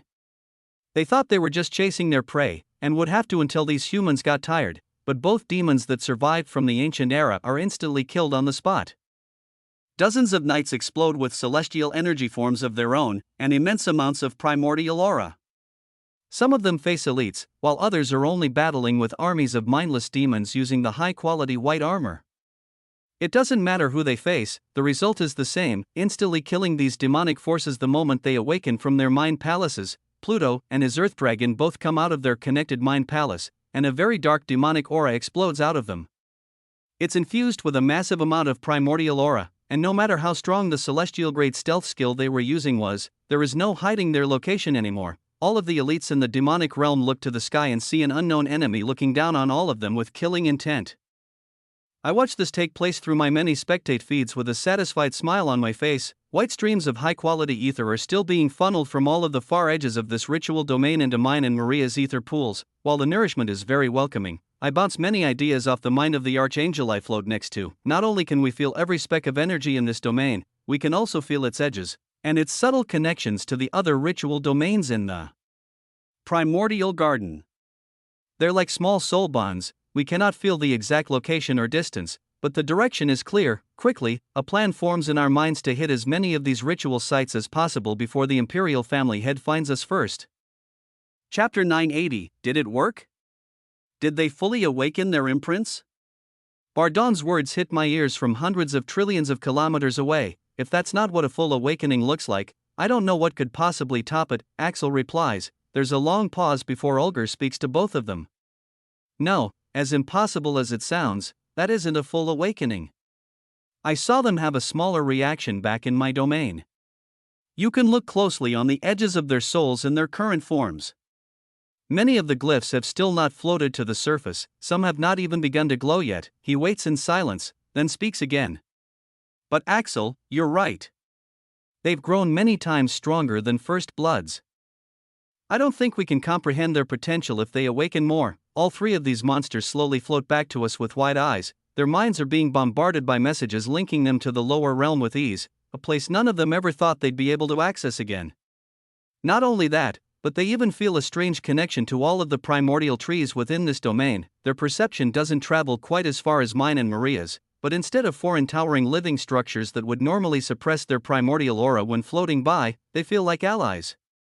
The primordial aura from the semi-stimulated dryads flows right through them, like friends. I reply to their claims once within range, you're right. Our glyphs aren't fully awakened, but this will be enough to prepare for our meeting with the Imperial family head. All three of them stop moving closer, their shock can be felt in the royal vibrations rippling off them. Inwardly I smile, as the structure and tension of their vibrations feel extremely flimsy. It's like I'm examining a freight thread, while my vibrations are as tough and immovable as a steel cable after the breakthrough. Just hours ago, our vibrations were comparable, even our greater energy forms are towering over the griffin, ogre, and mammoth. When guiding us to this domain, we were barely the size of a blade of grass beneath their feet. Now the roles have completely reversed. I raise a hand, close my eyes, and focus on the primordial aura flow I used to invigorate the generals, commanders, knights, and admins below moments ago. Waves of invisible aura pour into the three of them, making their potentials and potency of thought and vibrations rise instantly. Oddly, doing this does not limit my own primordial aura output at all, in fact, it even raises it. It feels like I am warming up an extremity far away from the center of my soul, and when invigorated, it works with greater efficiency and can even send warmth back to me to amplify my power. All three of them have no idea what I've just done, but I point off behind them to the way we came. They all turn, and I push my spectate feed into their psyches to get a visual of what I see for a split second. It's of the edge of the domain. From here, over 10 quadrillion kilometers away, enough of my aura touches it to begin activating ether commands all throughout the wall. It only takes a minuscule amount of high-quality ether to power what I need, opening up an archway back out into the demon's territory. Go. I've granted you enough power so that the outer guards will not give you a problem, even if you have to take on 100 each. But, the first bloods. I'm afraid only we can handle them. I turn to Maria, and she nods, looking out in the direction of the domain I've opened. The tale has been taken without authorization. If you see it on Amazon, report the incident. Yes. Spread word to all of the mana-based beings in the outer settlements. It does not matter if you're on good terms with them or not, this is a fight against the demons, not each other. Have them give their loyalty to the rising emperor, and the primordial garden will return to its former glory. Her icy gaze makes the three monsters shiver. I let go of my spectate feed and smile. Thank you for your help in bringing us here. Unfortunately, this ritual domain will not be usable, but I'll make sure to keep one standing for you when this is done, or even build one from scratch if I can't keep that promise. I look into each of their gazes and nod, pinging more information about the worldwide connectivity system into my final thoughts. They all see the open panels to borrow skills, extra stat-based perks, and instant telepathic communication channels. They nod back and their shock fades, only excitement and pure hope rise in their hearts. Axel is the first to move, turning around and letting out a caw to fly up and away toward the hole in the barrier. Vardon's natural attitude returns as he grunts, but his eyes and posture are filled with respect. I underestimated you too, quite a bit. Maybe it is time for the humans to reign. Ulger lets out a light chuckle and whispers under his breath. Told you so, then looks to us. We'll do as you say. The outer settlements will soon all know your name. He looks down at his hands that have become saturated with primordial aura tens of times denser than he had before, and I feel a deep sense of killing intent pour out of him. The same assassin's aura he used in battle floods throughout his astral form, and a sharp glint flashes in his eyes as he turns around, and will kill every outer guard we see on the way there. Trails of black and rust-colored aura fly away, but I can see them clearly. I'm even certain once they're out of range, I'll be able to geolocate them, even if they enter domains with a similar cloaking strength to this ritual domain. Instinctually, as I feel the network of domains all throughout the primordial garden, I'm sure of it. When Maria and I turn to face the opposite side of this domain and float forward through the air with incredible speed, it makes my mind wander. I still feel the strong soul bond one have with Ember, yet there is no mention of him in my system interface. I can still vaguely feel the direction he's in, but whatever domain he's hiding in, it's made of extremely special glyphs. It's certainly not made by dryads, or I'd be able to locate it and see through it with ease. While I'm not exactly worried about where he is, or what kind of domain he's even in, I just don't understand why he hasn't come out yet. I don't believe he's injured, so the only possibility is that he's hiding from someone other than me. With a wave of her hand, Maria opens up the other side of this ritual domain with the same ease that I did for the three outer settlement domain lords. We've managed to pull every drop of high-quality ether from the ritual domain released into our pools, and take over 80% of the natural high-quality ether in the domain for ourselves as well. Large portions of it came from the ascended demons, but some just naturally exist in the atmosphere. It would be easy to drain it all, but the domain barrier protecting it needs some ambient ether to remain active, and the primordial trees within the domain need a certain amount of free-flowing ether to stay in their immortal dormant states. We leave just enough for everything to continue running smoothly. As the barrier closes behind us, I can still see and feel everything within the domain. Being connected to the trees gives me perfect spectate feeds of the surroundings. I watch the 3 mana-based domain lords leave as well, heading back to the neutral zone, and the hole in the domain naturally closes. When our primordial aura floods out into the natural open wilderness again, the same phenomenon occurs that did within the domain. Within seconds, thousands of new links of loyalty are connected to the trees within range, and over 1 billion more worlds climb up on the worldwide connectivity system. At the same time, it also instantly kills hundreds of thousands of ascended demons that wander the open forest, and even critically injures over 90 outer guards scattered throughout the trees in smaller squads. After a few seconds pass, I can even feel some of these purple cord royals dying under the pressure of our auras too when they can't get up off the forest floor. Maria and I don't pay this much mind. We only step upward to float high above the primordial trees, then summon millions of glyphs beneath each footstep to propel ourselves forward toward the next closest ritual domain. I can feel the fluctuations in the atmosphere and begin to create a mental map of everything nearby. It only shows up as vague outlines and shadows in the depths of my mind the further out I try to look. But it is good enough to get a blurry view of what we're dealing with. There are about a dozen other identical-looking domes of domain barriers all in a massive circle, and all of them begin to vibrate and fluctuate. Small openings are created on the walls of every single domain, and ripples of primordial auras of varying sizes pour out. Ascended demons cannot be sensed at the distance I'm feeling, so the only thing these data points could be are first bloods and outer guards. Thousands of them swarm our way. Chapter 981, they're like tiny bubbles popping off the enormous ritual domains. The majority of them that swarm in the thousands are only a few billion kilometers wide. These are the exact strength levels many of the outer guards held. Occasionally, large masses of primordial aura cast invisible shadows over the swarming troops, with an aura spanning a few 100 trillion kilometers. They share a similar strength to the first blood we just fought. They aren't in range of my mana-based senses, only the outer reaches of my mind, so nothing shows up in my system yet. Maria and I don't change our course at all and head toward the closest ritual domain nearby. There are small popping sensations that ripple in the forest below. As more and more outer guard squads are torn apart and killed by the pressure of our auras, the 90 or so that got caught up in our initial wave have all perished, and now the further we travel, another dozen or so get into range every second we stay in the air. I feel the constant flow of high-quality ether in the air streaming upward.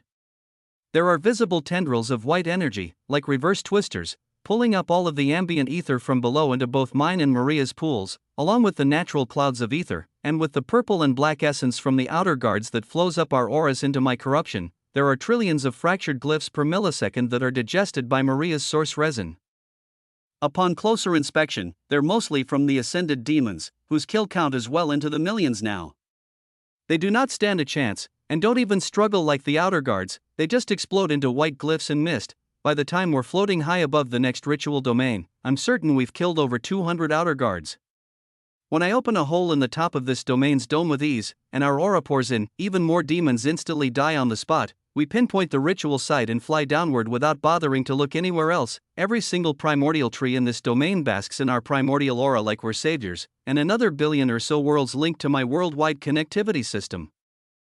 The exponential change in our power from moments ago is almost unbelievable. When we touch down, as a red half-demon and blue sparkling angel in the center of another bright white temple, the inheritance ritual begins to automatically start up again. There isn't a single living demon left in this domain, so there are no other witnesses but the trees to see the pillar of leftover primordial aura from the dryads that is released from this ritual site as well. When all of the leftover demonic glyphs pulse into us at once, our souls are strong enough to withstand the impact this time. There is some cracking, but our consciousness does not leave our bodies to another dark plane of existence to cope with the intensity. There are no visions or special events this time either. The ceremony is over in just a few seconds. I feel more glyphs rising to the surface of my soul, my vibrations strengthening, and my primordial aura's depth and range increasing. However, there is no astronomical shift like last time. I only feel that our power has been increased and saturated slightly more, and moved up within our current potential. Our comprehension and maturity of glyphs have increased a lot, But I feel as though sitting and cycling ether for a few days in isolation could have produced the same result. Every bit of extra strength counts. Hitting every domain site will be far more impactful than just absorbing ether from the air.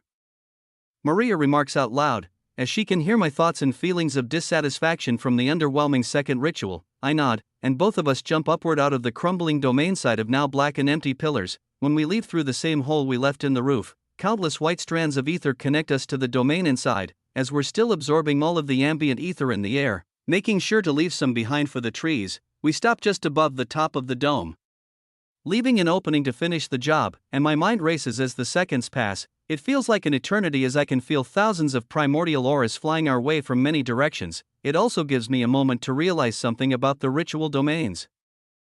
They give off a similar aura to the First Bloods, in that they're significantly stronger than the others around them. I was far more conscious to feel the pillar of aura released by the ritual site this time, and couldn't help but feel a wave of guilt mixed with relief pouring out of it once it flowed into us. My best interpretation for this feeling is that the consciousness behind the ritual sites never wanted the demons to hold them all for themselves, or be stolen and used in this fashion. The relief must be a mixture of being freed from its curse, but also the fact that holders of the Creator's legacy found it. This is a similar feeling I get when touching all dryad glyphs in general. Though, I can tell that each of the trees in this domain all hold a single entity in each of them. It is one ancient dryad per tree. In that wave of aura from the ritual site, it was still hard to tell if it was many or one. The longer I think about it, the more a visual comes to mind, of thousands of dryads standing together, and one that is much older and stronger than all the rest holding them together as one. They sacrifice themselves through a much different process than the trees, one that is far more intense and irreversible. As this wave of realization hits me, knowing that the unnatural increase in our primordial aura is from this sacrifice, Maria's words snap me out of it. More First Bloods. Incoming, she pulls out her soul sword, and at the same time we close the opening in the domain below us, now flying at us from the direction of the next ritual domain that we were going to travel to. The first major wave of demons comes at us, for enormous demons with the same invisible armor hugging the edges of their demonic forms tight. High noble vibrations pour out of them, and nearly 400 outer guards trail behind them. They're close enough that system messages pop up in my mind, showing that each of them is over level 1 million, just like the one we faced alone. Their armor is just as strong, they have buffs and skills at the primordial grade too. Each one of them is just as strong as the First Blood we had to put every drop of our power into defeating less than a minute ago. However, there isn't a single bit of fear in our auras. Instead, there is indifference, like they are just another opponent to cut down. I activate my two newest abilities. First, Primordial Defense, pulling in all of the excess aura in the atmosphere to create a rippling mirror-like barrier around my soul. It is paper thin, but holds the same amount of aura that was just covering a 30 quadrillion kilometer diameter moments ago. Second, I raise my right hand and activate my primordial grade demonic energy manipulation. The demonic essence inside my coiling corruption becomes stimulated and saturated with primordial aura bound just as tight as the defensive technique wrapped around my soul. Maria allows a constant flow of high-quality ether to pour out of her pool, and it stimulates source resin in her wings and sword. The entire forest around us lights up with a rainbow-colored glow, and drops in temperature as blue glyphs form all around her. Check latest chapters at novelfire.net. We both step off the air behind us, and close the gap between us and the First Blood faster than they can even react. My whole body beneath the primordial defense glows red-hot with fire and invigorated glyphs. The only off color is in my fist, as it's covered with a large portion of the corruption from the demon's core. I quickly find out that the abilities I activated were absolutely overkill. On impact, the primordial aura surrounding the First Blood I hit is vaporized, like popping a fragile bubble. When my fist makes contact with its actual demonic form, all of its vibrations are instantly overwhelmed and dominated. Tendrils of primordial corruption burst outward and seep into every cell of its being. The demon is blind and paralyzed by the shock before my fist even hits its cores. When they shatter to pieces, it's far too late for it to react. The First Blood explodes into countless pieces, and my fist keeps moving forward to slam into the First Blood's chest behind it. This one's eyes at least widen, and it tries to summon a counterattack, but it's killed just as fast. To my side, I watch an enormous blue angel slice through two First Bloods with her diamond blade. There is no resistance at all in her strike. She swings her blade upward to follow through like this is a leisurely practice swing. The shockwaves of this massacre kills every single outer guard that followed their leaders into battle. streaks of red and blue keep moving forward toward the next ritual domain as notifications ring in our ears. At the same time, the vague outlines of similar groups of forces converge on us from other domains further away, unaware they are marching toward certain death. Chapter 982. Level up, X136, 392, level up, X92001, level up, X50, 944, level up, X39, 872, use absorption, skill, telepathy, grade, primordial, yes, NO, use absorption, buff, primordial resonance, yes, NO. A few notifications float to the front of my mind. There are many others, but they get drowned out and pushed aside. I press yes to accept everything, and don't even bother to take a deep look at my status despite my level surging into the 7 digits, reaching LV 1,155,441. Waves of primordial aura and high royal vibrations ripple through me. The new buff and skill increase my overall comprehension and strengthen the growing connection between the system and primordial aura. I even see a dim, rank up, light in the back of my mind, but it's extremely heavy and slightly intimidating. While the base color is white, there is an extremely dense primordial seal saturating it. I can instinctually tell pressing it would not be a simple process. So, instead, I stare straight ahead toward the next ritual site, Maria and I look like gods of death, as our pace of flight through the air doesn't even change. Millions of colorful tendrils of energy siphon the remains of these 4 first bloods, and the hundreds of outer guards in the vicinity, into our souls. Dense divine threads, pure high-quality ether, demonic essence, and waves of high royal vibrations are extracted from our enemies and become part of my power. I even begin to see visions from all of the demons past, watching the slow takeover of the lower realm, how each of these demons played a role in siphoning the energy out of peaceful civilizations to bring here. My ether pool grows in size with every memory, and I feel as though I'm holding more parts of the past in my soul with every one that passes. Maria lets her blade fall back into her storage, and I retract all of my corruption back to evenly flow throughout my body. I deactivate my primordial defense as well, realizing it was not even necessary. I could have done more than enough damage on those first bloods without it. My primordial aura floods outward again, and touches hundreds more trees now that we've flown further into the garden. It feels like every breath I take, an absurd amount of power flows into me. My perception range is increasing by hundreds of trillions of kilometers every few milliseconds, and more glyph imprints are being stimulated as the glyphs of these 4 first bloods are digested. Maria and I share a thought process through it all, and it feels like we're in a constant state of enlightenment, with no sign of it stopping anytime soon either. In fact, it doesn't. Over the next minute or so, we set our sights on multiple ritual sites and conquer them all. We hit 5 more, making the bright white stone pillars crumble to black drained rubble. Thousands more primordial trees pledge their loyalty to us. And we create a semicircle-like ring of perception around the entire center of the primordial garden. I can feel half of the ritual sites completely under our rule. When spectating through the trees, even when we're not there, I can see everything as clear as day, like we are, all of the worlds they're linked to bring my total connected worlds in the lower realm just over 84 billion. There are 16 more first bloods that attack in groups with over 2,000 outer guards trailing behind them as well. The death toll of the scattered ascended demons reaches the tens of millions. They all die the same, like powerless insects. I watch some of the first bloods try to avoid our attacks, using interesting teleportation techniques, and even body double distractions, but when faced with overwhelming power, none of it works. We don't have to get creative at all. A single punch or slash of the sword kills them on the spot. So many notifications pile up in my mind. Level up, X21 299, level up, X19 530, level up, X15 008, level up, X13 316, level up, X10 001, level up, X8 992, level up, X7 750, level up, X5 878, level up, X5 050, level up, X4 589, level up, X3 720, level up, X3 201, level up, X2 414, level up, X2 000, level up, X1 559, level up, X1 031, use absorption, skill, shadow step, grade, primordial, yes, NO, use absorption, skill, dark mist.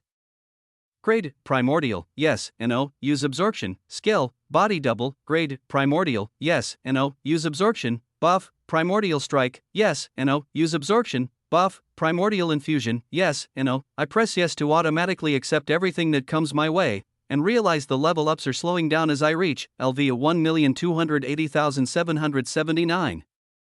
All of the first blood demons seem to be around the same level as this, so less and less gains come in after each kill. We hardly gain any noticeable strength after killing demons. However, there is still an incremental change that increases our primordial aura and glyph strength after conquering the ritual sites.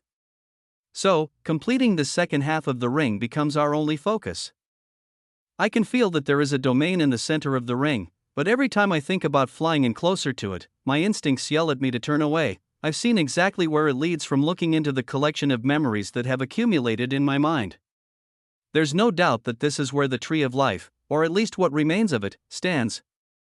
The one that keeps recurring in my visions, yet, with it, is the imperial family head. While I feel an unbelievable amount of raw power pouring into me, there is one thing that I don't have. It is arguably even more important, that's information. In every memory absorbed by the outer guards, and even the first bloods, no real data is left behind about their king. If anything, I've seen more about the overseer from digesting the demon's legacy than I have about the imperial family head. This royal family head that rules the purple zone of the upper realm is still a total mystery to me. At the far edge of the primordial garden in an isolated domain, perfect visuals of the massacre of ancient demons is on full display for two captivated viewers. It plays in real time next to the vibrant imagery of a newly sprouting primordial tree breaking through the cyan zone into the empty blue zone. Then dozens of other live events following the generals, commanders, knights, and admins are showing below this. Run circles around the image displays with eyes open wide with surprise and clear unexpected joy. You were right. The first bloods are no match. Jay and Maria are really the strongest in the purple zone. Nothing can touch them now. The bright white elf's eyes watch demon after demon explode into raw energy and be absorbed by the blue and red humanoid masses. Their eyes dart down to the other images that show up in this strange circular rift, but watching 20 quadrillion kilometer wide ritual domains be drained of their ether in seconds one after another is far more awe-inspiring. Ember stays silent, watching with an extremely sharp gaze. Every ritual domain that crumbles to black stone actually makes the former grin he wore fade from his face. A very serious aura flows throughout the domain they're in. He stands up, turns around, and walks away into the forest, leaving Rin by the rift. The elf begins to open their mouth to ask where he's going, but Ember raises a hand and shakes his head. I need a moment to prepare in isolation before we run out of time. Jay and Maria may seem unbeatable to you now, but you're wrong about one thing. They are not the strongest being in the purple zone. It is not even close. In a moment, they're going to need all the help they can get. Chapter 983, in the demonic realm, a small group of outer guards wielding primordial auradense weapons look up to the sky. The imagery of a jet-black dragon and an enormous demon looms above them. The teams were expecting a few lingering nobles to fight back. But when they all poured out of the imperial family's throne and massacred the realm, they were faced with no resistance at all. Pluto had already strategically dismantled the remaining Morvale and Vermilion family armies over the last few years and killed all their nobles. At first, they believe these missing demons are what must be attacking them from the sky, but it becomes clear it is something far worse when a thick invisible aura pours out of their enemies. Who are you? State your name and generation, one of them calls out from below. The pressure of immense aura flowing off these black shadows in the sky starts to make them shiver. Some of the mindless marching demons caught up in the shockwave of Pluto and his dragon ranking up actually explode and die on the spot. None of the faulty armors have been taken advantage of here yet, and a larger percentage of them are still among the crowds. Pluto wastes no time and forms demonic energy-infused spears of earth magic in both of his palms. His dragon screeches, and a dark brown and black ball of energy charges up in its mouth. Both of them bent reality around them with extremely strange waves of primordial aura that should not be possible to wield at this level and era in the lower realm, one of the other. Outer guards that stands behind his leader whispers to himself, could it be First Bloods? I don't see any infused armor. That aura is coming purely from their souls. Before any of them have a chance to hear a reply, semi-transparent spears of stone collide with two of the outer guards' heads right between the horns. They pierce through the layers of white high-quality glyphs, primordial aura, and tough demonic forms of these high noble demons. There is almost no delay between the impact against their heads and the aftermath of them being split in two, cores shattered, and the primordial earth spears colliding with the bare desert ground of the demonic realm. A beam of liquid earth and demonic energy comes out of the dragon's mouth at the same time, covering the wide range around these demons where the remaining outer guards try to escape. Yet, they cannot handle the pressure and massive volume of 1% of stats from 84 billion worlds and primordial aura from the purple zone dominating their minds and bodies. The impact shockwave ripples outward, across the entire planet. If this were any normal world, it would have just crumbled to dust in the empty void of space. However, for some reason, it is far more sturdy than most planets its size and class. Their primordial auras spread out to the far ends of the solar system they're in, and even the explosions of the mindless armored demons create enough shockwaves in just a single reaction to destroy this whole world. Yet, only an upper layer of crust is vaporized, the desert beneath these demons, the mountains tens of thousands of kilometers away, and all of the diverse landscapes on the far side of the demonic realm, when this shockwave of primordial aura, celestial energy, high-quality ether, demonic essence, and all from fully saturated yellow cores, it cannot withstand existing within the same reality. All of the Imperial demons' remains are destroyed, other than a few of the Outer Guard's horns and soul weapons. Every demonic beast and commoner demon that was left behind on this world serving the 5 royal families disappears like they never existed. The only landmarks that remain are 5 enormous black towers glowing green, cyan, blue, purple, and silver at the north pole of this world. Pluto and his dragon look away from the chaos, expecting the entire world to crumble. Instead, their eyes widen once they see the base of these towers that were concealed deep underground. The towers' bases all connect as one, and they're sat upon a curved surface that looks just like the curved edge of the world they were just sat upon. This curved surface goes on much further than just beneath the towers. It is not just a support system that is rooting them into this world. It seems that it has become the world itself. When Pluto and his dragon look down, they see an enormous black planet, about 2/3 the size of the demonic realm they just thought they destroyed. On the surface of this black world, there are trillions of intricate runes carved. Each of them begins to glow and pulse in a rhythmic manner, flashing with white and purple lights. An extremely slow pulse of gravity seeps out from the center of the world and begins to spread out into the surrounding space. Outside this small pocket of space, at the edge of the galaxy, within strange dark clouds where the demonic realm stands, far more chaos is breaking loose. Bree and Alvaron react to the rising Emperor's gift of primordial aura to those ranking up with eyes open wide. None of the advanced surveillance systems or even in-depth spectate scans sent back from those on the front lines show any difference in the knights, commanders, or generals' stats. From the outside looking in, there is no change in the amount of ether being used, mana cost per skill action, or even density of divine threads. The only slightly measurable difference is the frequency of vibration output, as with massive amounts of primordial aura. The range of vibrations increases, yet, despite basically no metrics changing, every single one of them grows thousands of times stronger. Extremely high-quality recordings are taken of every battle, and Alvaron begins to send coordinates and transfers luminite crystals to the frontline fighters, pinpointing the most high-risk threats they need to take care of. About half a second later, Bree snaps out of her shock and begins helping too. Flashes of light blip all over the galaxy as what look like unbeatable opponents now cannot even land a single hit on the Crimson Army. They target all of the intelligent outer guards first, as they are the ones guiding the mindless troops. Yet in these masses of millions of robotic demons with pre-made high-quality glyph-infused armor, there are not many of the natural talents left. This was an army left behind to exterminate all life once the demons sealed the upper realm. After all, the strongest from this generation were mostly all granted a place in the primordial garden. There are not even 100 outer guards in total guiding these troops, and their information-gathering leader that was preparing the demonic realm for its next phase has now gone dark. The Imperial's troops are being attacked from all sides, and the mana-based forces have perfect live surveillance spectate feeds spread all throughout the galaxy, pinpointing their location and reporting every move the demons make. In just a few minutes, the tides of this battle have completely changed. There is no longer any communication going on between the outer guards, nor are there any additional orders to the mindless drones. The only thing these Imperial demons do is send emergency alerts to the upper realm, to whoever will listen. A few try to tear through space and enter the green zone, but it keeps them stuck in place for far too long. The last things many of them see are blue serpents splitting them in half coming out of an ancient suit of blue armor, or the feeling of an unbearable cold sweeping in and turning their vision white while an entire solar system freezes over. There is no longer any urgent matter to figure out how they will defeat this wave of Imperials. Now, it is just a matter of how fast. The Green Zone's demonic forces begin getting pings from their fellow outer guards in the lower realm below, but all of these calls go unanswered. An invisible swordswoman, an obsidian black archer, and a jade green goblin queen dominate the zone. Their primordial aura pushes outward to the edges of the Green Zone and begins to saturate everything it touches. When it flows through all of the Citadel defenses and through all of the citizens of the zone, it actually feels pure and invigorating. They all simultaneously are being granted a small dose of primordial aura themselves from the weaker soul tie they have with the rising Emperor. Everyone that shares this common link can survive through this wave of power like it is nothing but warm air. The demonic forces that have come here to kill them all, on the other hand, face a catastrophic attack. The three generals don't let up after killing their first outer guards. They immediately target more. Only about 15 in total even made it up to the green zone. The rest are mindless robotic demons that die from exposure to this aura alone.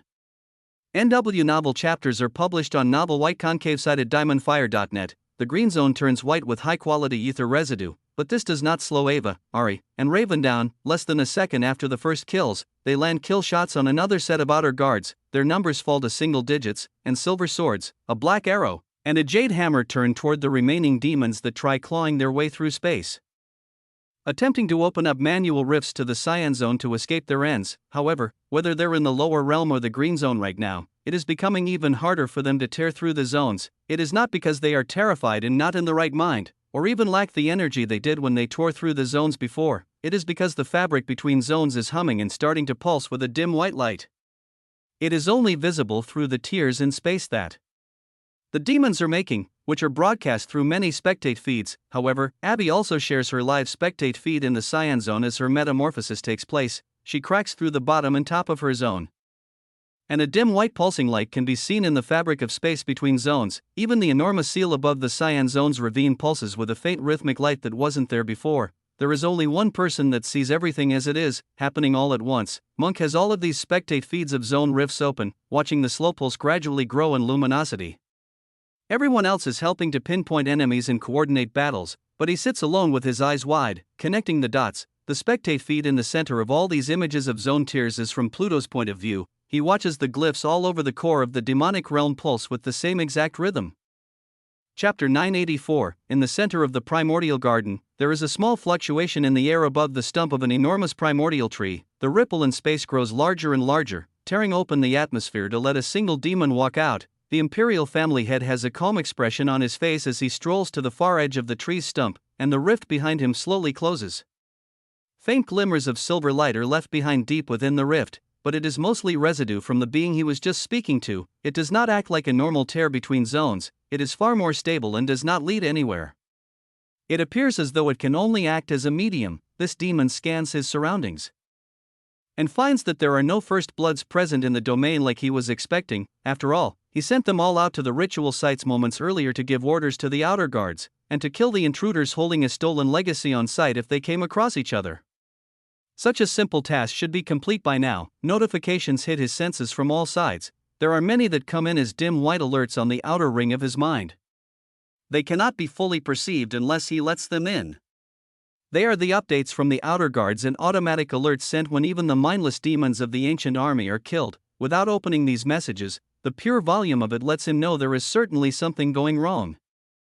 What shows up near the surface of his consciousness confirms it. Thousands of outer guards have been confirmed dead in the garden, and he's even lost access to 7 of the ritual domains. Over 20 first blood signals have also gone dark, and only a few of them managed to squeeze out manual alerts before their deaths. The Imperial family head watches his armies be massacred in real time, but his expression remains calm and unchanged. A dense primordial aura flows out of his body and saturates his being, making it look like he is a demon-shaped, purple-tinted liquid mirror as he walks closer to the edge of the stump while looking out at his empty central domain. An extreme wave of primordial aura bursts outward from him as well, tethered to high royal vibrations, easily slamming against the sides of this domain that stretch over 100 quadrillion kilometers away from him on every side. This was not done on purpose, it is just the natural release of his aura as he begins unsealing a few locks placed on his soul.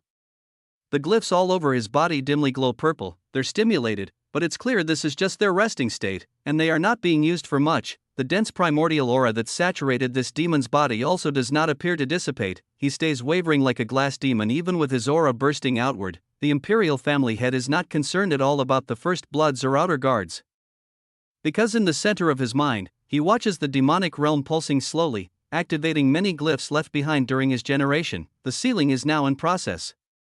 There are no longer any losses that could affect the end result. Kill my armies if you wish, but you have already lost, he calmly states to no one. Only a growing smile shows on his face as he stops at the edge of the stump, then sits down. The Imperial family head stares forward at a single point in the domain barrier and waits. In the lower realm, this black planet that glows with trillions of demonic glyphs is being watched closely by Monk. After his initial shock and awe, he immediately opens up a telepathy channel with the admins. "You all need to see this," he yells without any warning and sends links to all of the live feeds he's collected. Zooming in on many of the pulsing phenomena with shared rhythms, Monk does not wait for a response, he just looks back at the live images, his eyes are wide, and he borrows the maximum stats his commander roles can grant him to increase brain function.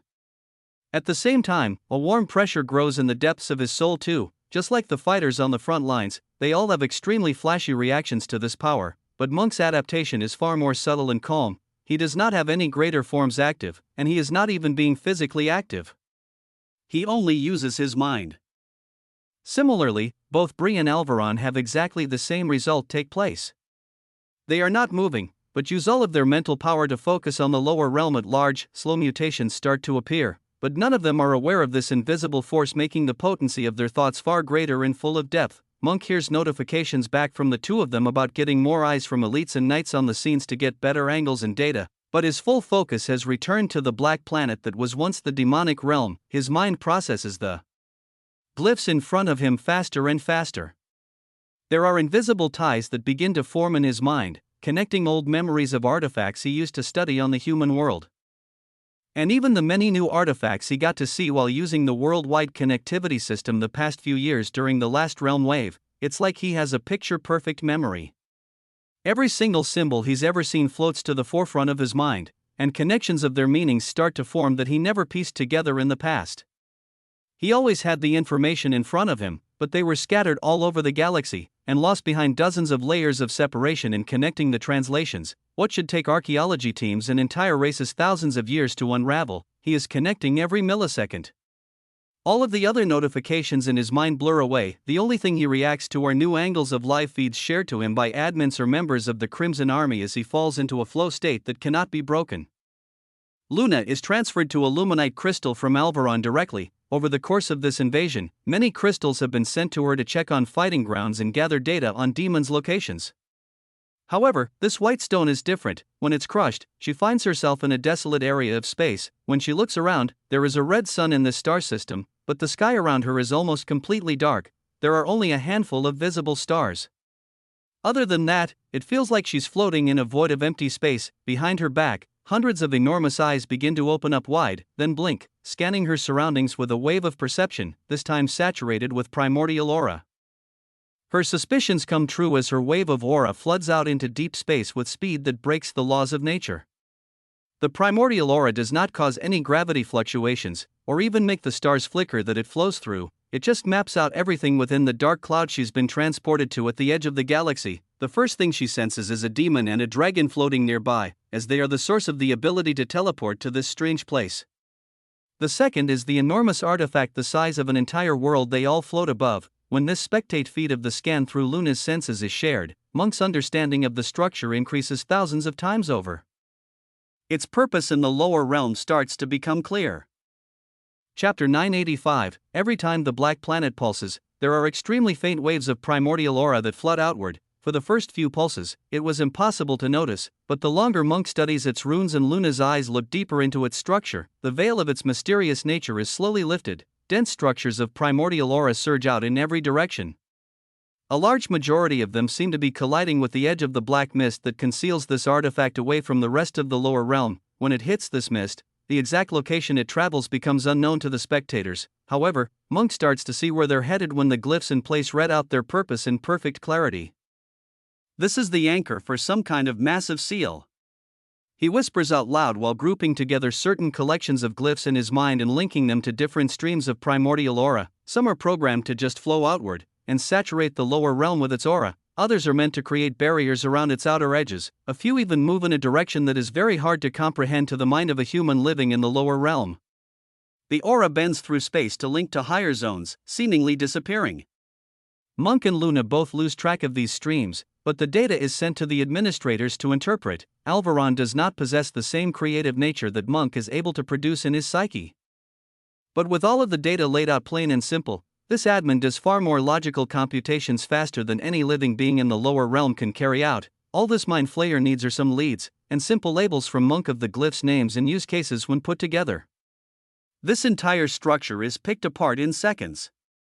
Instead of being fascinated by the glyphs themselves, Alvaron becomes infatuated by the way primordial aura is reacting with the rest of the realm. During this whole demonic invasion, this invisible aura has been reported over and over, but there were never any clear data readings. Alvaron had to take the fighters at their word. Now, there is primordial aura flowing through them. And a mutation is taking place that allows Alvaron to sense it in its semi-physical form. It shows up like a strange liquid shadow, only making itself denser in the presence of strong vibrations, where a being's will is exerted on reality around it. There is no reaction to mana usage, nor is there any difference in its fluctuations when divine threads bend gravity. It is a strange phenomena that seems to only be present in the minds of the users. The source of this content is novelfire.net, that is, until the battles of the knights, commanders, and generals carry on and their every move is studied closer. Not only is this bright yellow monster floating alone on an enormous world, watching these fights take place live, but it is rewatching them millions of times over in the back of its mind to understand the data better. At first, all of the knight's actions are watched, and even some of the visuals from the green zone are studied, but soon it becomes clear that the best data is being recorded by the two commanders Fisher and Lydia. In some star systems, there are billions of eyes watching, and the effects of primordial aura on those around them are studied as the battles progress further and further. These two only target the outer guards, while the knights are more keen to fight the mindless drones. The clash of active primordial aura in the outer guards against the water and ice-wielding swordsman and swordswoman is fascinating. After every major kill, there is a noticeable increase in the potency of their primordial auras that coincides with the increase in their wills.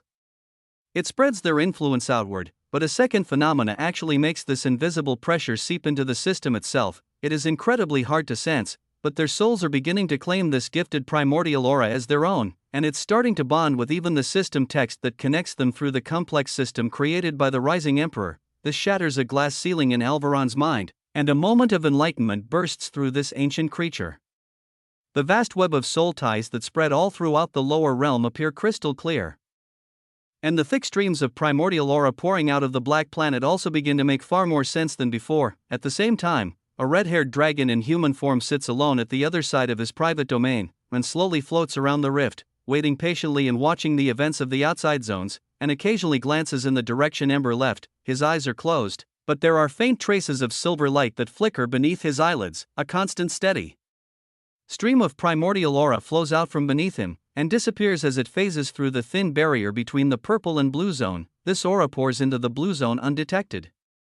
Even the sprouting leaves cracking through the floor cannot sense it as it collides with the only structure remaining in this zone, the silver reactor that was once at the seabed of the celestial ocean. Once his aura touches this reactor, it phases through the zone seamlessly again to bounce down to the reactor in the cyan zone. The same thing happens, letting it flow through the fabric of reality, and even ripple through the unbreakable barrier in the ravine. The aura breaks into two concise streams as it flows into the green zone. The first pours into the fortress, and easily finds a small artifact he left behind in a small black box. The second stream collides with the reactor again, and beams its way into the lower realm. It easily finds the cloud of dark mist at the edge of the galaxy, and pierces through it like it was never hidden.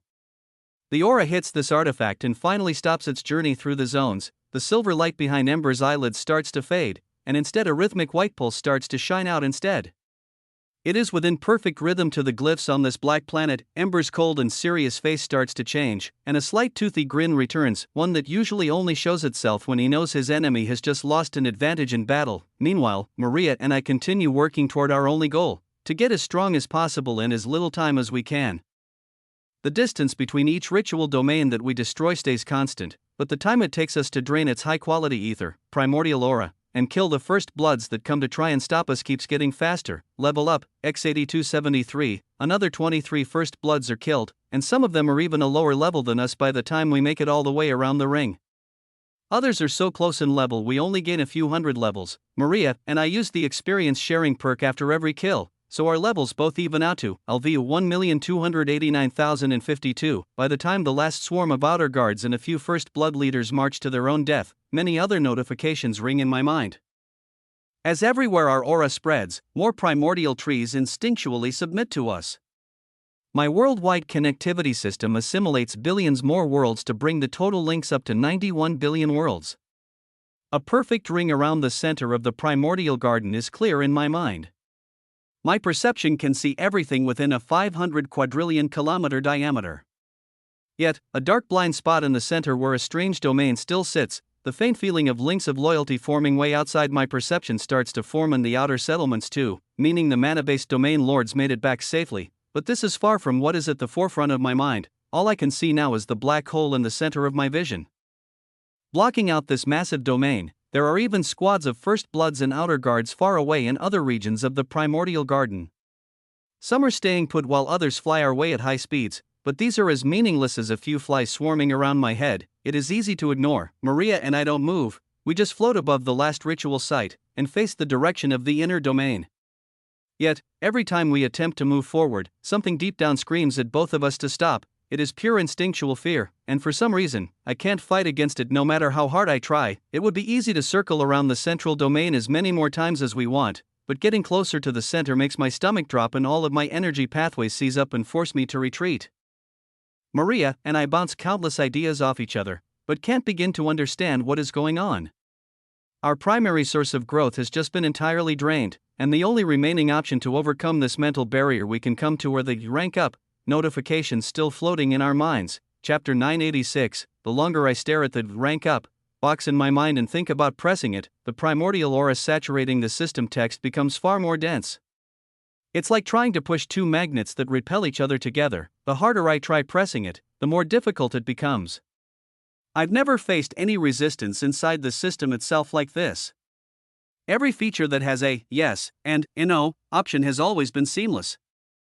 Some hidden mechanism would always activate and push the function through no matter what. Now, I even share live thoughts with Maria, and she feels the same exact thing happening in her mind. It is the most logical plan of action to rank up and gain another boost in power to enter this central domain, but it becomes very clear this isn't going to work. No extra mana, or divine energy, or increase in the high-quality ether filling our pools is going to change this fact. It feels like an external force is interfering, like some kind of seal made from an incredibly complex variation of primordial aura. At the same instance, I can feel the many enlightenments of my knights, commanders, generals, and admins as my primordial aura starts to merge with their systems. I can feel it doing the same with mine, at a far faster rate and with more potent aftereffects. I've gained multiple buffs that glow with this primordial aura on my status, and many of the demon race skills have been upgraded again far past celestial grade to primordial. However, even these don't feel quite right. I activate my primordial defense, bringing my aura inward to surround my sacred body in a tight layer, then activate primordial resonance. It forces my mind to concentrate only on the present in front of me, creating a slight tunnel vision effect. My senses everywhere else are still active in the back of my mind and will trigger my attention if necessary. But this blocks out all distractions to put me in an artificial flow state. The potency of my primordial aura temporarily increases by many times over. I recall seeing a few First Bloods using this buff. It would increase their speed, attack power, and battle IQ for a short period of time. However, it didn't stand out much when they all were one-shot killed. Now, I can see its effectiveness. I scroll through my status and find that this feeling actually makes itself clear in multiple places. The first is around my soul sword. It was impossible to sense when my awareness was at a lower frequency, especially in the blue zone when my sword first fell into a dormant state. Now, I can see there is some kind of mental barrier between us. It didn't fight back before because I didn't have enough primordial aura for it to care. Now, when I try to nudge my mind closer to my soul sword, it repels me away just like my rank up notification. Next, I start feeling this aura everywhere. It appears in every one of my celestial grade skills. At first, it doesn't make any sense, but I open up all of their information and scroll through their settings and find that this aura is actually coming from their upgrade options. I have enough PP to force upgrade 1, celestial grade, skill 2, primordial grade. My mind instantly falls to absorption, but when I try to mentally press yes, the option gets further and further away. Even in this flow state, I can't find the root of this barrier that's making itself known all throughout my system. It's like someone or something has placed a manual potential blocking bottleneck in its code. After hitting more dead ends, I deactivate these buffs and look to Maria. Still nothing. She replies but doesn't look back toward me. She only points forward at something else. Well, I think we're going to have to make do with what we have.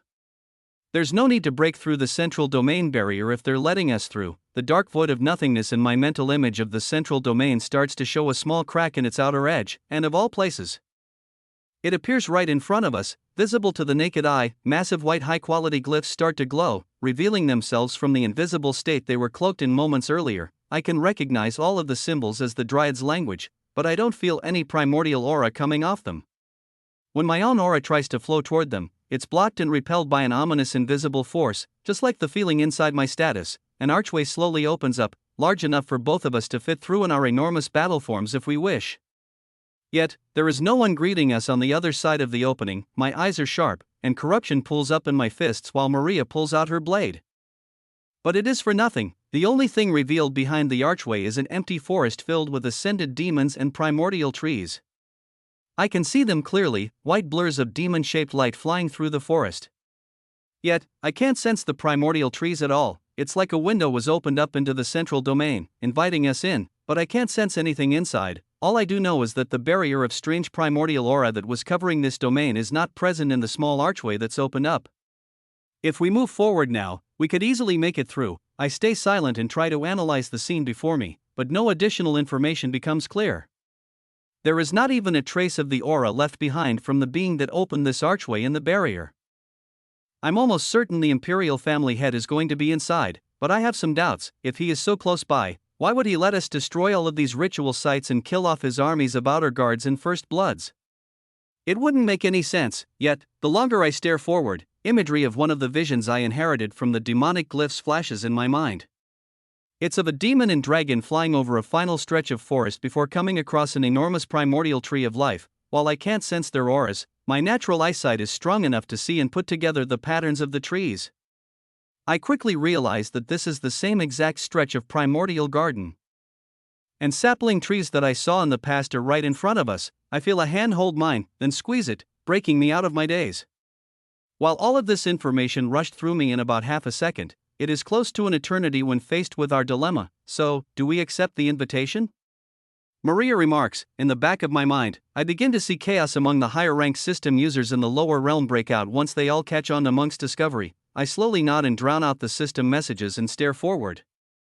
Whatever this phenomena is, the cause of it is inside this domain. Not only that, but if this domain is affected by the same seal that's present in my status, the answers to how I can break it may be inside as well. Yes, I think we will. Chapter 987. Whatever opened this archway in the central domain wants us to enter. It is obviously a trap. My instincts are giving off mixed readings the longer I look. I can feel that there is incredibly valuable information inside this domain, and the potential for power, but there is extreme danger as well. When my gaze lingers on the edges of the barrier that are still active, all of my aura is repelled. Yet, when I look into the small opening, nothing happens at all. My primordial aura just rests up against it like a solid wall, just by looking at the types of glyphs active around its borders.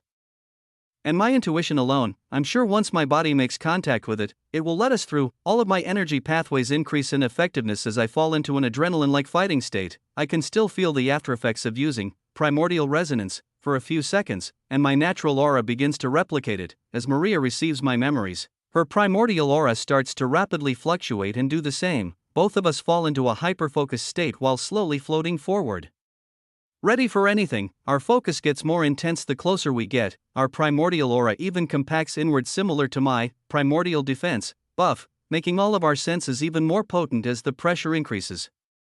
Neither of us even dare to breathe as we make contact with the invisible layer of air where our primordial aura stops. Just as I thought, our bodies slip through without any resistance. Yet, my senses of the primordial garden below do not become any better. The atmosphere we float into is extremely strange. My primordial aura doesn't feel like it's being suppressed, but it definitely is. There are massive primordial saplings right below me, and I cannot even feel them with my aura. It's like the invisible layer of film that allowed us to enter this domain is wrapped around our bodies, allowing us to view what is in front of us, but not sense it or interact with it for some reason. Despite this, we still float forward. I use my memories inherited from the demonic glyphs to recall the direction to the center of this domain. Get full chapters from novel.F.IR.net. Out of my peripherals, I see countless glyphs spinning, and the edges of the archway slowly closing back up. This is our last chance to leave. Maria whispers, it may be our last chance to enter too. I reply, the longer we move forward, the more I'm certain that there is no way we could have cracked through this barrier relying on the help from the Dryad's glyphs like we did before. I believe you're right. Maria nods after a moment, and the barrier shrinks to a small hole, then fully closes behind us. Without my primordial aura and high royal vibrations giving me any feedback on our environment, all of my other senses start to heighten naturally. Similar to how one's hearing or sense of smell heighten in a dark room, my eyes begin picking up the intricate movements of all of the glyphs closing up, and simultaneously begin to spot ascended demons flying through the trees in the distance. They don't look like they're headed toward us, they appear to be flying about on their own, uninterested in our entry. My divine threads become one of the strongest pulls on reality around me, and I can feel the purple strands attaching me to space. Wherever my true purple core moves, the intricate movements of my corruption and bright red ethereal flames that flow around my sacred body all begin to deepen their meaning in my psyche. Then best of all, I start to notice the slow pulsing and flashing of my glyph imprints. They seem to fluctuate depending on my train of thought, or how fast I move, or what other energy sources I tap into and activate in the moment. They're extremely sensitive, and react like a moving portrait of my mind and soul on the outside of my body. However, the more I watch them, the more I realize that they don't only react to my thoughts and actions, they react to what I see and the energy sources around me.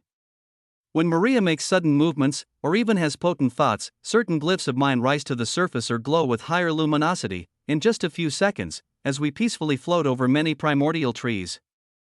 I feel a collection of my glyphs start to glow with a dim light for the first time. They're very deep down, and have not ever been stimulated before. It's impossible to see what they're reacting to, because my primordial aura can't sense out far enough to even see what it is. Yet, the closer we get to the center of this domain, the brighter they start to glow. All of these symbols that are glowing are of a language I can't fully comprehend. None of the demonic glyphs I've absorbed have a counterpart to them. It's equally ominous and invigorating. I'm certain this is what my instincts were pulling at before, but had no tangible proof to see why Maria's imprints are reacting in the same way. Even without my memories of these trees, we could still easily make it to the center just by following how brightly these inner glyphs glow. This growing warmth only makes our focus and alertness even deeper. My comprehension of glyphs increases many times over in the next 10 seconds or so as we fly forward through this domain. It is peaceful and harmonious to watch the millions of flickering patterns cover the outside of my soul, and start to truly understand why they're reacting the way they do. This moment of tranquility allows both of our ether pools to settle and finally digest the enormous amounts of high-quality ether we've absorbed from the ritual domains, despite being in such a tense environment. Unaware when or how the being that let us in here will make themselves known, it feels like we've just let out a long breath of air we didn't even know we were holding in. Quite the leisurely stroll you two are taking. If I were in your position, I don't think I'd be so calm. A silky smooth voice echoes in our ears. It sounds like the central domain itself is speaking to us. I cannot sense where it's coming from or how these words have been transmitted into my mind, but strangely, there is no killing intent that comes with it. I strengthen the corruption around my fists, and even wrap my vitals in it while looking around. Maria's eyes are sharp off in the distance, sparkling with the same light as her sword. However, it's useless without primordial aura. Please, come stay a while. I'm the one who let you in. We are civilized, aren't we? Don't you want to chat face to face? The voice echoes in our minds again. Both of us look around, but sense nothing. We float back to back and do a full scan of our surroundings, but there are no threats. Not even the ascended demons that float below us in the forest react to these words. It makes me believe this is a targeted telepathy wave of some sort. It comes again before I have any time to think of how to track it. There's no need to work so hard to find me. You are already on the right track. You're so close, thieves of the Creator's legacy. Come. I want to see up close what the Overseer has been worried about for all these passing eras. I don't sense anything special about you two. Chapter 988. This calm and smooth voice continues to sound out in our minds, with no trace of its source, even though it's clearly an enemy, and moving forward is exactly what they want. The glyphs deep in our souls pull us to move forward with warm glows as well. I'm still able to see ahead a few hundred trees in all directions with my natural vision, not using primordial aura and vibrations to aid it, and I'm certain, using the memories of the past in this domain, that we're getting close. Just as this thought comes to mind, the trees start to thin out. And the scene of an empty portion of land comes into view. The shadowy background of a massive structure appears behind it, like a wall. The closer we float, the more this wall comes into view, and it appears to look more like old bark. The imagery of an enormous tree stump I absorbed from many of the First Blood's memories fills in the blanks. I start to see that it's curved, and leave the saplings behind me. We get close enough that the top of this curved tree stump, and the outline of a figure, can be seen sitting on its edge. You've arrived. And just in time for the ceiling to end. Please, come, I want to show you what you fought your way from the lower realm to face. It is a rare treat for me to see new faces with this much talent in the current era. The voice still comes from an unknown source when I try to track it, but there's no doubt in my mind we're looking right at the sender. Both Maria and I stop in midair a good distance away from the tree stump, and slowly float up higher to be face to face with this entity. I can't properly see who exactly it is, as there is an invisible barrier around them, but it is in the shape of a demon, and one eye. Recognized from the many memories of the First Bloods, all of them had strange seals on their souls, deleting portions of the past, but I was strong enough to brute force my way through some of them. This body shape, demeanor, and even sitting stance and position he chooses to make when facing us, they're all exactly what the Imperial family head would do. We halt in front of the demon, far enough away that I still feel moderately in control, but close enough that we're definitely putting ourselves at risk. The only hope in my heart that this isn't a pointless death trap is the fact that the glyphs on the inside of my soul are burning so white hot that they almost hurt. Whatever they're trying to resonate with, it must be in this stump of a tree. I love those confident eyes you have. You have no idea what you've done, bringing me even more of the energy from the zones below. It saves me the trouble to do extra cleanup before the ceiling. Comes from the voice again. This time, the invisible demon in front of us slightly moves his head. I can see oily, rainbow-colored glimmers of light as the primordial aura around him shifts, but other than this, I still have no way to see through it. My eyes are glued to the demon, but Maria speaks back. What about killing thousands of your outer guards, and dozens of your First Bloods? Do you not care to save them as their king? There is a silence between us, but the invisible figure only shrugs. What do I care? None of them can last longer than a few minutes without dying under my aura. I have to place seals on them like you if I ever want to talk face to face. The demon stands up, and the glistening aura around him shines much more with the movement. Both of us reflexively shift our stances and float backward a few trillion kilometers, but the demon only lets out a sigh and starts pacing slowly across the edge of the trunk. If anything, I'd like to thank you again for that. Now that the lot of them have been thinned out, they'll be even more loyal.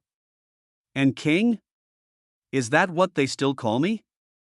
I'd rather they called me something more fitting, maybe their father, or better, their god. The demon walks around leisurely, hardly even looking our way. My heart beats faster, as this was not the kind of demon I thought I'd find in the center of this zone.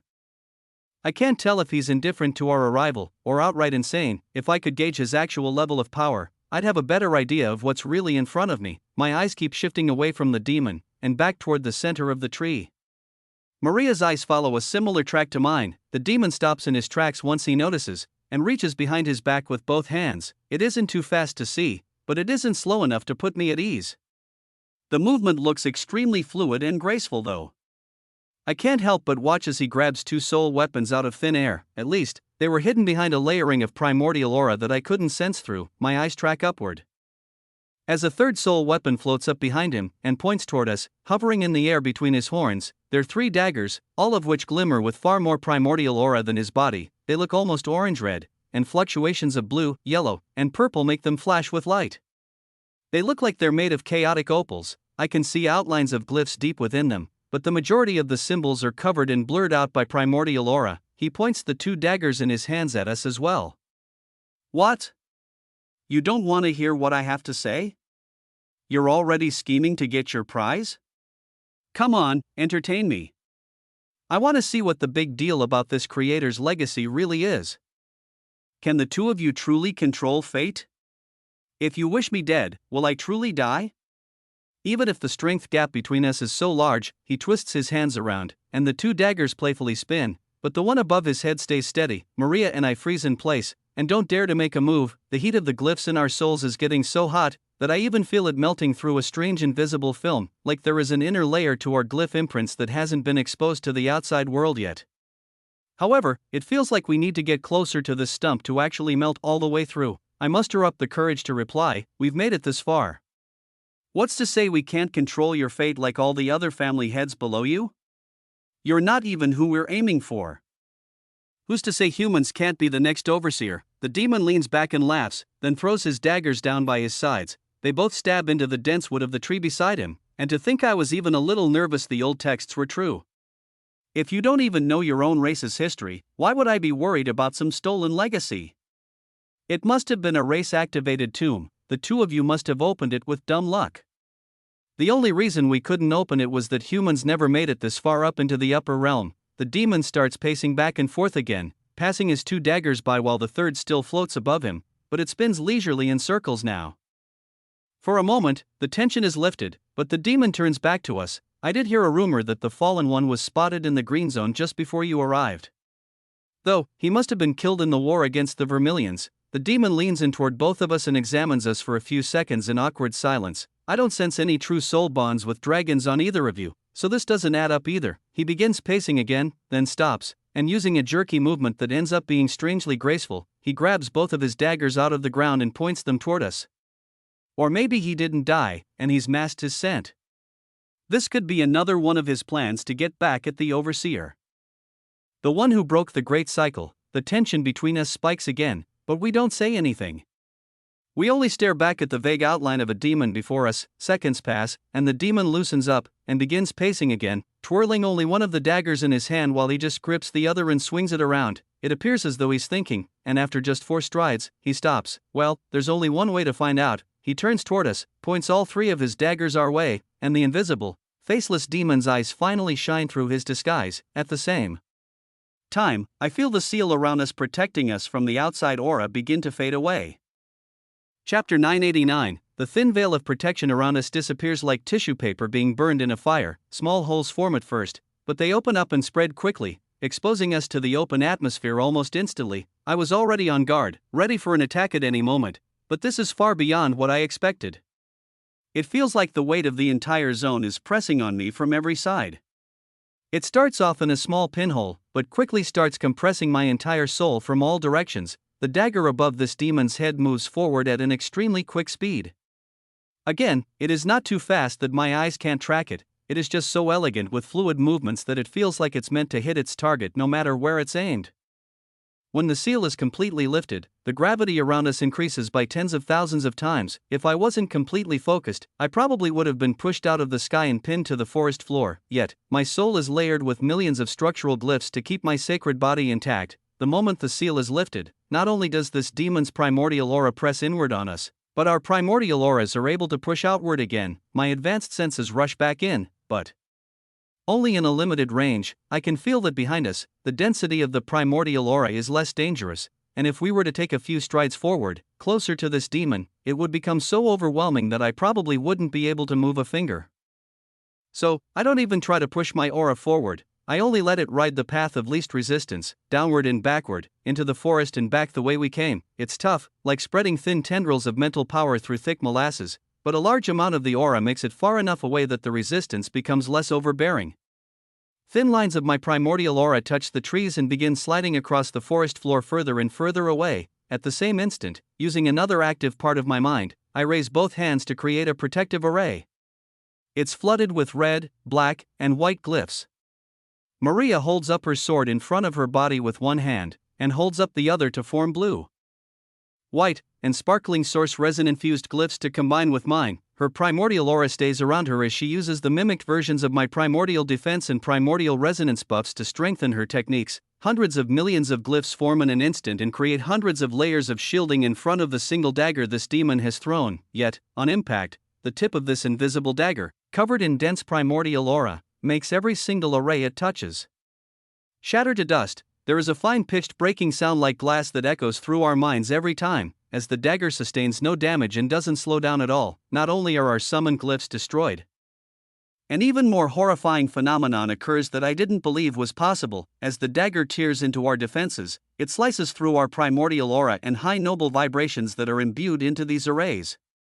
No matter how close or far away the attack is, this weapon is directly touching the essence of our wills and breaking them down after every single glass crunching sound. Stolen content alert. This content belongs on Royal Road. Report any occurrences. I feel my high royal vibrations losing some of their vibrance, and even the capacity of my primordial aura is limited before my eyes. It's like it's being deleted, not in a brute force way, but in an elegant cut, deep into the soul. It feels worse than any physical attack I've ever taken, and this dagger is only touching summoned glyphs. as both our eyes widen and it tears through half of our defenses, I decide to activate my escape route. Trying to block the rest of this strike will only waste energy. I lower my right hand and grab onto Maria's arm, then activate Primordial Resonance for complete focus and trigger one of my newest skills I upgraded from killing the First Bloods, Primordial Grade Shadow Step. There is a slight delay in its activation, like some kind of lag. My mind flows through the currents of primordial aura beneath the trees that run further and further away. When I close my eyes, I can already feel my position in reality shifting through trillions of forced mechanisms and pre-made glyphs of a language I cannot comprehend. It isn't an instant transfer, like I've seen the generals use before in the lower zones, or like the dungeon walker skill I often used when teleporting inside mana-based constructs. It isn't even like crushing a luminite crystal. Then again, I haven't tried any of those methods with my current level of comprehension and perception. What I feel now is both my body and Maria's turning into a pure energy state, where I have no ability to move or think until the actions are completed. We only flow through the predestined primordial aura pathway I selected in my mind, connected to the system. When I open my eyes again, we're on the other side of the domain, deep in the forest, almost 100 quadrillion kilometers away. All of our summoned glyphs are left behind, and a portion of our primordial aura evaporates under the pressure of this demon, but it is nowhere near a fatal amount. In fact, without such high pressure coming at us from all sides, I feel the strength of my vibrations coming back, and my primordial aura growing outward again, recovering to its natural state. Even the loss in our ether pools was not that great. It was about a quarter of the energy from one ritual domain. We could summon over 50 of the same amount of glyphs before we run out. While reassuring that we're not in a low energy position, the fact that this demon is hundreds of times stronger than us is still clear as day. The white-hot glyphs on the inside of my soul also start to cool down as we move further from the stump of the tree. I can feel the barrier it was eroding before stop melting, and even begin to solidify and harden back up. Oh? Now that's quite the trick. You can use the skills of demons? Maybe you do have something special about you, but I'm not convinced yet. Come on. Show me more. From the edge of my senses, I feel an invisible dagger splitting through the air from the direction we just came. It turns slightly, avoiding trees with ease, and flows with a beautiful rhythm. Part of my mind is distracted for a moment, completely in awe of its elegance, but other parts are already creating countermeasures. Red, black, white, and blue formations are summoned in front of us to attempt slowing the dagger down while my mind wanders through the tendrils of aura I've spread throughout the forest. I try to get closer to the tree stump if I can, but I can feel this demon still standing on its edge. An impossibly strong force is repelling all of my aura that gets near. Even the walls of this domain suppress my primordial aura when it gets too close. While it's not as overwhelming as the demon himself, it still slows down the rate at which I can make my aura travel. It's a limiting factor that could put us at a disadvantage. There is only a thin ring of forest between the domain barrier and the stump in its center where our travel can be guaranteed to be fast and seamless. Just as the dagger hits our defenses again and starts to shatter the first 10 or so like frail glass, we disappear and reappear under primordial trees even further away. This time, our backs are only a few tens of billions of kilometers away from one of these trees. If I reached a hand out, I'd touch its trunk. This is close enough to be the strongest aura nearby, and a comforting feeling flows into my psyche along with new links of loyalty notifications. Despite the feeling of that same beautiful, glistening dagger of death coming our way again, I start to do calculations in my mind about how many primordial trees there are left in this domain's forest. It might be enough to gather 100 billion worlds. There's a good chance it will trigger another perk in my Rising Emperor's system. I send to Maria using telepathy, while I show her scans of the forest and a detailed plan of my thoughts. It looks like enough. This will work as long as he doesn't catch on. We have to play it right. She starts to summon another defensive barrier, as the dagger has already split through the forest and found us again. Chapter 990. Ember stands up from his isolated place in the forest, and when he opens his crimson eyes, a white flashing light glows behind them. Thin outlines of glyphs appear like reflections in them, like images of the glyphs are playing on a screen in front of him, but there is nothing of the sort. A grin stays on his face while he jumps up into the air and starts to float back toward the Terran space at the center of the domain. An elf's voice echoes through the air. They're fighting already. Jay and Maria, they went into the central domain. Yes, I can see. Stay here and open this domain to the rest of the garden. Once it's all over, Ember's body begins to ripple with an extremely dense primordial aura. and the glyphs in his eyes shine brighter as he passes over Ren, and the rift that looks down into all the zones below. The elf nods, a white flash of light surrounds Ember, and out of it emerges his hybrid form. His feet and hands grow long claws, the undersides of his arms, chest, and back all grow scales in areas to protect his vitals. A pair of wings sprouts out of his back, and so do a miniature pair of horns that are covered in scales too, making them far different than Demon's horns made from pure bone. All of these scales that cover his body look slightly translucent, they're jet black in color, and some are even a potent crimson on the underside of his wings. However, they look like they have a glossy finish on them. The primordial aura saturating his body is making mirror-like illusions that distort the truth. Behind each scale, the same blinking white glyphs start to show like their reflections. Even deeper down, the true color of these scales shines with a dull golden light. But it's only seen at obscure angles through the primordial aura's lens. When Rin sees the sight above, the wide eyes of this elf stop blinking entirely. What is that form? Ember raises a hand and looks upward as he floats higher and higher. It's something I've crafted to deal with Marcellus Imperial. I've lost count of how many times the demon has killed me. The fact that he's activated the seal has given me enough power to use this one more time. You really need all of that to take on a purple cord royal. A nervous voice sounds back. Ember chuckles as his clawed hand touches the top of this hidden domain. I agree, this is realms above what a purple core should be able to achieve. Even if you saw some of the older eras with your own eyes, you still do not know the raw talent that spawned when the source was still volatile. That demon is in a class of its own. This story originates from Royal Road.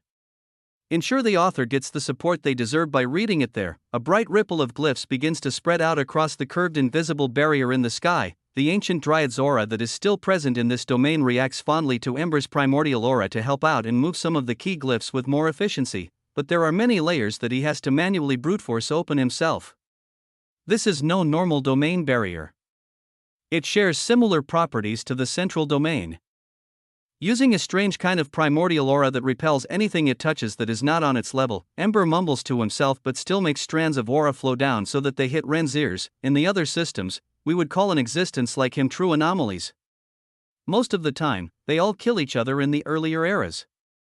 Those that actually survive, or have racial genes that allow them to live long enough, they would either rule as the overseer until the energy ran out, or kill everything inside before breaking out. I thought I placed enough backup plans to make sure none of them would survive, even when the demon's overseer remained in power. It worked quite well, actually. Most of the first generation died because of it. The lot of them that actually managed to survive all degraded into first bloods with no memory of their prior existence, and left with not even a shadow of their potential. Marcellus managed to avoid his fate, and he's been the faithful eyes and ears of that overseer for the mortals ever since. This is our last chance. Glyphs start to shoot apart in the invisible ceiling above, and the intensity of Ember's primordial aura becomes multiple times greater with every passing second. He pulls it inward, and it condenses around his chest, a narrow pathway through his arm into his hand, and all throughout his brain. No aura goes unused as this hidden domain begins to open. Maria's barriers of icy glyphs shatter while a dagger pierces them with ease. Just before it hits us, I turn us into a vibrant, fast-moving energy, and we disappear through the primordial aura pathways my mind creates flowing through this forest in the central domain. We reappear out of sight, and extremely close to another primordial tree's trunk, close enough to let my aura seep in through its outer protection layers, and be the dominant force even though the demon's aura fills up the entire domain. We're close enough to two other trees nearby, and with a little extra effort I'm able to let my aura seep into them too. Links of loyalty sound in my mind, and we disappear and reappear a few quadrillion kilometers away right after. The dagger is far enough away that we don't even have to summon any kind of protective glyphs to try and slow it down. Even when we did before, the beautiful dagger didn't even look like it was facing any resistance. It may just be a waste of our ether pools to even try stopping them for now. However, as we blip in and out of range from this weapon across the forest, linking one tree at a time, it seems almost necessary to try. Putting up some resistance is part of the act. It may be a waste of ether, but it will give us more time before he realizes why we're moving like this. Maria's voice sounds in my head as she forms another few layers of glyphs. At this rate, we're going to have to dodge thousands of times to hit every tree. But she's right. Pretending to block every few primordial shadow steps may entertain him for longer. I can feel the ether in Maria's pools slowly deplete, and I cycle more into her through our contact. Not only does she need it more, but having equal pool levels allows for a calmer and more synchronized mind. Small dots of perception start to appear all over the central domain. Not only are they granting me worlds in the lower realm, but also eyes right here on the battlefield. Even when my aura is out of range, I can still see clearly within a small bubble through the mind of the primordial trees. This awareness is not limited to only the trees inside. I can still see everything outside this central domain. The perfect circle of ritual sites filled with thousands of primordial trees shows in perfect spectate feeds in the back of my mind. In fact, there is a spreading sensation even further out in the primordial garden. It is far away, in the outer settlements. I start to feel new ancient races swearing their loyalty. Subconsciously, my primordial aura floods into their beings just like it did for Ulgar, Axel, and Vardon. It is enough to reach some of the trees far out in the domains not owned by demons. Slowly, my perception of the entire purple zone begins to piece itself together. As it does, I see the small thread I must follow in the next few seconds to regain control. Chapter 991. Run all you want. The longer we wait, the harder it will be to break through the ceiling of the zones. My life's work will soon be complete. The demon's words sound in our minds like he's right behind us. No matter where I teleport to in this domain, Maria strategically uses less and less pure ether from her pools to block, as it's clear the arrays do nothing to slow down the dagger, but it is actually still useful to practice wielding new glyphs at this level of power. As our shared memories combine, I get the same benefit of greater comprehension after each exchange. Instead of only using Shadow Step, I produce a few million additional glyphs each time too to increase the benefits. These include arrays beneath our feet to make our movements more accurate, or even structural glyphs around my arms, wrists, and shoulders to allow for a sturdier and more accurate casting of other glyphs. I even start layering them on the outsides of my fingers to create extremely accurate funnels for the escaping energy. This goes on for quite a while. We managed to link with over 300 primordial trees scattered about. Outside, in the outer settlements, the spreading links actually move much faster. Thousands of trees automatically submit, and tens of thousands of ancient races do the same. I can feel that some are just following orders, doing as their domain lords command. The first few waves are of weaker level ogres, griffins, and mammoths. But the next wave comes from a serpent clan, and right after, an enormous herd of three-eyed bulls, a race I've never seen before in the lower realm. A chain reaction begins to go off, as many of these domains have allies spread across opposite areas of the outer settlements, and word travels fast once they all have instant communication and understanding through the worldwide connectivity system. When I look inward, I see that my linked worlds have risen to just over 92 billion, while their contribution is noticeable, ranging in the millions per outer domain, that counts all of the primordial trees in the area too. That amount can be claimed from a single tree here in the central domain. It's clear that this needs to be my primary focus. Just as we get in an efficient groove, our speed of casting glyphs improves quite drastically. After absorbing so much raw ether from the ritual domains, and storing it all in our newly formed high-quality ether pool, it hasn't had the chance to fully integrate with our minds and souls. Every few seconds it gets easier and easier. We have to use less of our mental power to control each stream of ether to pool into certain glyphs. It becomes more second nature. Instead of individually summoning many symbols and forcing them to work together, we begin forming them all at once. Already inside a working system, it becomes less of a mechanical movement with many intricate parts, and more of a visualization of the end result, and our instincts take over to summon the correct glyphs to fill in the gaps. Taken from Royal Road, this narrative should be reported if found on Amazon. With this, all of our external movements become much more efficient. However, the activation of my Shadow Step skill does not change. Once it's in motion, there is always a small lag that I cannot control. This is still limited by the system's present mechanisms. It doesn't matter much, as we're linking to 2 or more trees with every Shadow Step, and our primordial aura grows slightly after every one, making my range of potential teleport points gradually increase. However, our rhythm is broken by more words echoing through my mind in a mocking tone, not bad for mortals of this era. At this rate, you'll catch up to my glyph casting efficiency in a few thousand years. In the edge of my vision, I watch the invisible demon twirl its body around mid-stride. It's been pacing back and forth and enjoying the cat and mouse chase this whole time, but its movements finally change in a drastic way. One of its arms moves in our direction, and a second dagger flies toward us at a completely different angle. It looks just as elegant as the first one, and when it begins hitting the wall of red and blue arrays summoned in front of it, it's clear it's just as deadly. I teleport us away just before impact, But there aren't many places to hide. We don't have any time to practice any unnecessary glyphs this time around, as the dagger that wasn't close enough to use before is now within range. After linking to 4 more trees in the general area, we blip away in a rush. We're met by the same dilemma when we reappear, not even getting a moment to think. I have to calculate our next route away the instant we appear because these blades can now attack from 2 sides. There is no longer any voice in our head during these next few exchanges, but the demon just hums as he paces about. When we're close enough to the trunk to see his outline, I can see he's letting his last dagger float above his hand, spinning about, and every once in a while it's pointed our way. He still seems to just be toying with us, as every time we have an extremely close call with one of the 2 blades that chase us around the forest, he lets out a laugh that echoes through our minds. Maria and I fall into a state of extreme focus. We only use ether to reinforce our joints for faster movement, and around our eyes for better perception. The only thing we need to do is find untouched trees, and avoid the floating daggers that slip through the forest. It feels like they're speeding up with us, traveling on invisible pathways of primordial aura.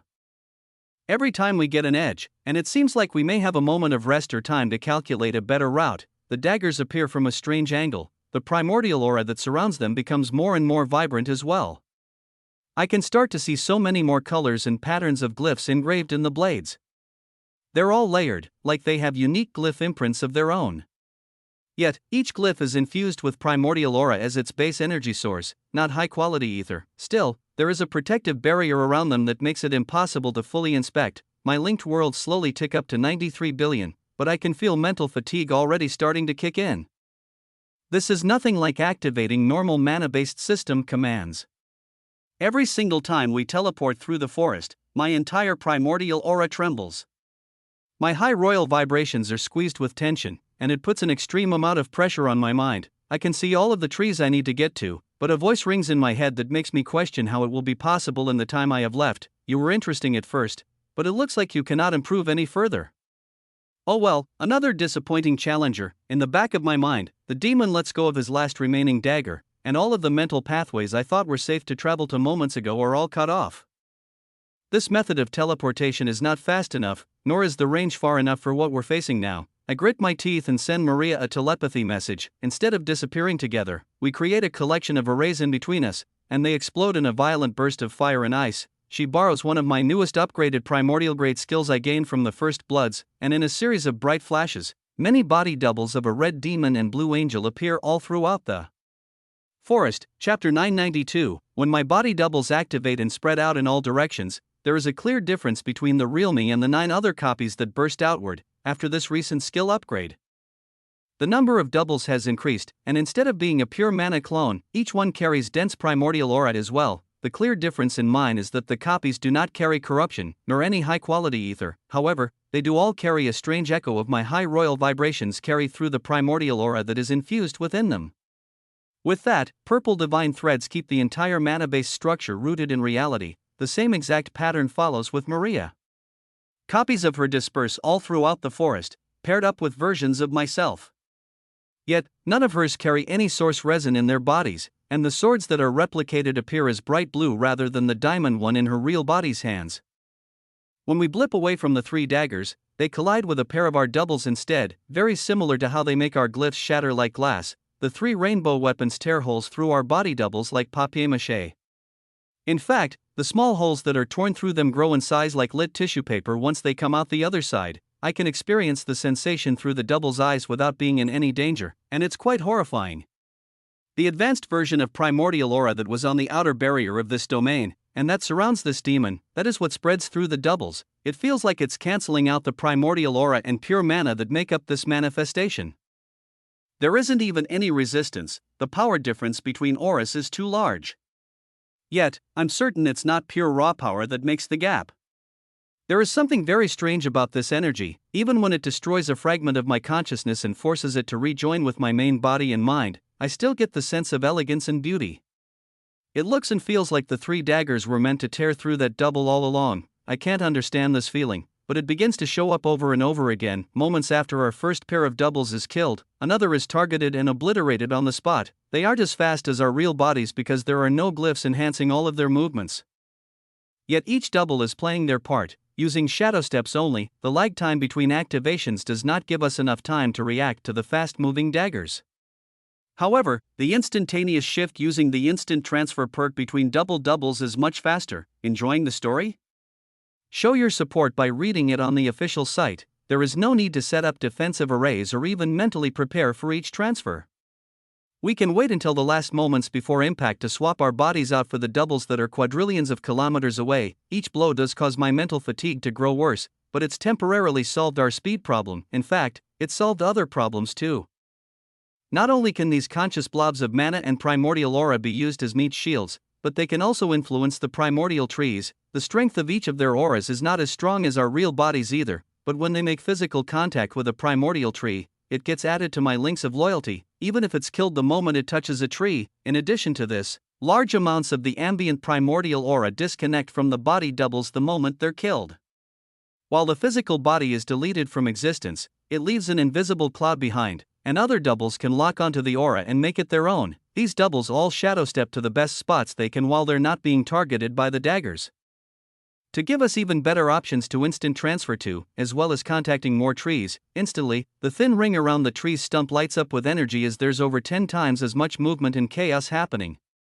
At the same time, my linked worlds rises quickly too, easily surpassing 94 billion in the first few seconds. Primordial grade body doubles too? But that would mean you're over level 2 million. That cannot be right. Echoes through our ears. This time, the demon's tone is different. It sounds like he's genuinely confused. At the same time, I feel his pacing slow down, and the aura around him get denser, like this royal family head is thinking about something very hard.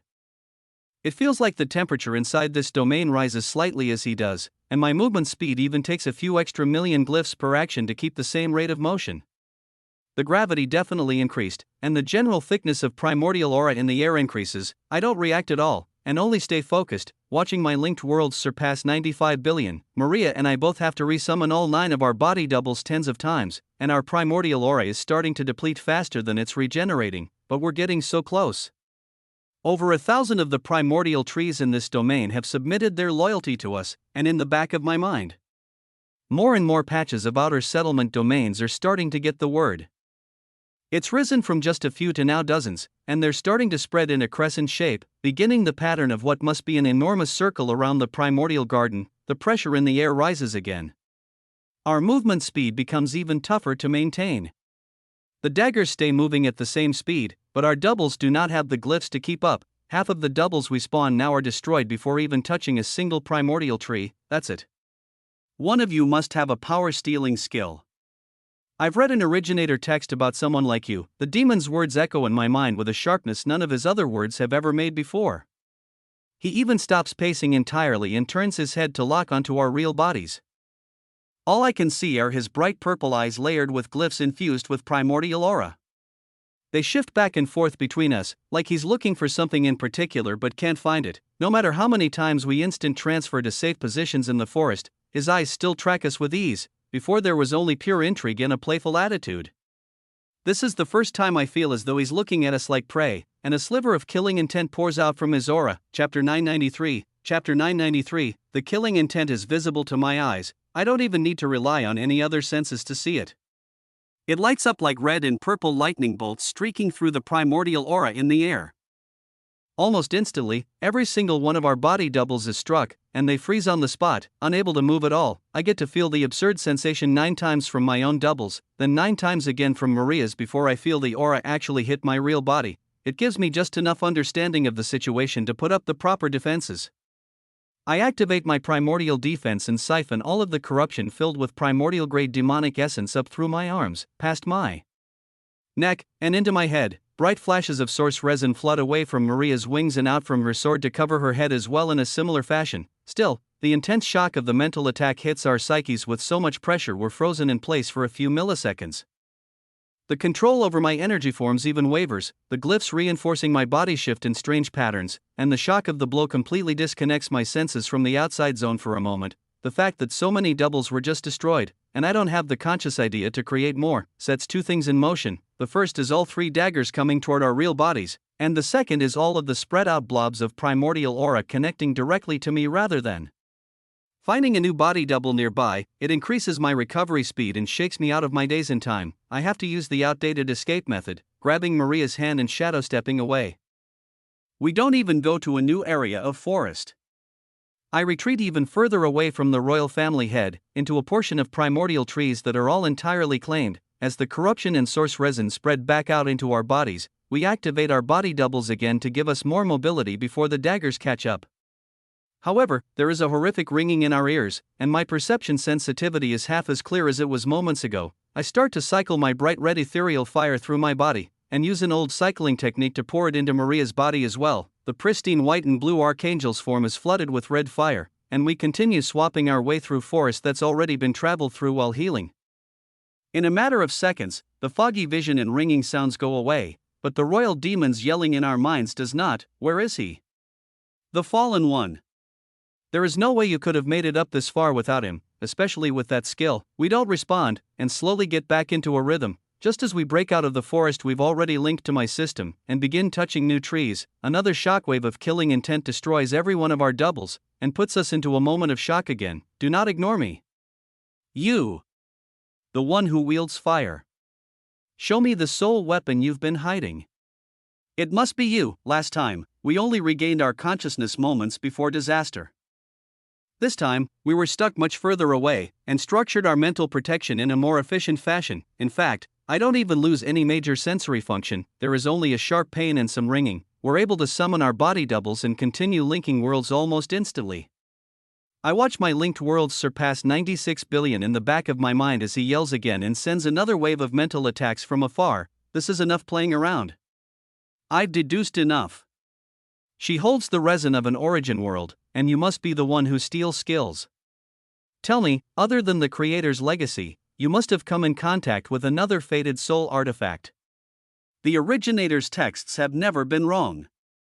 I must get my hands on it, that is how I can make it out of here. This time, the mental wave is not even powerful enough to make me waver. All I feel is a slight echoing sound on the outer edges of my consciousness for a moment, but no actual damage is done. The ringing and blurry vision are avoided, yet, the gravity in the atmosphere becomes extremely tense. I feel the demon's eyes tracking me in particular, as though he's lost interest in Maria altogether. He doesn't send any mental attacks at all for a few full seconds. I'm able to take advantage of this and touch hundreds more trees, bringing my linked worlds past 97 billion. This isn't just from my efforts, the linking of the outer settlements has spread like wildfire, creating a bright crescent of domains in my mind, stretching to wrap around almost a quarter of the distance to envelop the neutral zone separating the settlements from the demon-owned land in the center of the garden. The spread of linked domains even pushes outward far further than I traveled with Ulgar when we first got here, but the further out they link, the fewer primordial trees there are, and the lower the world count gets. It's clear the focus is concentrated on linking more domains as close to the neutral zone as possible. All of my energy pathways pulse with excitement, as I'm getting closer and closer to unlocking a new perk, but I feel this demon's eyes digging into my soul no matter where I run. He clearly does not know what my plan is with these trees but doesn't seem to care. This royal family head uses an advanced form of primordial aura to look deeper into me than I can even see myself. At first, it just feels hot, like there are eyes on me that I can't shake off, then it starts to affect my movement speed. My joints start to burn with sharp pain on especially fast movements, then my muscles even become sore out of the blue. I feel a wave of perception seep past all my mental defenses and deep into my soul. It has a level of power that I can't touch yet, like the barriers of those domains, and the seal surrounding my dormant soul sword. There is also one more thing deep inside my soul that I do not want this demon to see. That is the suppressed soul bond with Ember, that still faintly shows the direction he's hiding in. My current bond with Maria is so close and shines so bright that it shields it from immediate detection. However, I know if this demon digs far enough, he'll see it. So, I make the decision to move my soul sword closer to the surface of my consciousness and let him lay his gaze on that first. When the unblockable aura touches the dark outer layering of my dormant sword, I feel an instant repulsion in the depths of my mind. At the same time, the demon's purple and rainbow eyes widen, and he contracts this advanced primordial aura back in an instant. It's real. The originator's amplifier is real. Echoes in my mind, and tens of times more killing intent crackles out from this demon's invisible body who stands high up on the stump of a dying primordial tree. Chapter 994, instead of single waves of killing intent only targeting my body doubles, and moving for me last, these red and purple streaks of energy burst out in all directions and fill the entire central domain. All of our doubles are destroyed instantly, and the killing intent even latches onto the ambient primordial aura in the air, not allowing it to move. As much as I want to retract it back into my main body, it's pinned down in place, frozen and disconnected from my senses. Stop playing around. If you have the originator's amplifier and the creator's legacy, then why have you come to this place unprepared? If you found that tomb, you must have read the same text that I have.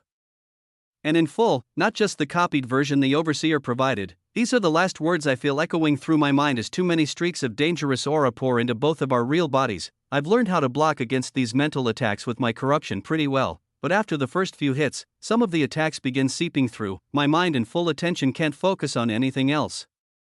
I cannot form new doubles to change our position. I have to endure and think of a different way out. This chapter is updated by novel FireNet. When dozens of these mental attacks hit, the ringing in my ears returns, and once hundreds and even thousands start colliding with my mind from all sides.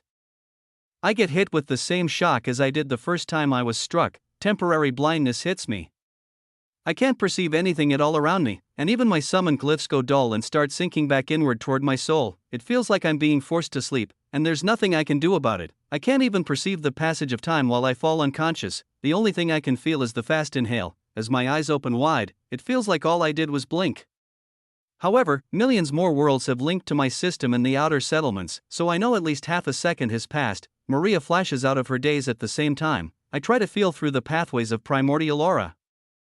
Grab her wrist, and shadow step us away. However, the moment of lag between the triggering of this skill and its activation is too long. Two of the demon's daggers are within range, and we can do nothing to stop them. I watch the elegant curved blades float toward us, like reality around me is slowing down.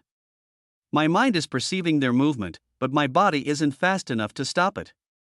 In fact, a warm feeling ripples through the air, even giving off a sense that this is meant to be. That same beautiful feeling makes all of my senses go haywire. Then, both of us get a dagger pierced through our necks and lifted into the air. My activation of any system-based skills goes away, and all of my glyphs go dark too.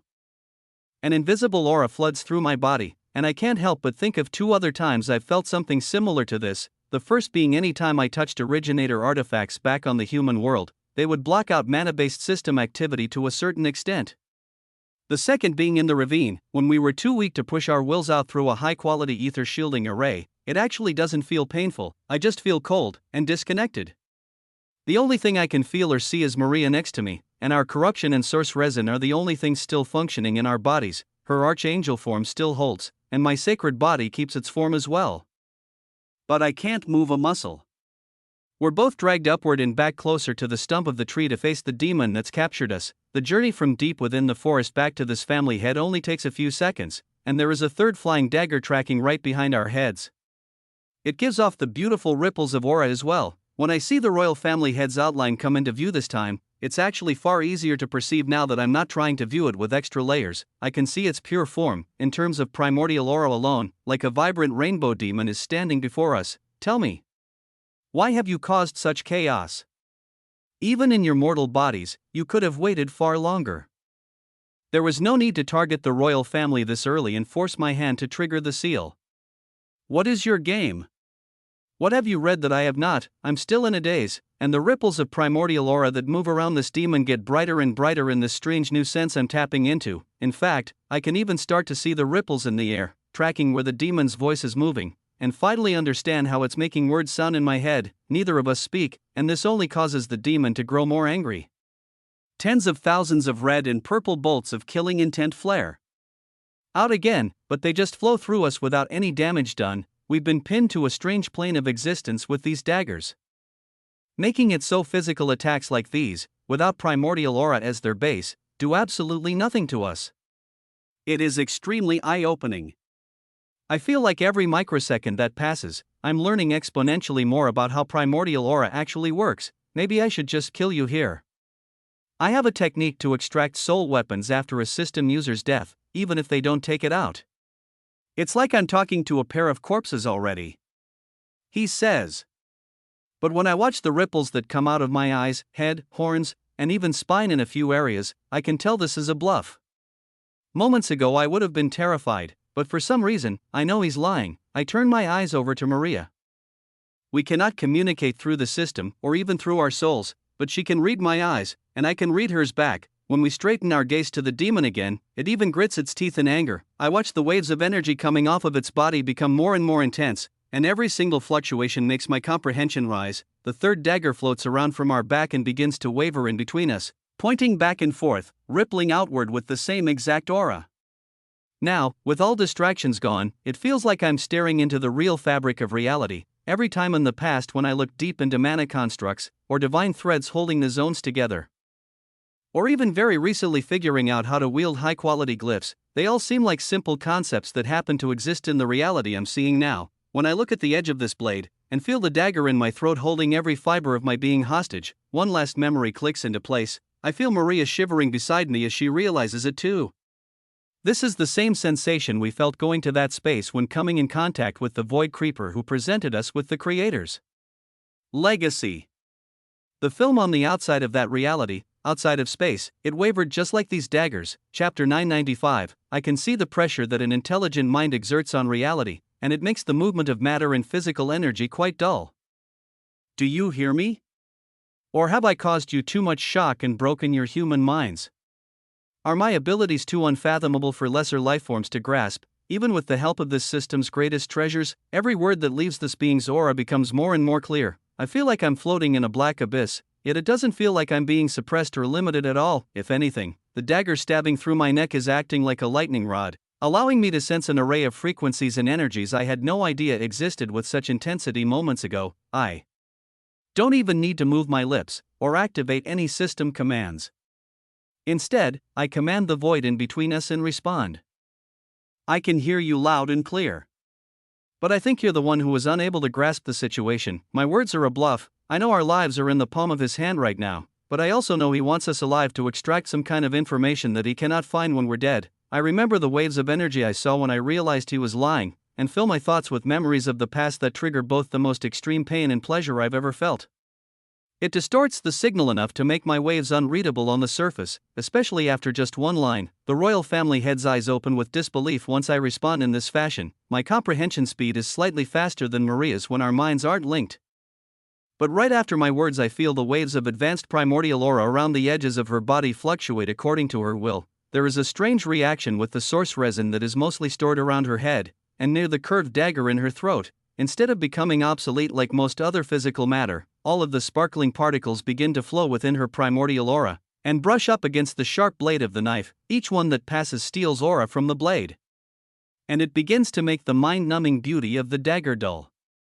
I start to realize that knife is not destined to be lodged in her throat. Its desire to do so was just so much stronger than I believed it was.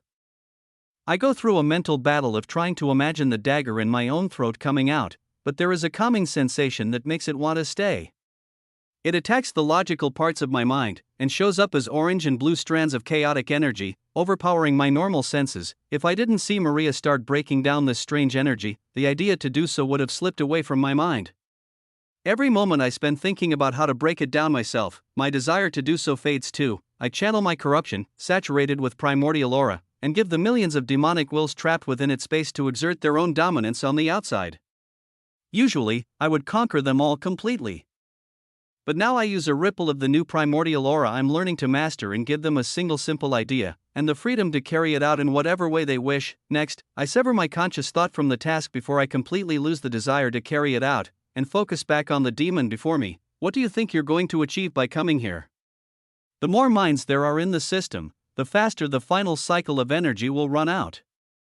There is no longer any room for beings that wish to waste their time in peace and repopulate the stars. He yells through the void, then raises a hand to hold both of the daggers that are pinning us to this strange plane of space. As we float even closer to him, coming within a few trillion kilometers of the stump of the tree, this demon's enormous presence stands right in front of us. He's a few trillion kilometers tall himself, and we're within an arm's reach. Even now, I cannot see his real body, it is only waves of primordial aura. The only feature bleeding through are his chaotic purple and rainbow eyes. Demons are different. We were born from nothing, with dragons as our counterweight. We do not burn down the clock of this system's end. How do none of you lesser mana beings ever understand it? We were always meant to live in the eternal paradise in the end, it was never yours. His words are confusing. But all of the ripples coming off of him now are full of passion. I can only sense that he believes everything he says, so, let me see that amplifier, or you're both dead. Again, the ripples around his body quiver like he's lying, but I don't know why. A very fast-moving blur of advanced primordial aura hits my vision next, like rainbow confetti is thrown in front of my face. I don't know if this is another trick from the demon for a second, but realize pretty quickly it is a large amount of Maria's source resin melting through the outer layer of the dagger in her neck. In a fraction of a second it shifted out of place, and almost pulled out, before it is, the third and final one floating between us heads straight for her chest instead. Wait. I'll tell you what you want to know. Your next question, I'll answer, I yell out, and the dagger stops right before colliding with her angelic form. Maria's soul energy core is not normal, it is sitting in the center of her chest, and it holds her divine core, but at the same time, it is not.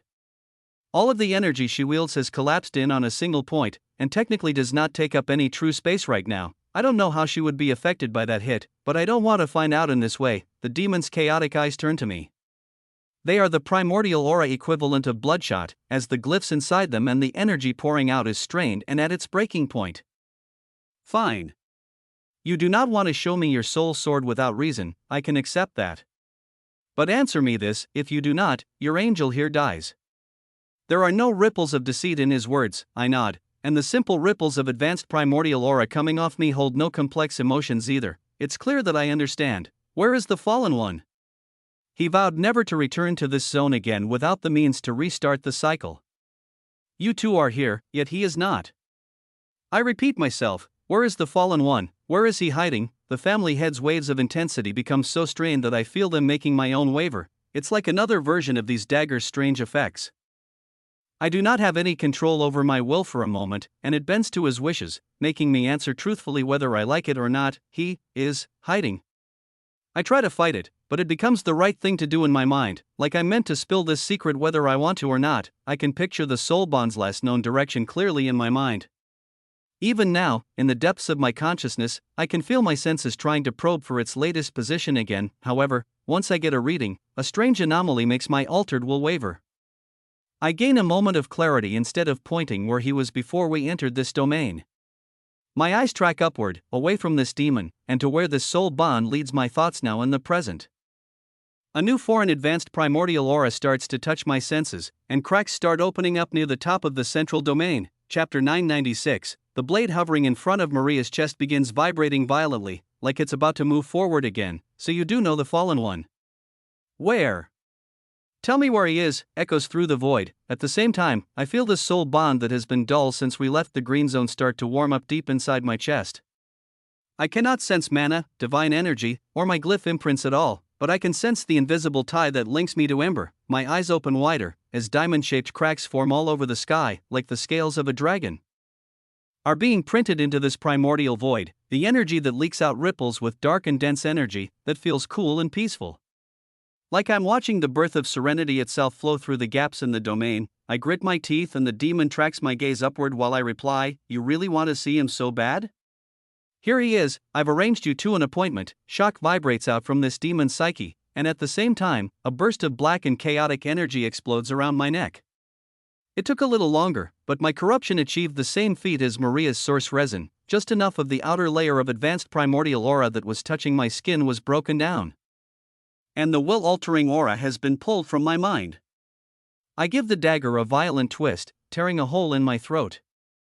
It is painful, but it lets the weapon fall out of my body in the fastest way possible. Maria follows my lead and does the same, twisting the dagger out of her neck while lurching backward. It feels like a heavy net is being pulled off of the outer layer of our souls as we start to break free. The family head does not move at all, his eyes only stare up at the ceiling of this domain.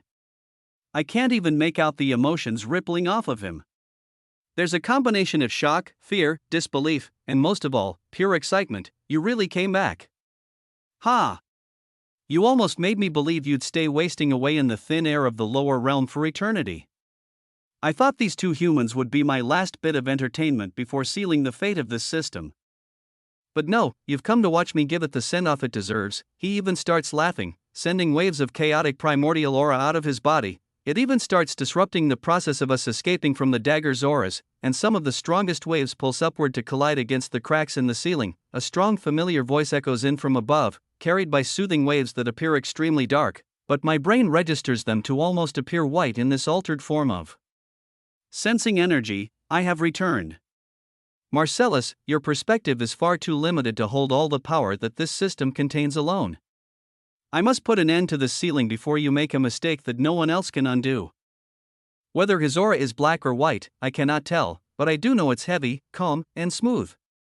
When it collides with the orange and blue chaos pulsing up at it, they are like complete opposite forces trying to exert total dominance on each other. It is actually unclear which one is stronger. Marcellus doesn't respond with words, it's only a demonic roar. He stretches out a single hand toward us, and all three of his daggers come rocketing back into his hands. Trails of source resin and corruption fall off the two that were lodged inside us, and the moment they land in this demon's hands, its aura pours into them again, and all of the chaotic primordial glyphs shine bright as new again. The third dagger circles around his head, closer and closer, until it begins resonating with his horns. Even these glow through the invisible veil around him, and shine with the same purple demonic glyphs printed all over them, infused with primordial aura as his eyes. The ceiling above shatters open once the cracks in the domain all give way, and an enormous hybrid dragon falls through. He is using an energy form I've never seen before, but I can tell that all of his mana, astral, and celestial forms are activated underneath, enhancing its abilities. Every single one of his scales shimmers, and the claws on his hands and legs each sharpen to deadly blades that look like they're cutting through space itself as he falls.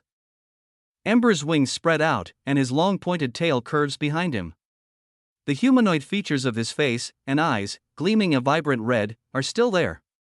It is unlike any creature I've ever encountered before. From the look of terror on the Imperial family head's face, I can tell this is all new to him too. What is that form? What kind of monstrosity have you turned into? This is not what the demon's fated soul partner should look like at all, he yells. My attention falls inward, looking deep into Ember's body, as silver and golden threads hold him together. The advanced primordial aura that pours off these, making an echo of their existence and reality, is even more fascinating. They send waves of color into my mind on a spectrum I've never seen before. Millions of new, previously unimagined colors pour into my mind. Marcellus Imperial builds up a massive amount of energy beneath his feet, and jumps upward off the stump of this tree. It's the first time I've seen him actually move with urgency. Before now, all I've seen him do is stand in place, or pace back and forth while letting his daggers do the work. The smooth and chaotic auras start to bend and compress even more, sending strange waves out of their contact points. It becomes more and more intense the closer they get to physically colliding, while I can comprehend what I'm seeing to a certain degree. I'm certain my strength is nowhere near close enough to get in the middle of this clash. Maria and I both let the shockwaves help in pushing us backward, away from the explosion that is about to go off. As the veil of advanced primordial aura is lifted, the extremely hot feeling of glyphs burning near the center of our souls returns. It begins to slowly melt the barrier holding something back again, but staying this close right now is the last thing I want to do. I take advantage of all this estimation, and channel it toward making propulsion glyphs backward in the opposite direction, then activate Shadow Step in time to blip over 100 kilometers away. At the same time, all of the updated notifications from the system I missed while held captive rush in. An incredible visual of the outer settlements pours into my mind. Before it was nothing but a tiny crescent, but its growth has spread like two rockets moving in opposite directions around the ring. I can see over halfway around, with thousands of new domains filled with ancient forgotten races pledging their loyalty to me. My linked worlds tick up to 99 billion, and all around me, I feel my aura spread out to contact hundreds of new primordial trees. Chapter 997, we're far enough away to not be affected by the two auras that are about to clash, but as I activate my foresight skill and feel the shifting energies in the air, it's clear we won't be in a safe range for long. Our primordial auras both spread out, and we activate our body doubles to cover even more area. With no daggers or waves of killing intent chasing us, securing the links of loyalty from hundreds more trees is as easy as taking my next breath. As hundreds of millions of links pour in, I'm still hit with sound waves pouring out of the center of the domain. You've really come back after all these eras? Just to fight me one more time? Do you think the outcome will be any different than the last 10,000 times? This system is ours. We won. Go back to whatever galaxy you came from before I kill you for the final time and your core runs out. The Overseer taught me all about the tricks of the immortals, comes out in chaotic demonic ripples. Marcellus charges up both of his daggers, and their glyphs burn through the atmosphere, getting heavier and heavier. The third dagger that spins around his horns, making them flash with the same intensity, moves so fast it looks like it's turning to liquid. Strands of orange and purple advanced primordial aura fall off of this weapon and merge with his horns. It makes the demon's entire body vibrate with the same irresistible aura, like he is destined to make every single movement. It looks like he is controlling fate itself. Ember replies back, "You are surprised I've come back to stop you because you have never flown high enough to see the truth. You speak about eras within this galaxy, or secrets of the overseers, but stopping this madness has nothing to do with such a small game you've created in your head. The end goal of this system's existence is not for a small few to live forever, it is to provide an opportunity for the many to live again and again." The confidence and smoothness in Ember's tone pulse outward with his black and white aura. It floods into the chaos and pushes it back.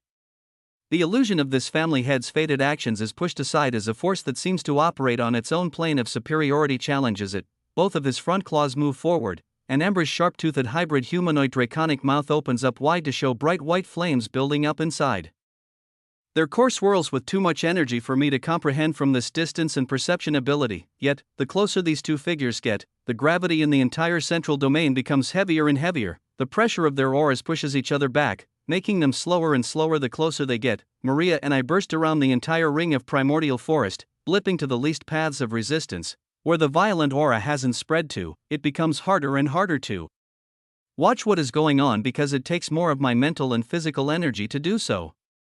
I begin to use almost all of my energy on this single task and leave nothing more than a blurry outline of the two in the back of my mind. I see the two daggers collide in the center of both of Ember's clawed hands, and a wave of fire pour out of his mouth. At the same time, a burst of extra chaotic aura seems to be coming out of the demon's horns. However, I can't see it clearly. I can only feel the initial shockwave and the fact that all of my body doubles are killed instantly. Maria and my real bodies are pushed down by the thousandfold increase in gravity yet again, and the flickering of the physical world is even over 100 quadrillion kilometers away. It feels like we're being forced beneath that veil again that we felt while being stabbed through by daggers. Our connection with the system flickers, but I watch dozens of domains on the outer settlements connect all at once in this very moment, pushing us right over the edge. A loud notification rings in the depths of my mind just as it feels like I'm about to lose access entirely. Congratulations! Rising Emperor's domain milestone reached 100,001,135,989/100,000,000,000 worlds claimed. New perk unlocked. Galactic Reach info. The Rising Emperor may now use the Total Isolation perk. All links of loyalty may now borrow one buff granted by the Rising Emperor. This can be stacked with shared skills and additional perks. This does not include the Rising Emperor's domain buff. The worldwide connectivity system has been updated. The Rising Emperor may now borrow an additional 5% of all base stat points and mana control efficiency from all subordinates under the allegiance of the Rising Emperor. Members affected by this perk are not required to be within range of the Rising Emperor's domain. This buff stacks with the Galactic Advance perk, Galactic Player perk, Galactic Footprint perk, A Light in the Darkness perk, Path to Domination perk, Authority Among Worlds perk, Ruler of Worlds perk, World Collector perk, World Domination perk, Imperial Reach perk, Expansion perk, Dominance perk, Authority perk, Power Holder perk, and Ruler's Gaze perk if used. Simultaneously, instantly, I feel that if I were to manually override all of the admins, knights, commanders, and general stats in use right now, I could hold 95% of the power from over 100 billion worlds. This is not what I do. It's clear that more stats cannot help me right now. I subconsciously give access to all of my ranked up buffs to the inner circle of high-ranking system users, only holding back my noble and royal bloodline transformations.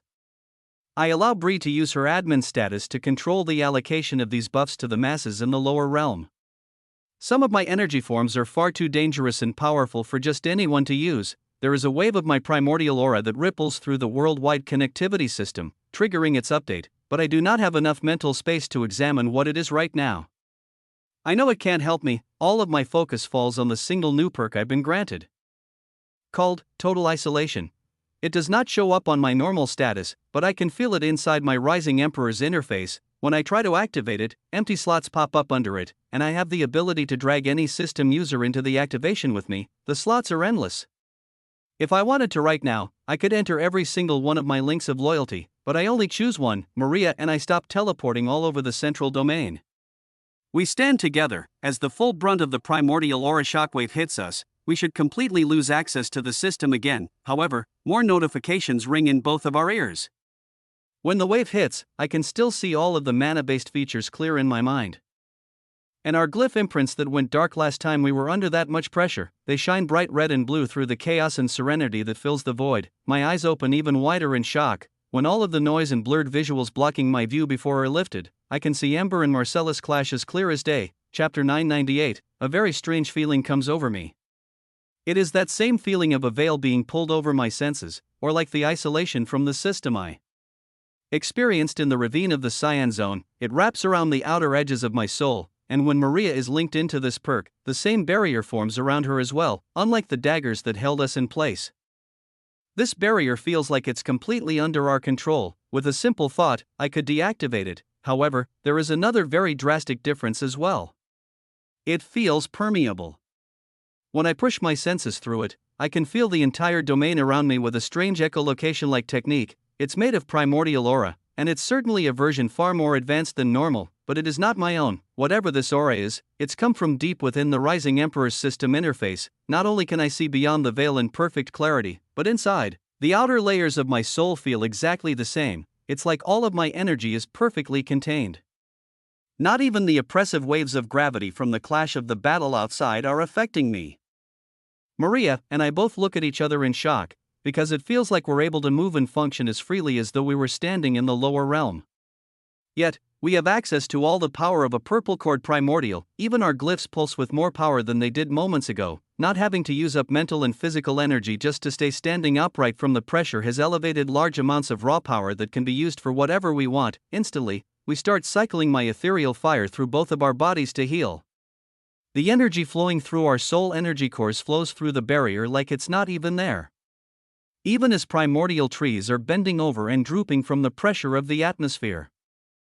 All of the mental fatigue from running for our lives in this forest is lifted, and we can focus on the demon and dragon that collide with our full attention. The collisions of claws and daggers make every single tree in the domain bend, and the outer layers of the domain barrier are affected too. After Ember broke in from the ceiling, it began to heal itself up automatically, sealing all the diamond-shaped cracks and isolating the outside zone.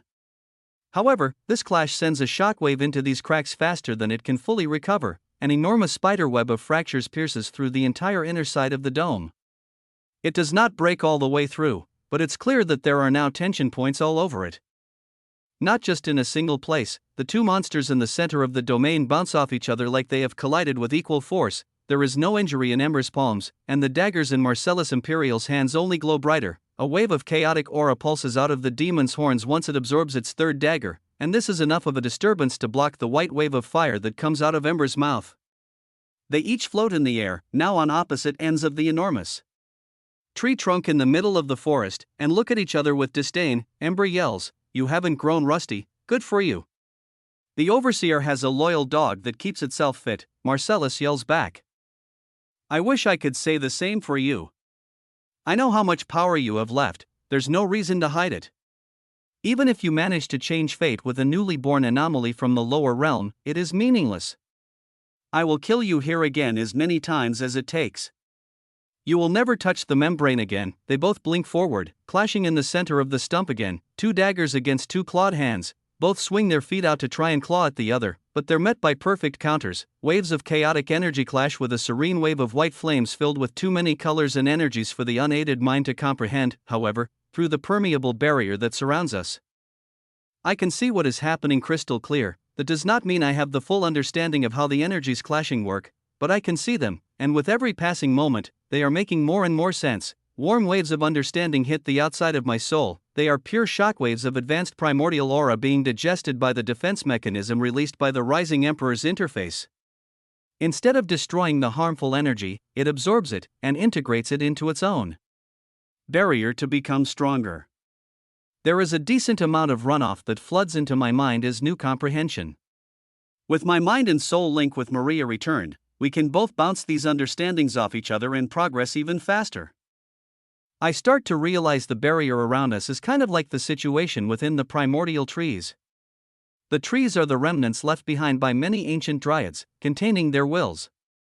It is far more simple, because they have a single function, and I can already comprehend their high-quality ether glyphs to follow the energy flows. With this barrier within the Rising Emperor's interface, I cannot sense any of the internal commands that were activated. I've peered into this strange place a few times, while deep in concentration activating my primordial grade shadow step. However, the interface I'm using now is even more secure. I cannot see what commands or glyphs are running this system. I can only instinctually understand that one must be running whatever created it. Their primordial aura is terrifying. It can nullify, neutralize, and dissect the auras in the outside atmosphere, while keeping the hosts completely isolated from the danger. Yet we receive all of the data and energy benefits. Our minds begin to spin once this rabbit hole of thought is opened up, and we only gain more perception and comprehension with each passing moment. The budding advanced primordial aura both of us were attempting to awaken while trapped in this demon's clutches starts to make alarmingly fast progress as well. This is because the aura we're trying to study isn't actively trying to kill us this time around. It's much easier. So, behind the veil, our primordial aura's intensity grows exponentially stronger every time we witness a clash between Ember and Marcellus. Yet, there is still one natural barrier that feels like it cannot be lifted by comprehension alone. It is the bottleneck deep within our souls, the one our glyph imprints have been desperately trying to melt through every time we go within range of this enormous tree stump. Before, the danger and pressure were too overwhelming. Now, even with a battle raging on above it, this is our chance to see what this royal family head has been guarding. Chapter 999, the rainbow flashing hybrid dragon and chaotic purple, orange, and blue demon clash over and over again. I can see it all perfectly, as trails of their most intense aura make patterns like endless comets in the sky. Each shockwave ripples through the whole domain, causing cracks in its barrier to get deeper, but neither of them land solid hits. They are truly even matches for each other. The more I comprehend the aura in the air, the more I realize how far the power gap between us is. This version of advanced primordial aura is harnessing the true essence of their wills, and wielding it in physical form. The feeling I got when coming in contact with that demon's daggers makes so much more sense. He was manipulating fate itself, making the outcome and the reality I was existing in only lead to one end goal, and that was his will. Now, when I watch these two auras clash, I can tell that very same principle is being used. Their physical actions are almost meaningless in the grand scheme of this battle. They are just placeholders to get close enough to one another and exert the strongest version of their wills. The fates they're wielding bounce off each other over and over, attempting to dominate the other's path, but they are equal. It becomes more terrifying the longer I stare. What a disgraceful end. You come back and use all of your remaining power, yet all you do is fight me on even ground. You should have done this at the birth of our era instead, when you first fell from the immortal's pedestal. Maybe then you would still have a fresh core that actually allowed you to use it without damaging your future. Marcellus laughs, you are too young to understand. I could have killed you then, but that is not my purpose. I must let those that thrive within the system see their mistakes in the end, and live through them. The eternal paradise you speak of is not living, that is only an illusion. But you, and all the royal family heads below, have created a wonderful display. It will be another great memory to pass on. Ember calmly yells back. His next wave of white flames burns through a cloud of chaotic energy pulsing out from the demon's horns. And a patch of his demonic glyphs is melted off. When they both bounce away from their collision, Marcellus throws a blade out of anger and pours an extra potent pulse of orange light through the glyphs.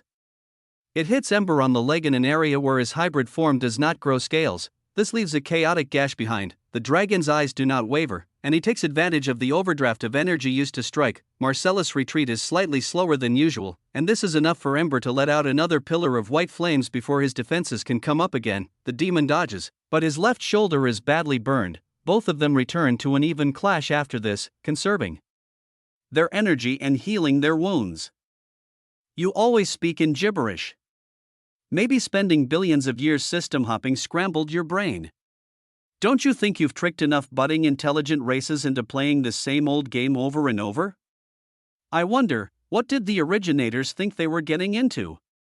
And what did you believe they would think of us, the demons that we were created as a result of it? They all went extinct before I had a chance to see the lower realm from up here. Marcellus sneers back. Once their clashes of harmony return, Ember glances my way reflexively at these words but moves back into battle before the next clash. They were life forms that could not live forever. In fact, many of them never lived more than 100 years.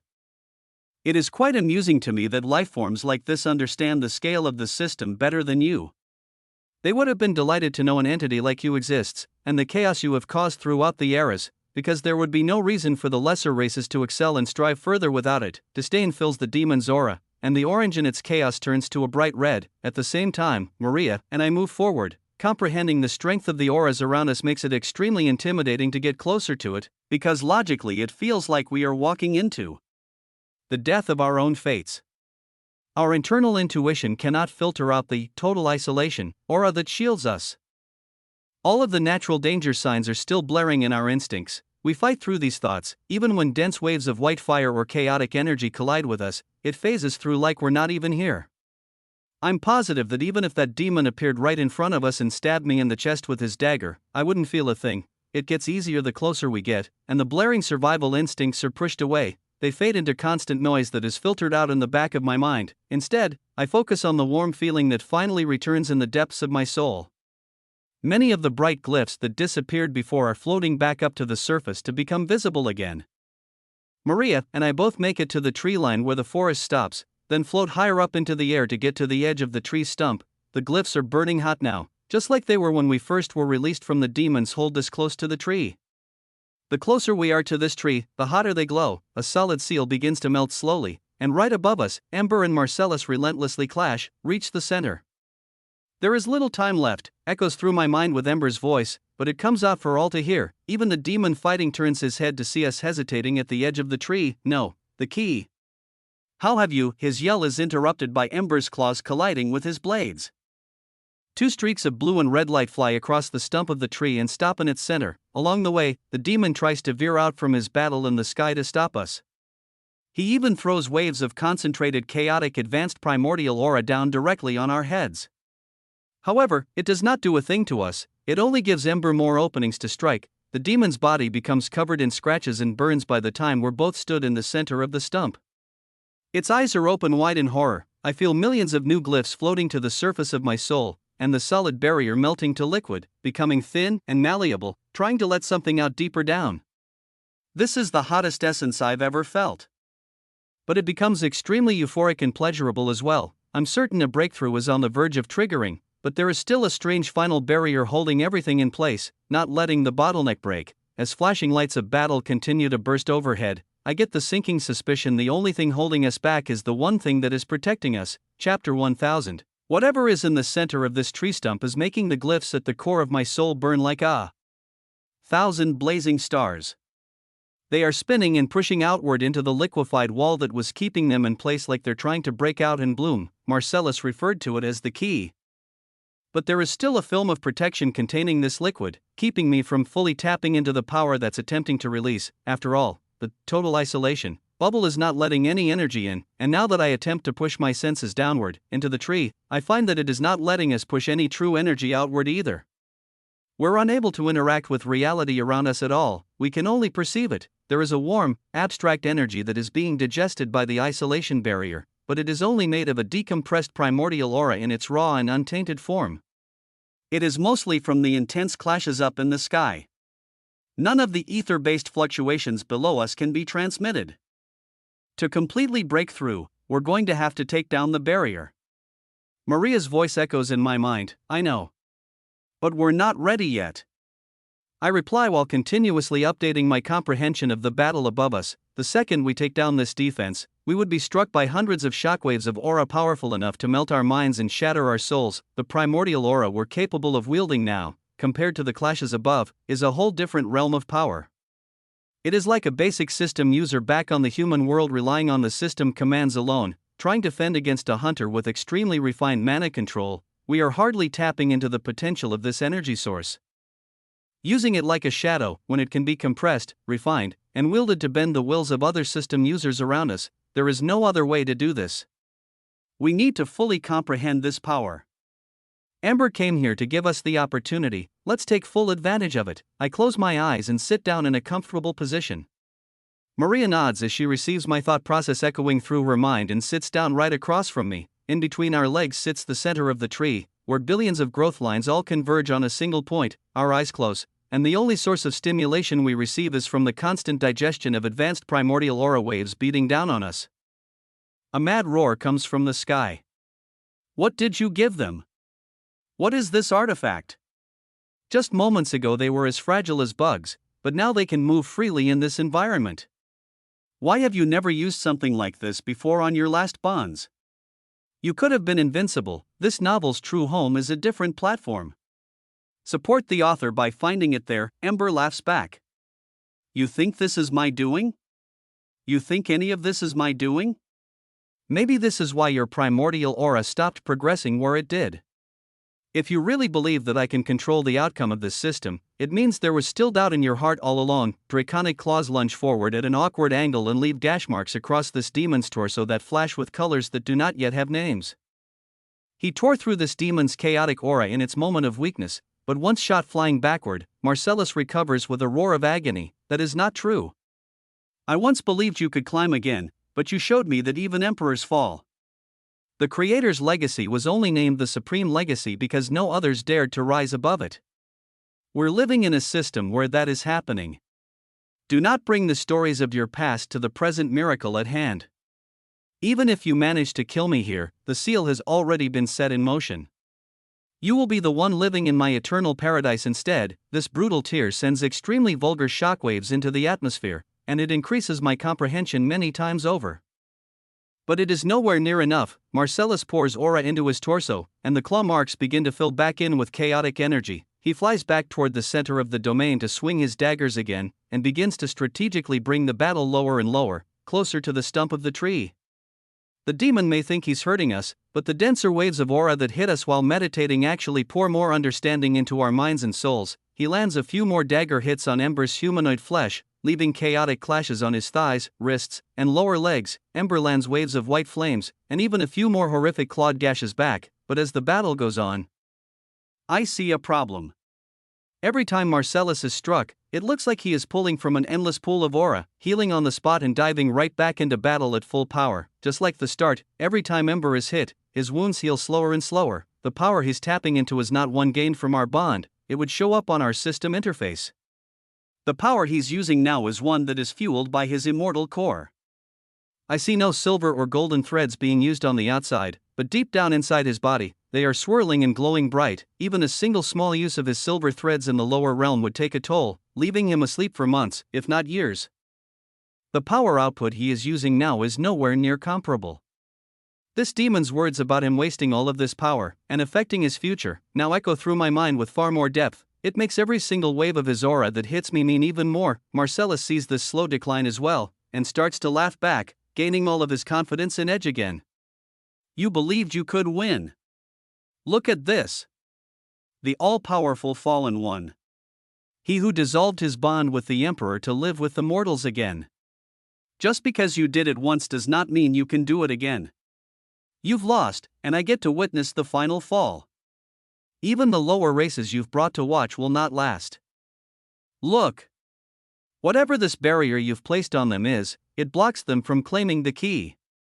It was truly worth the wait. All these eras of energy collection, waiting in solitude, it was all worth it now.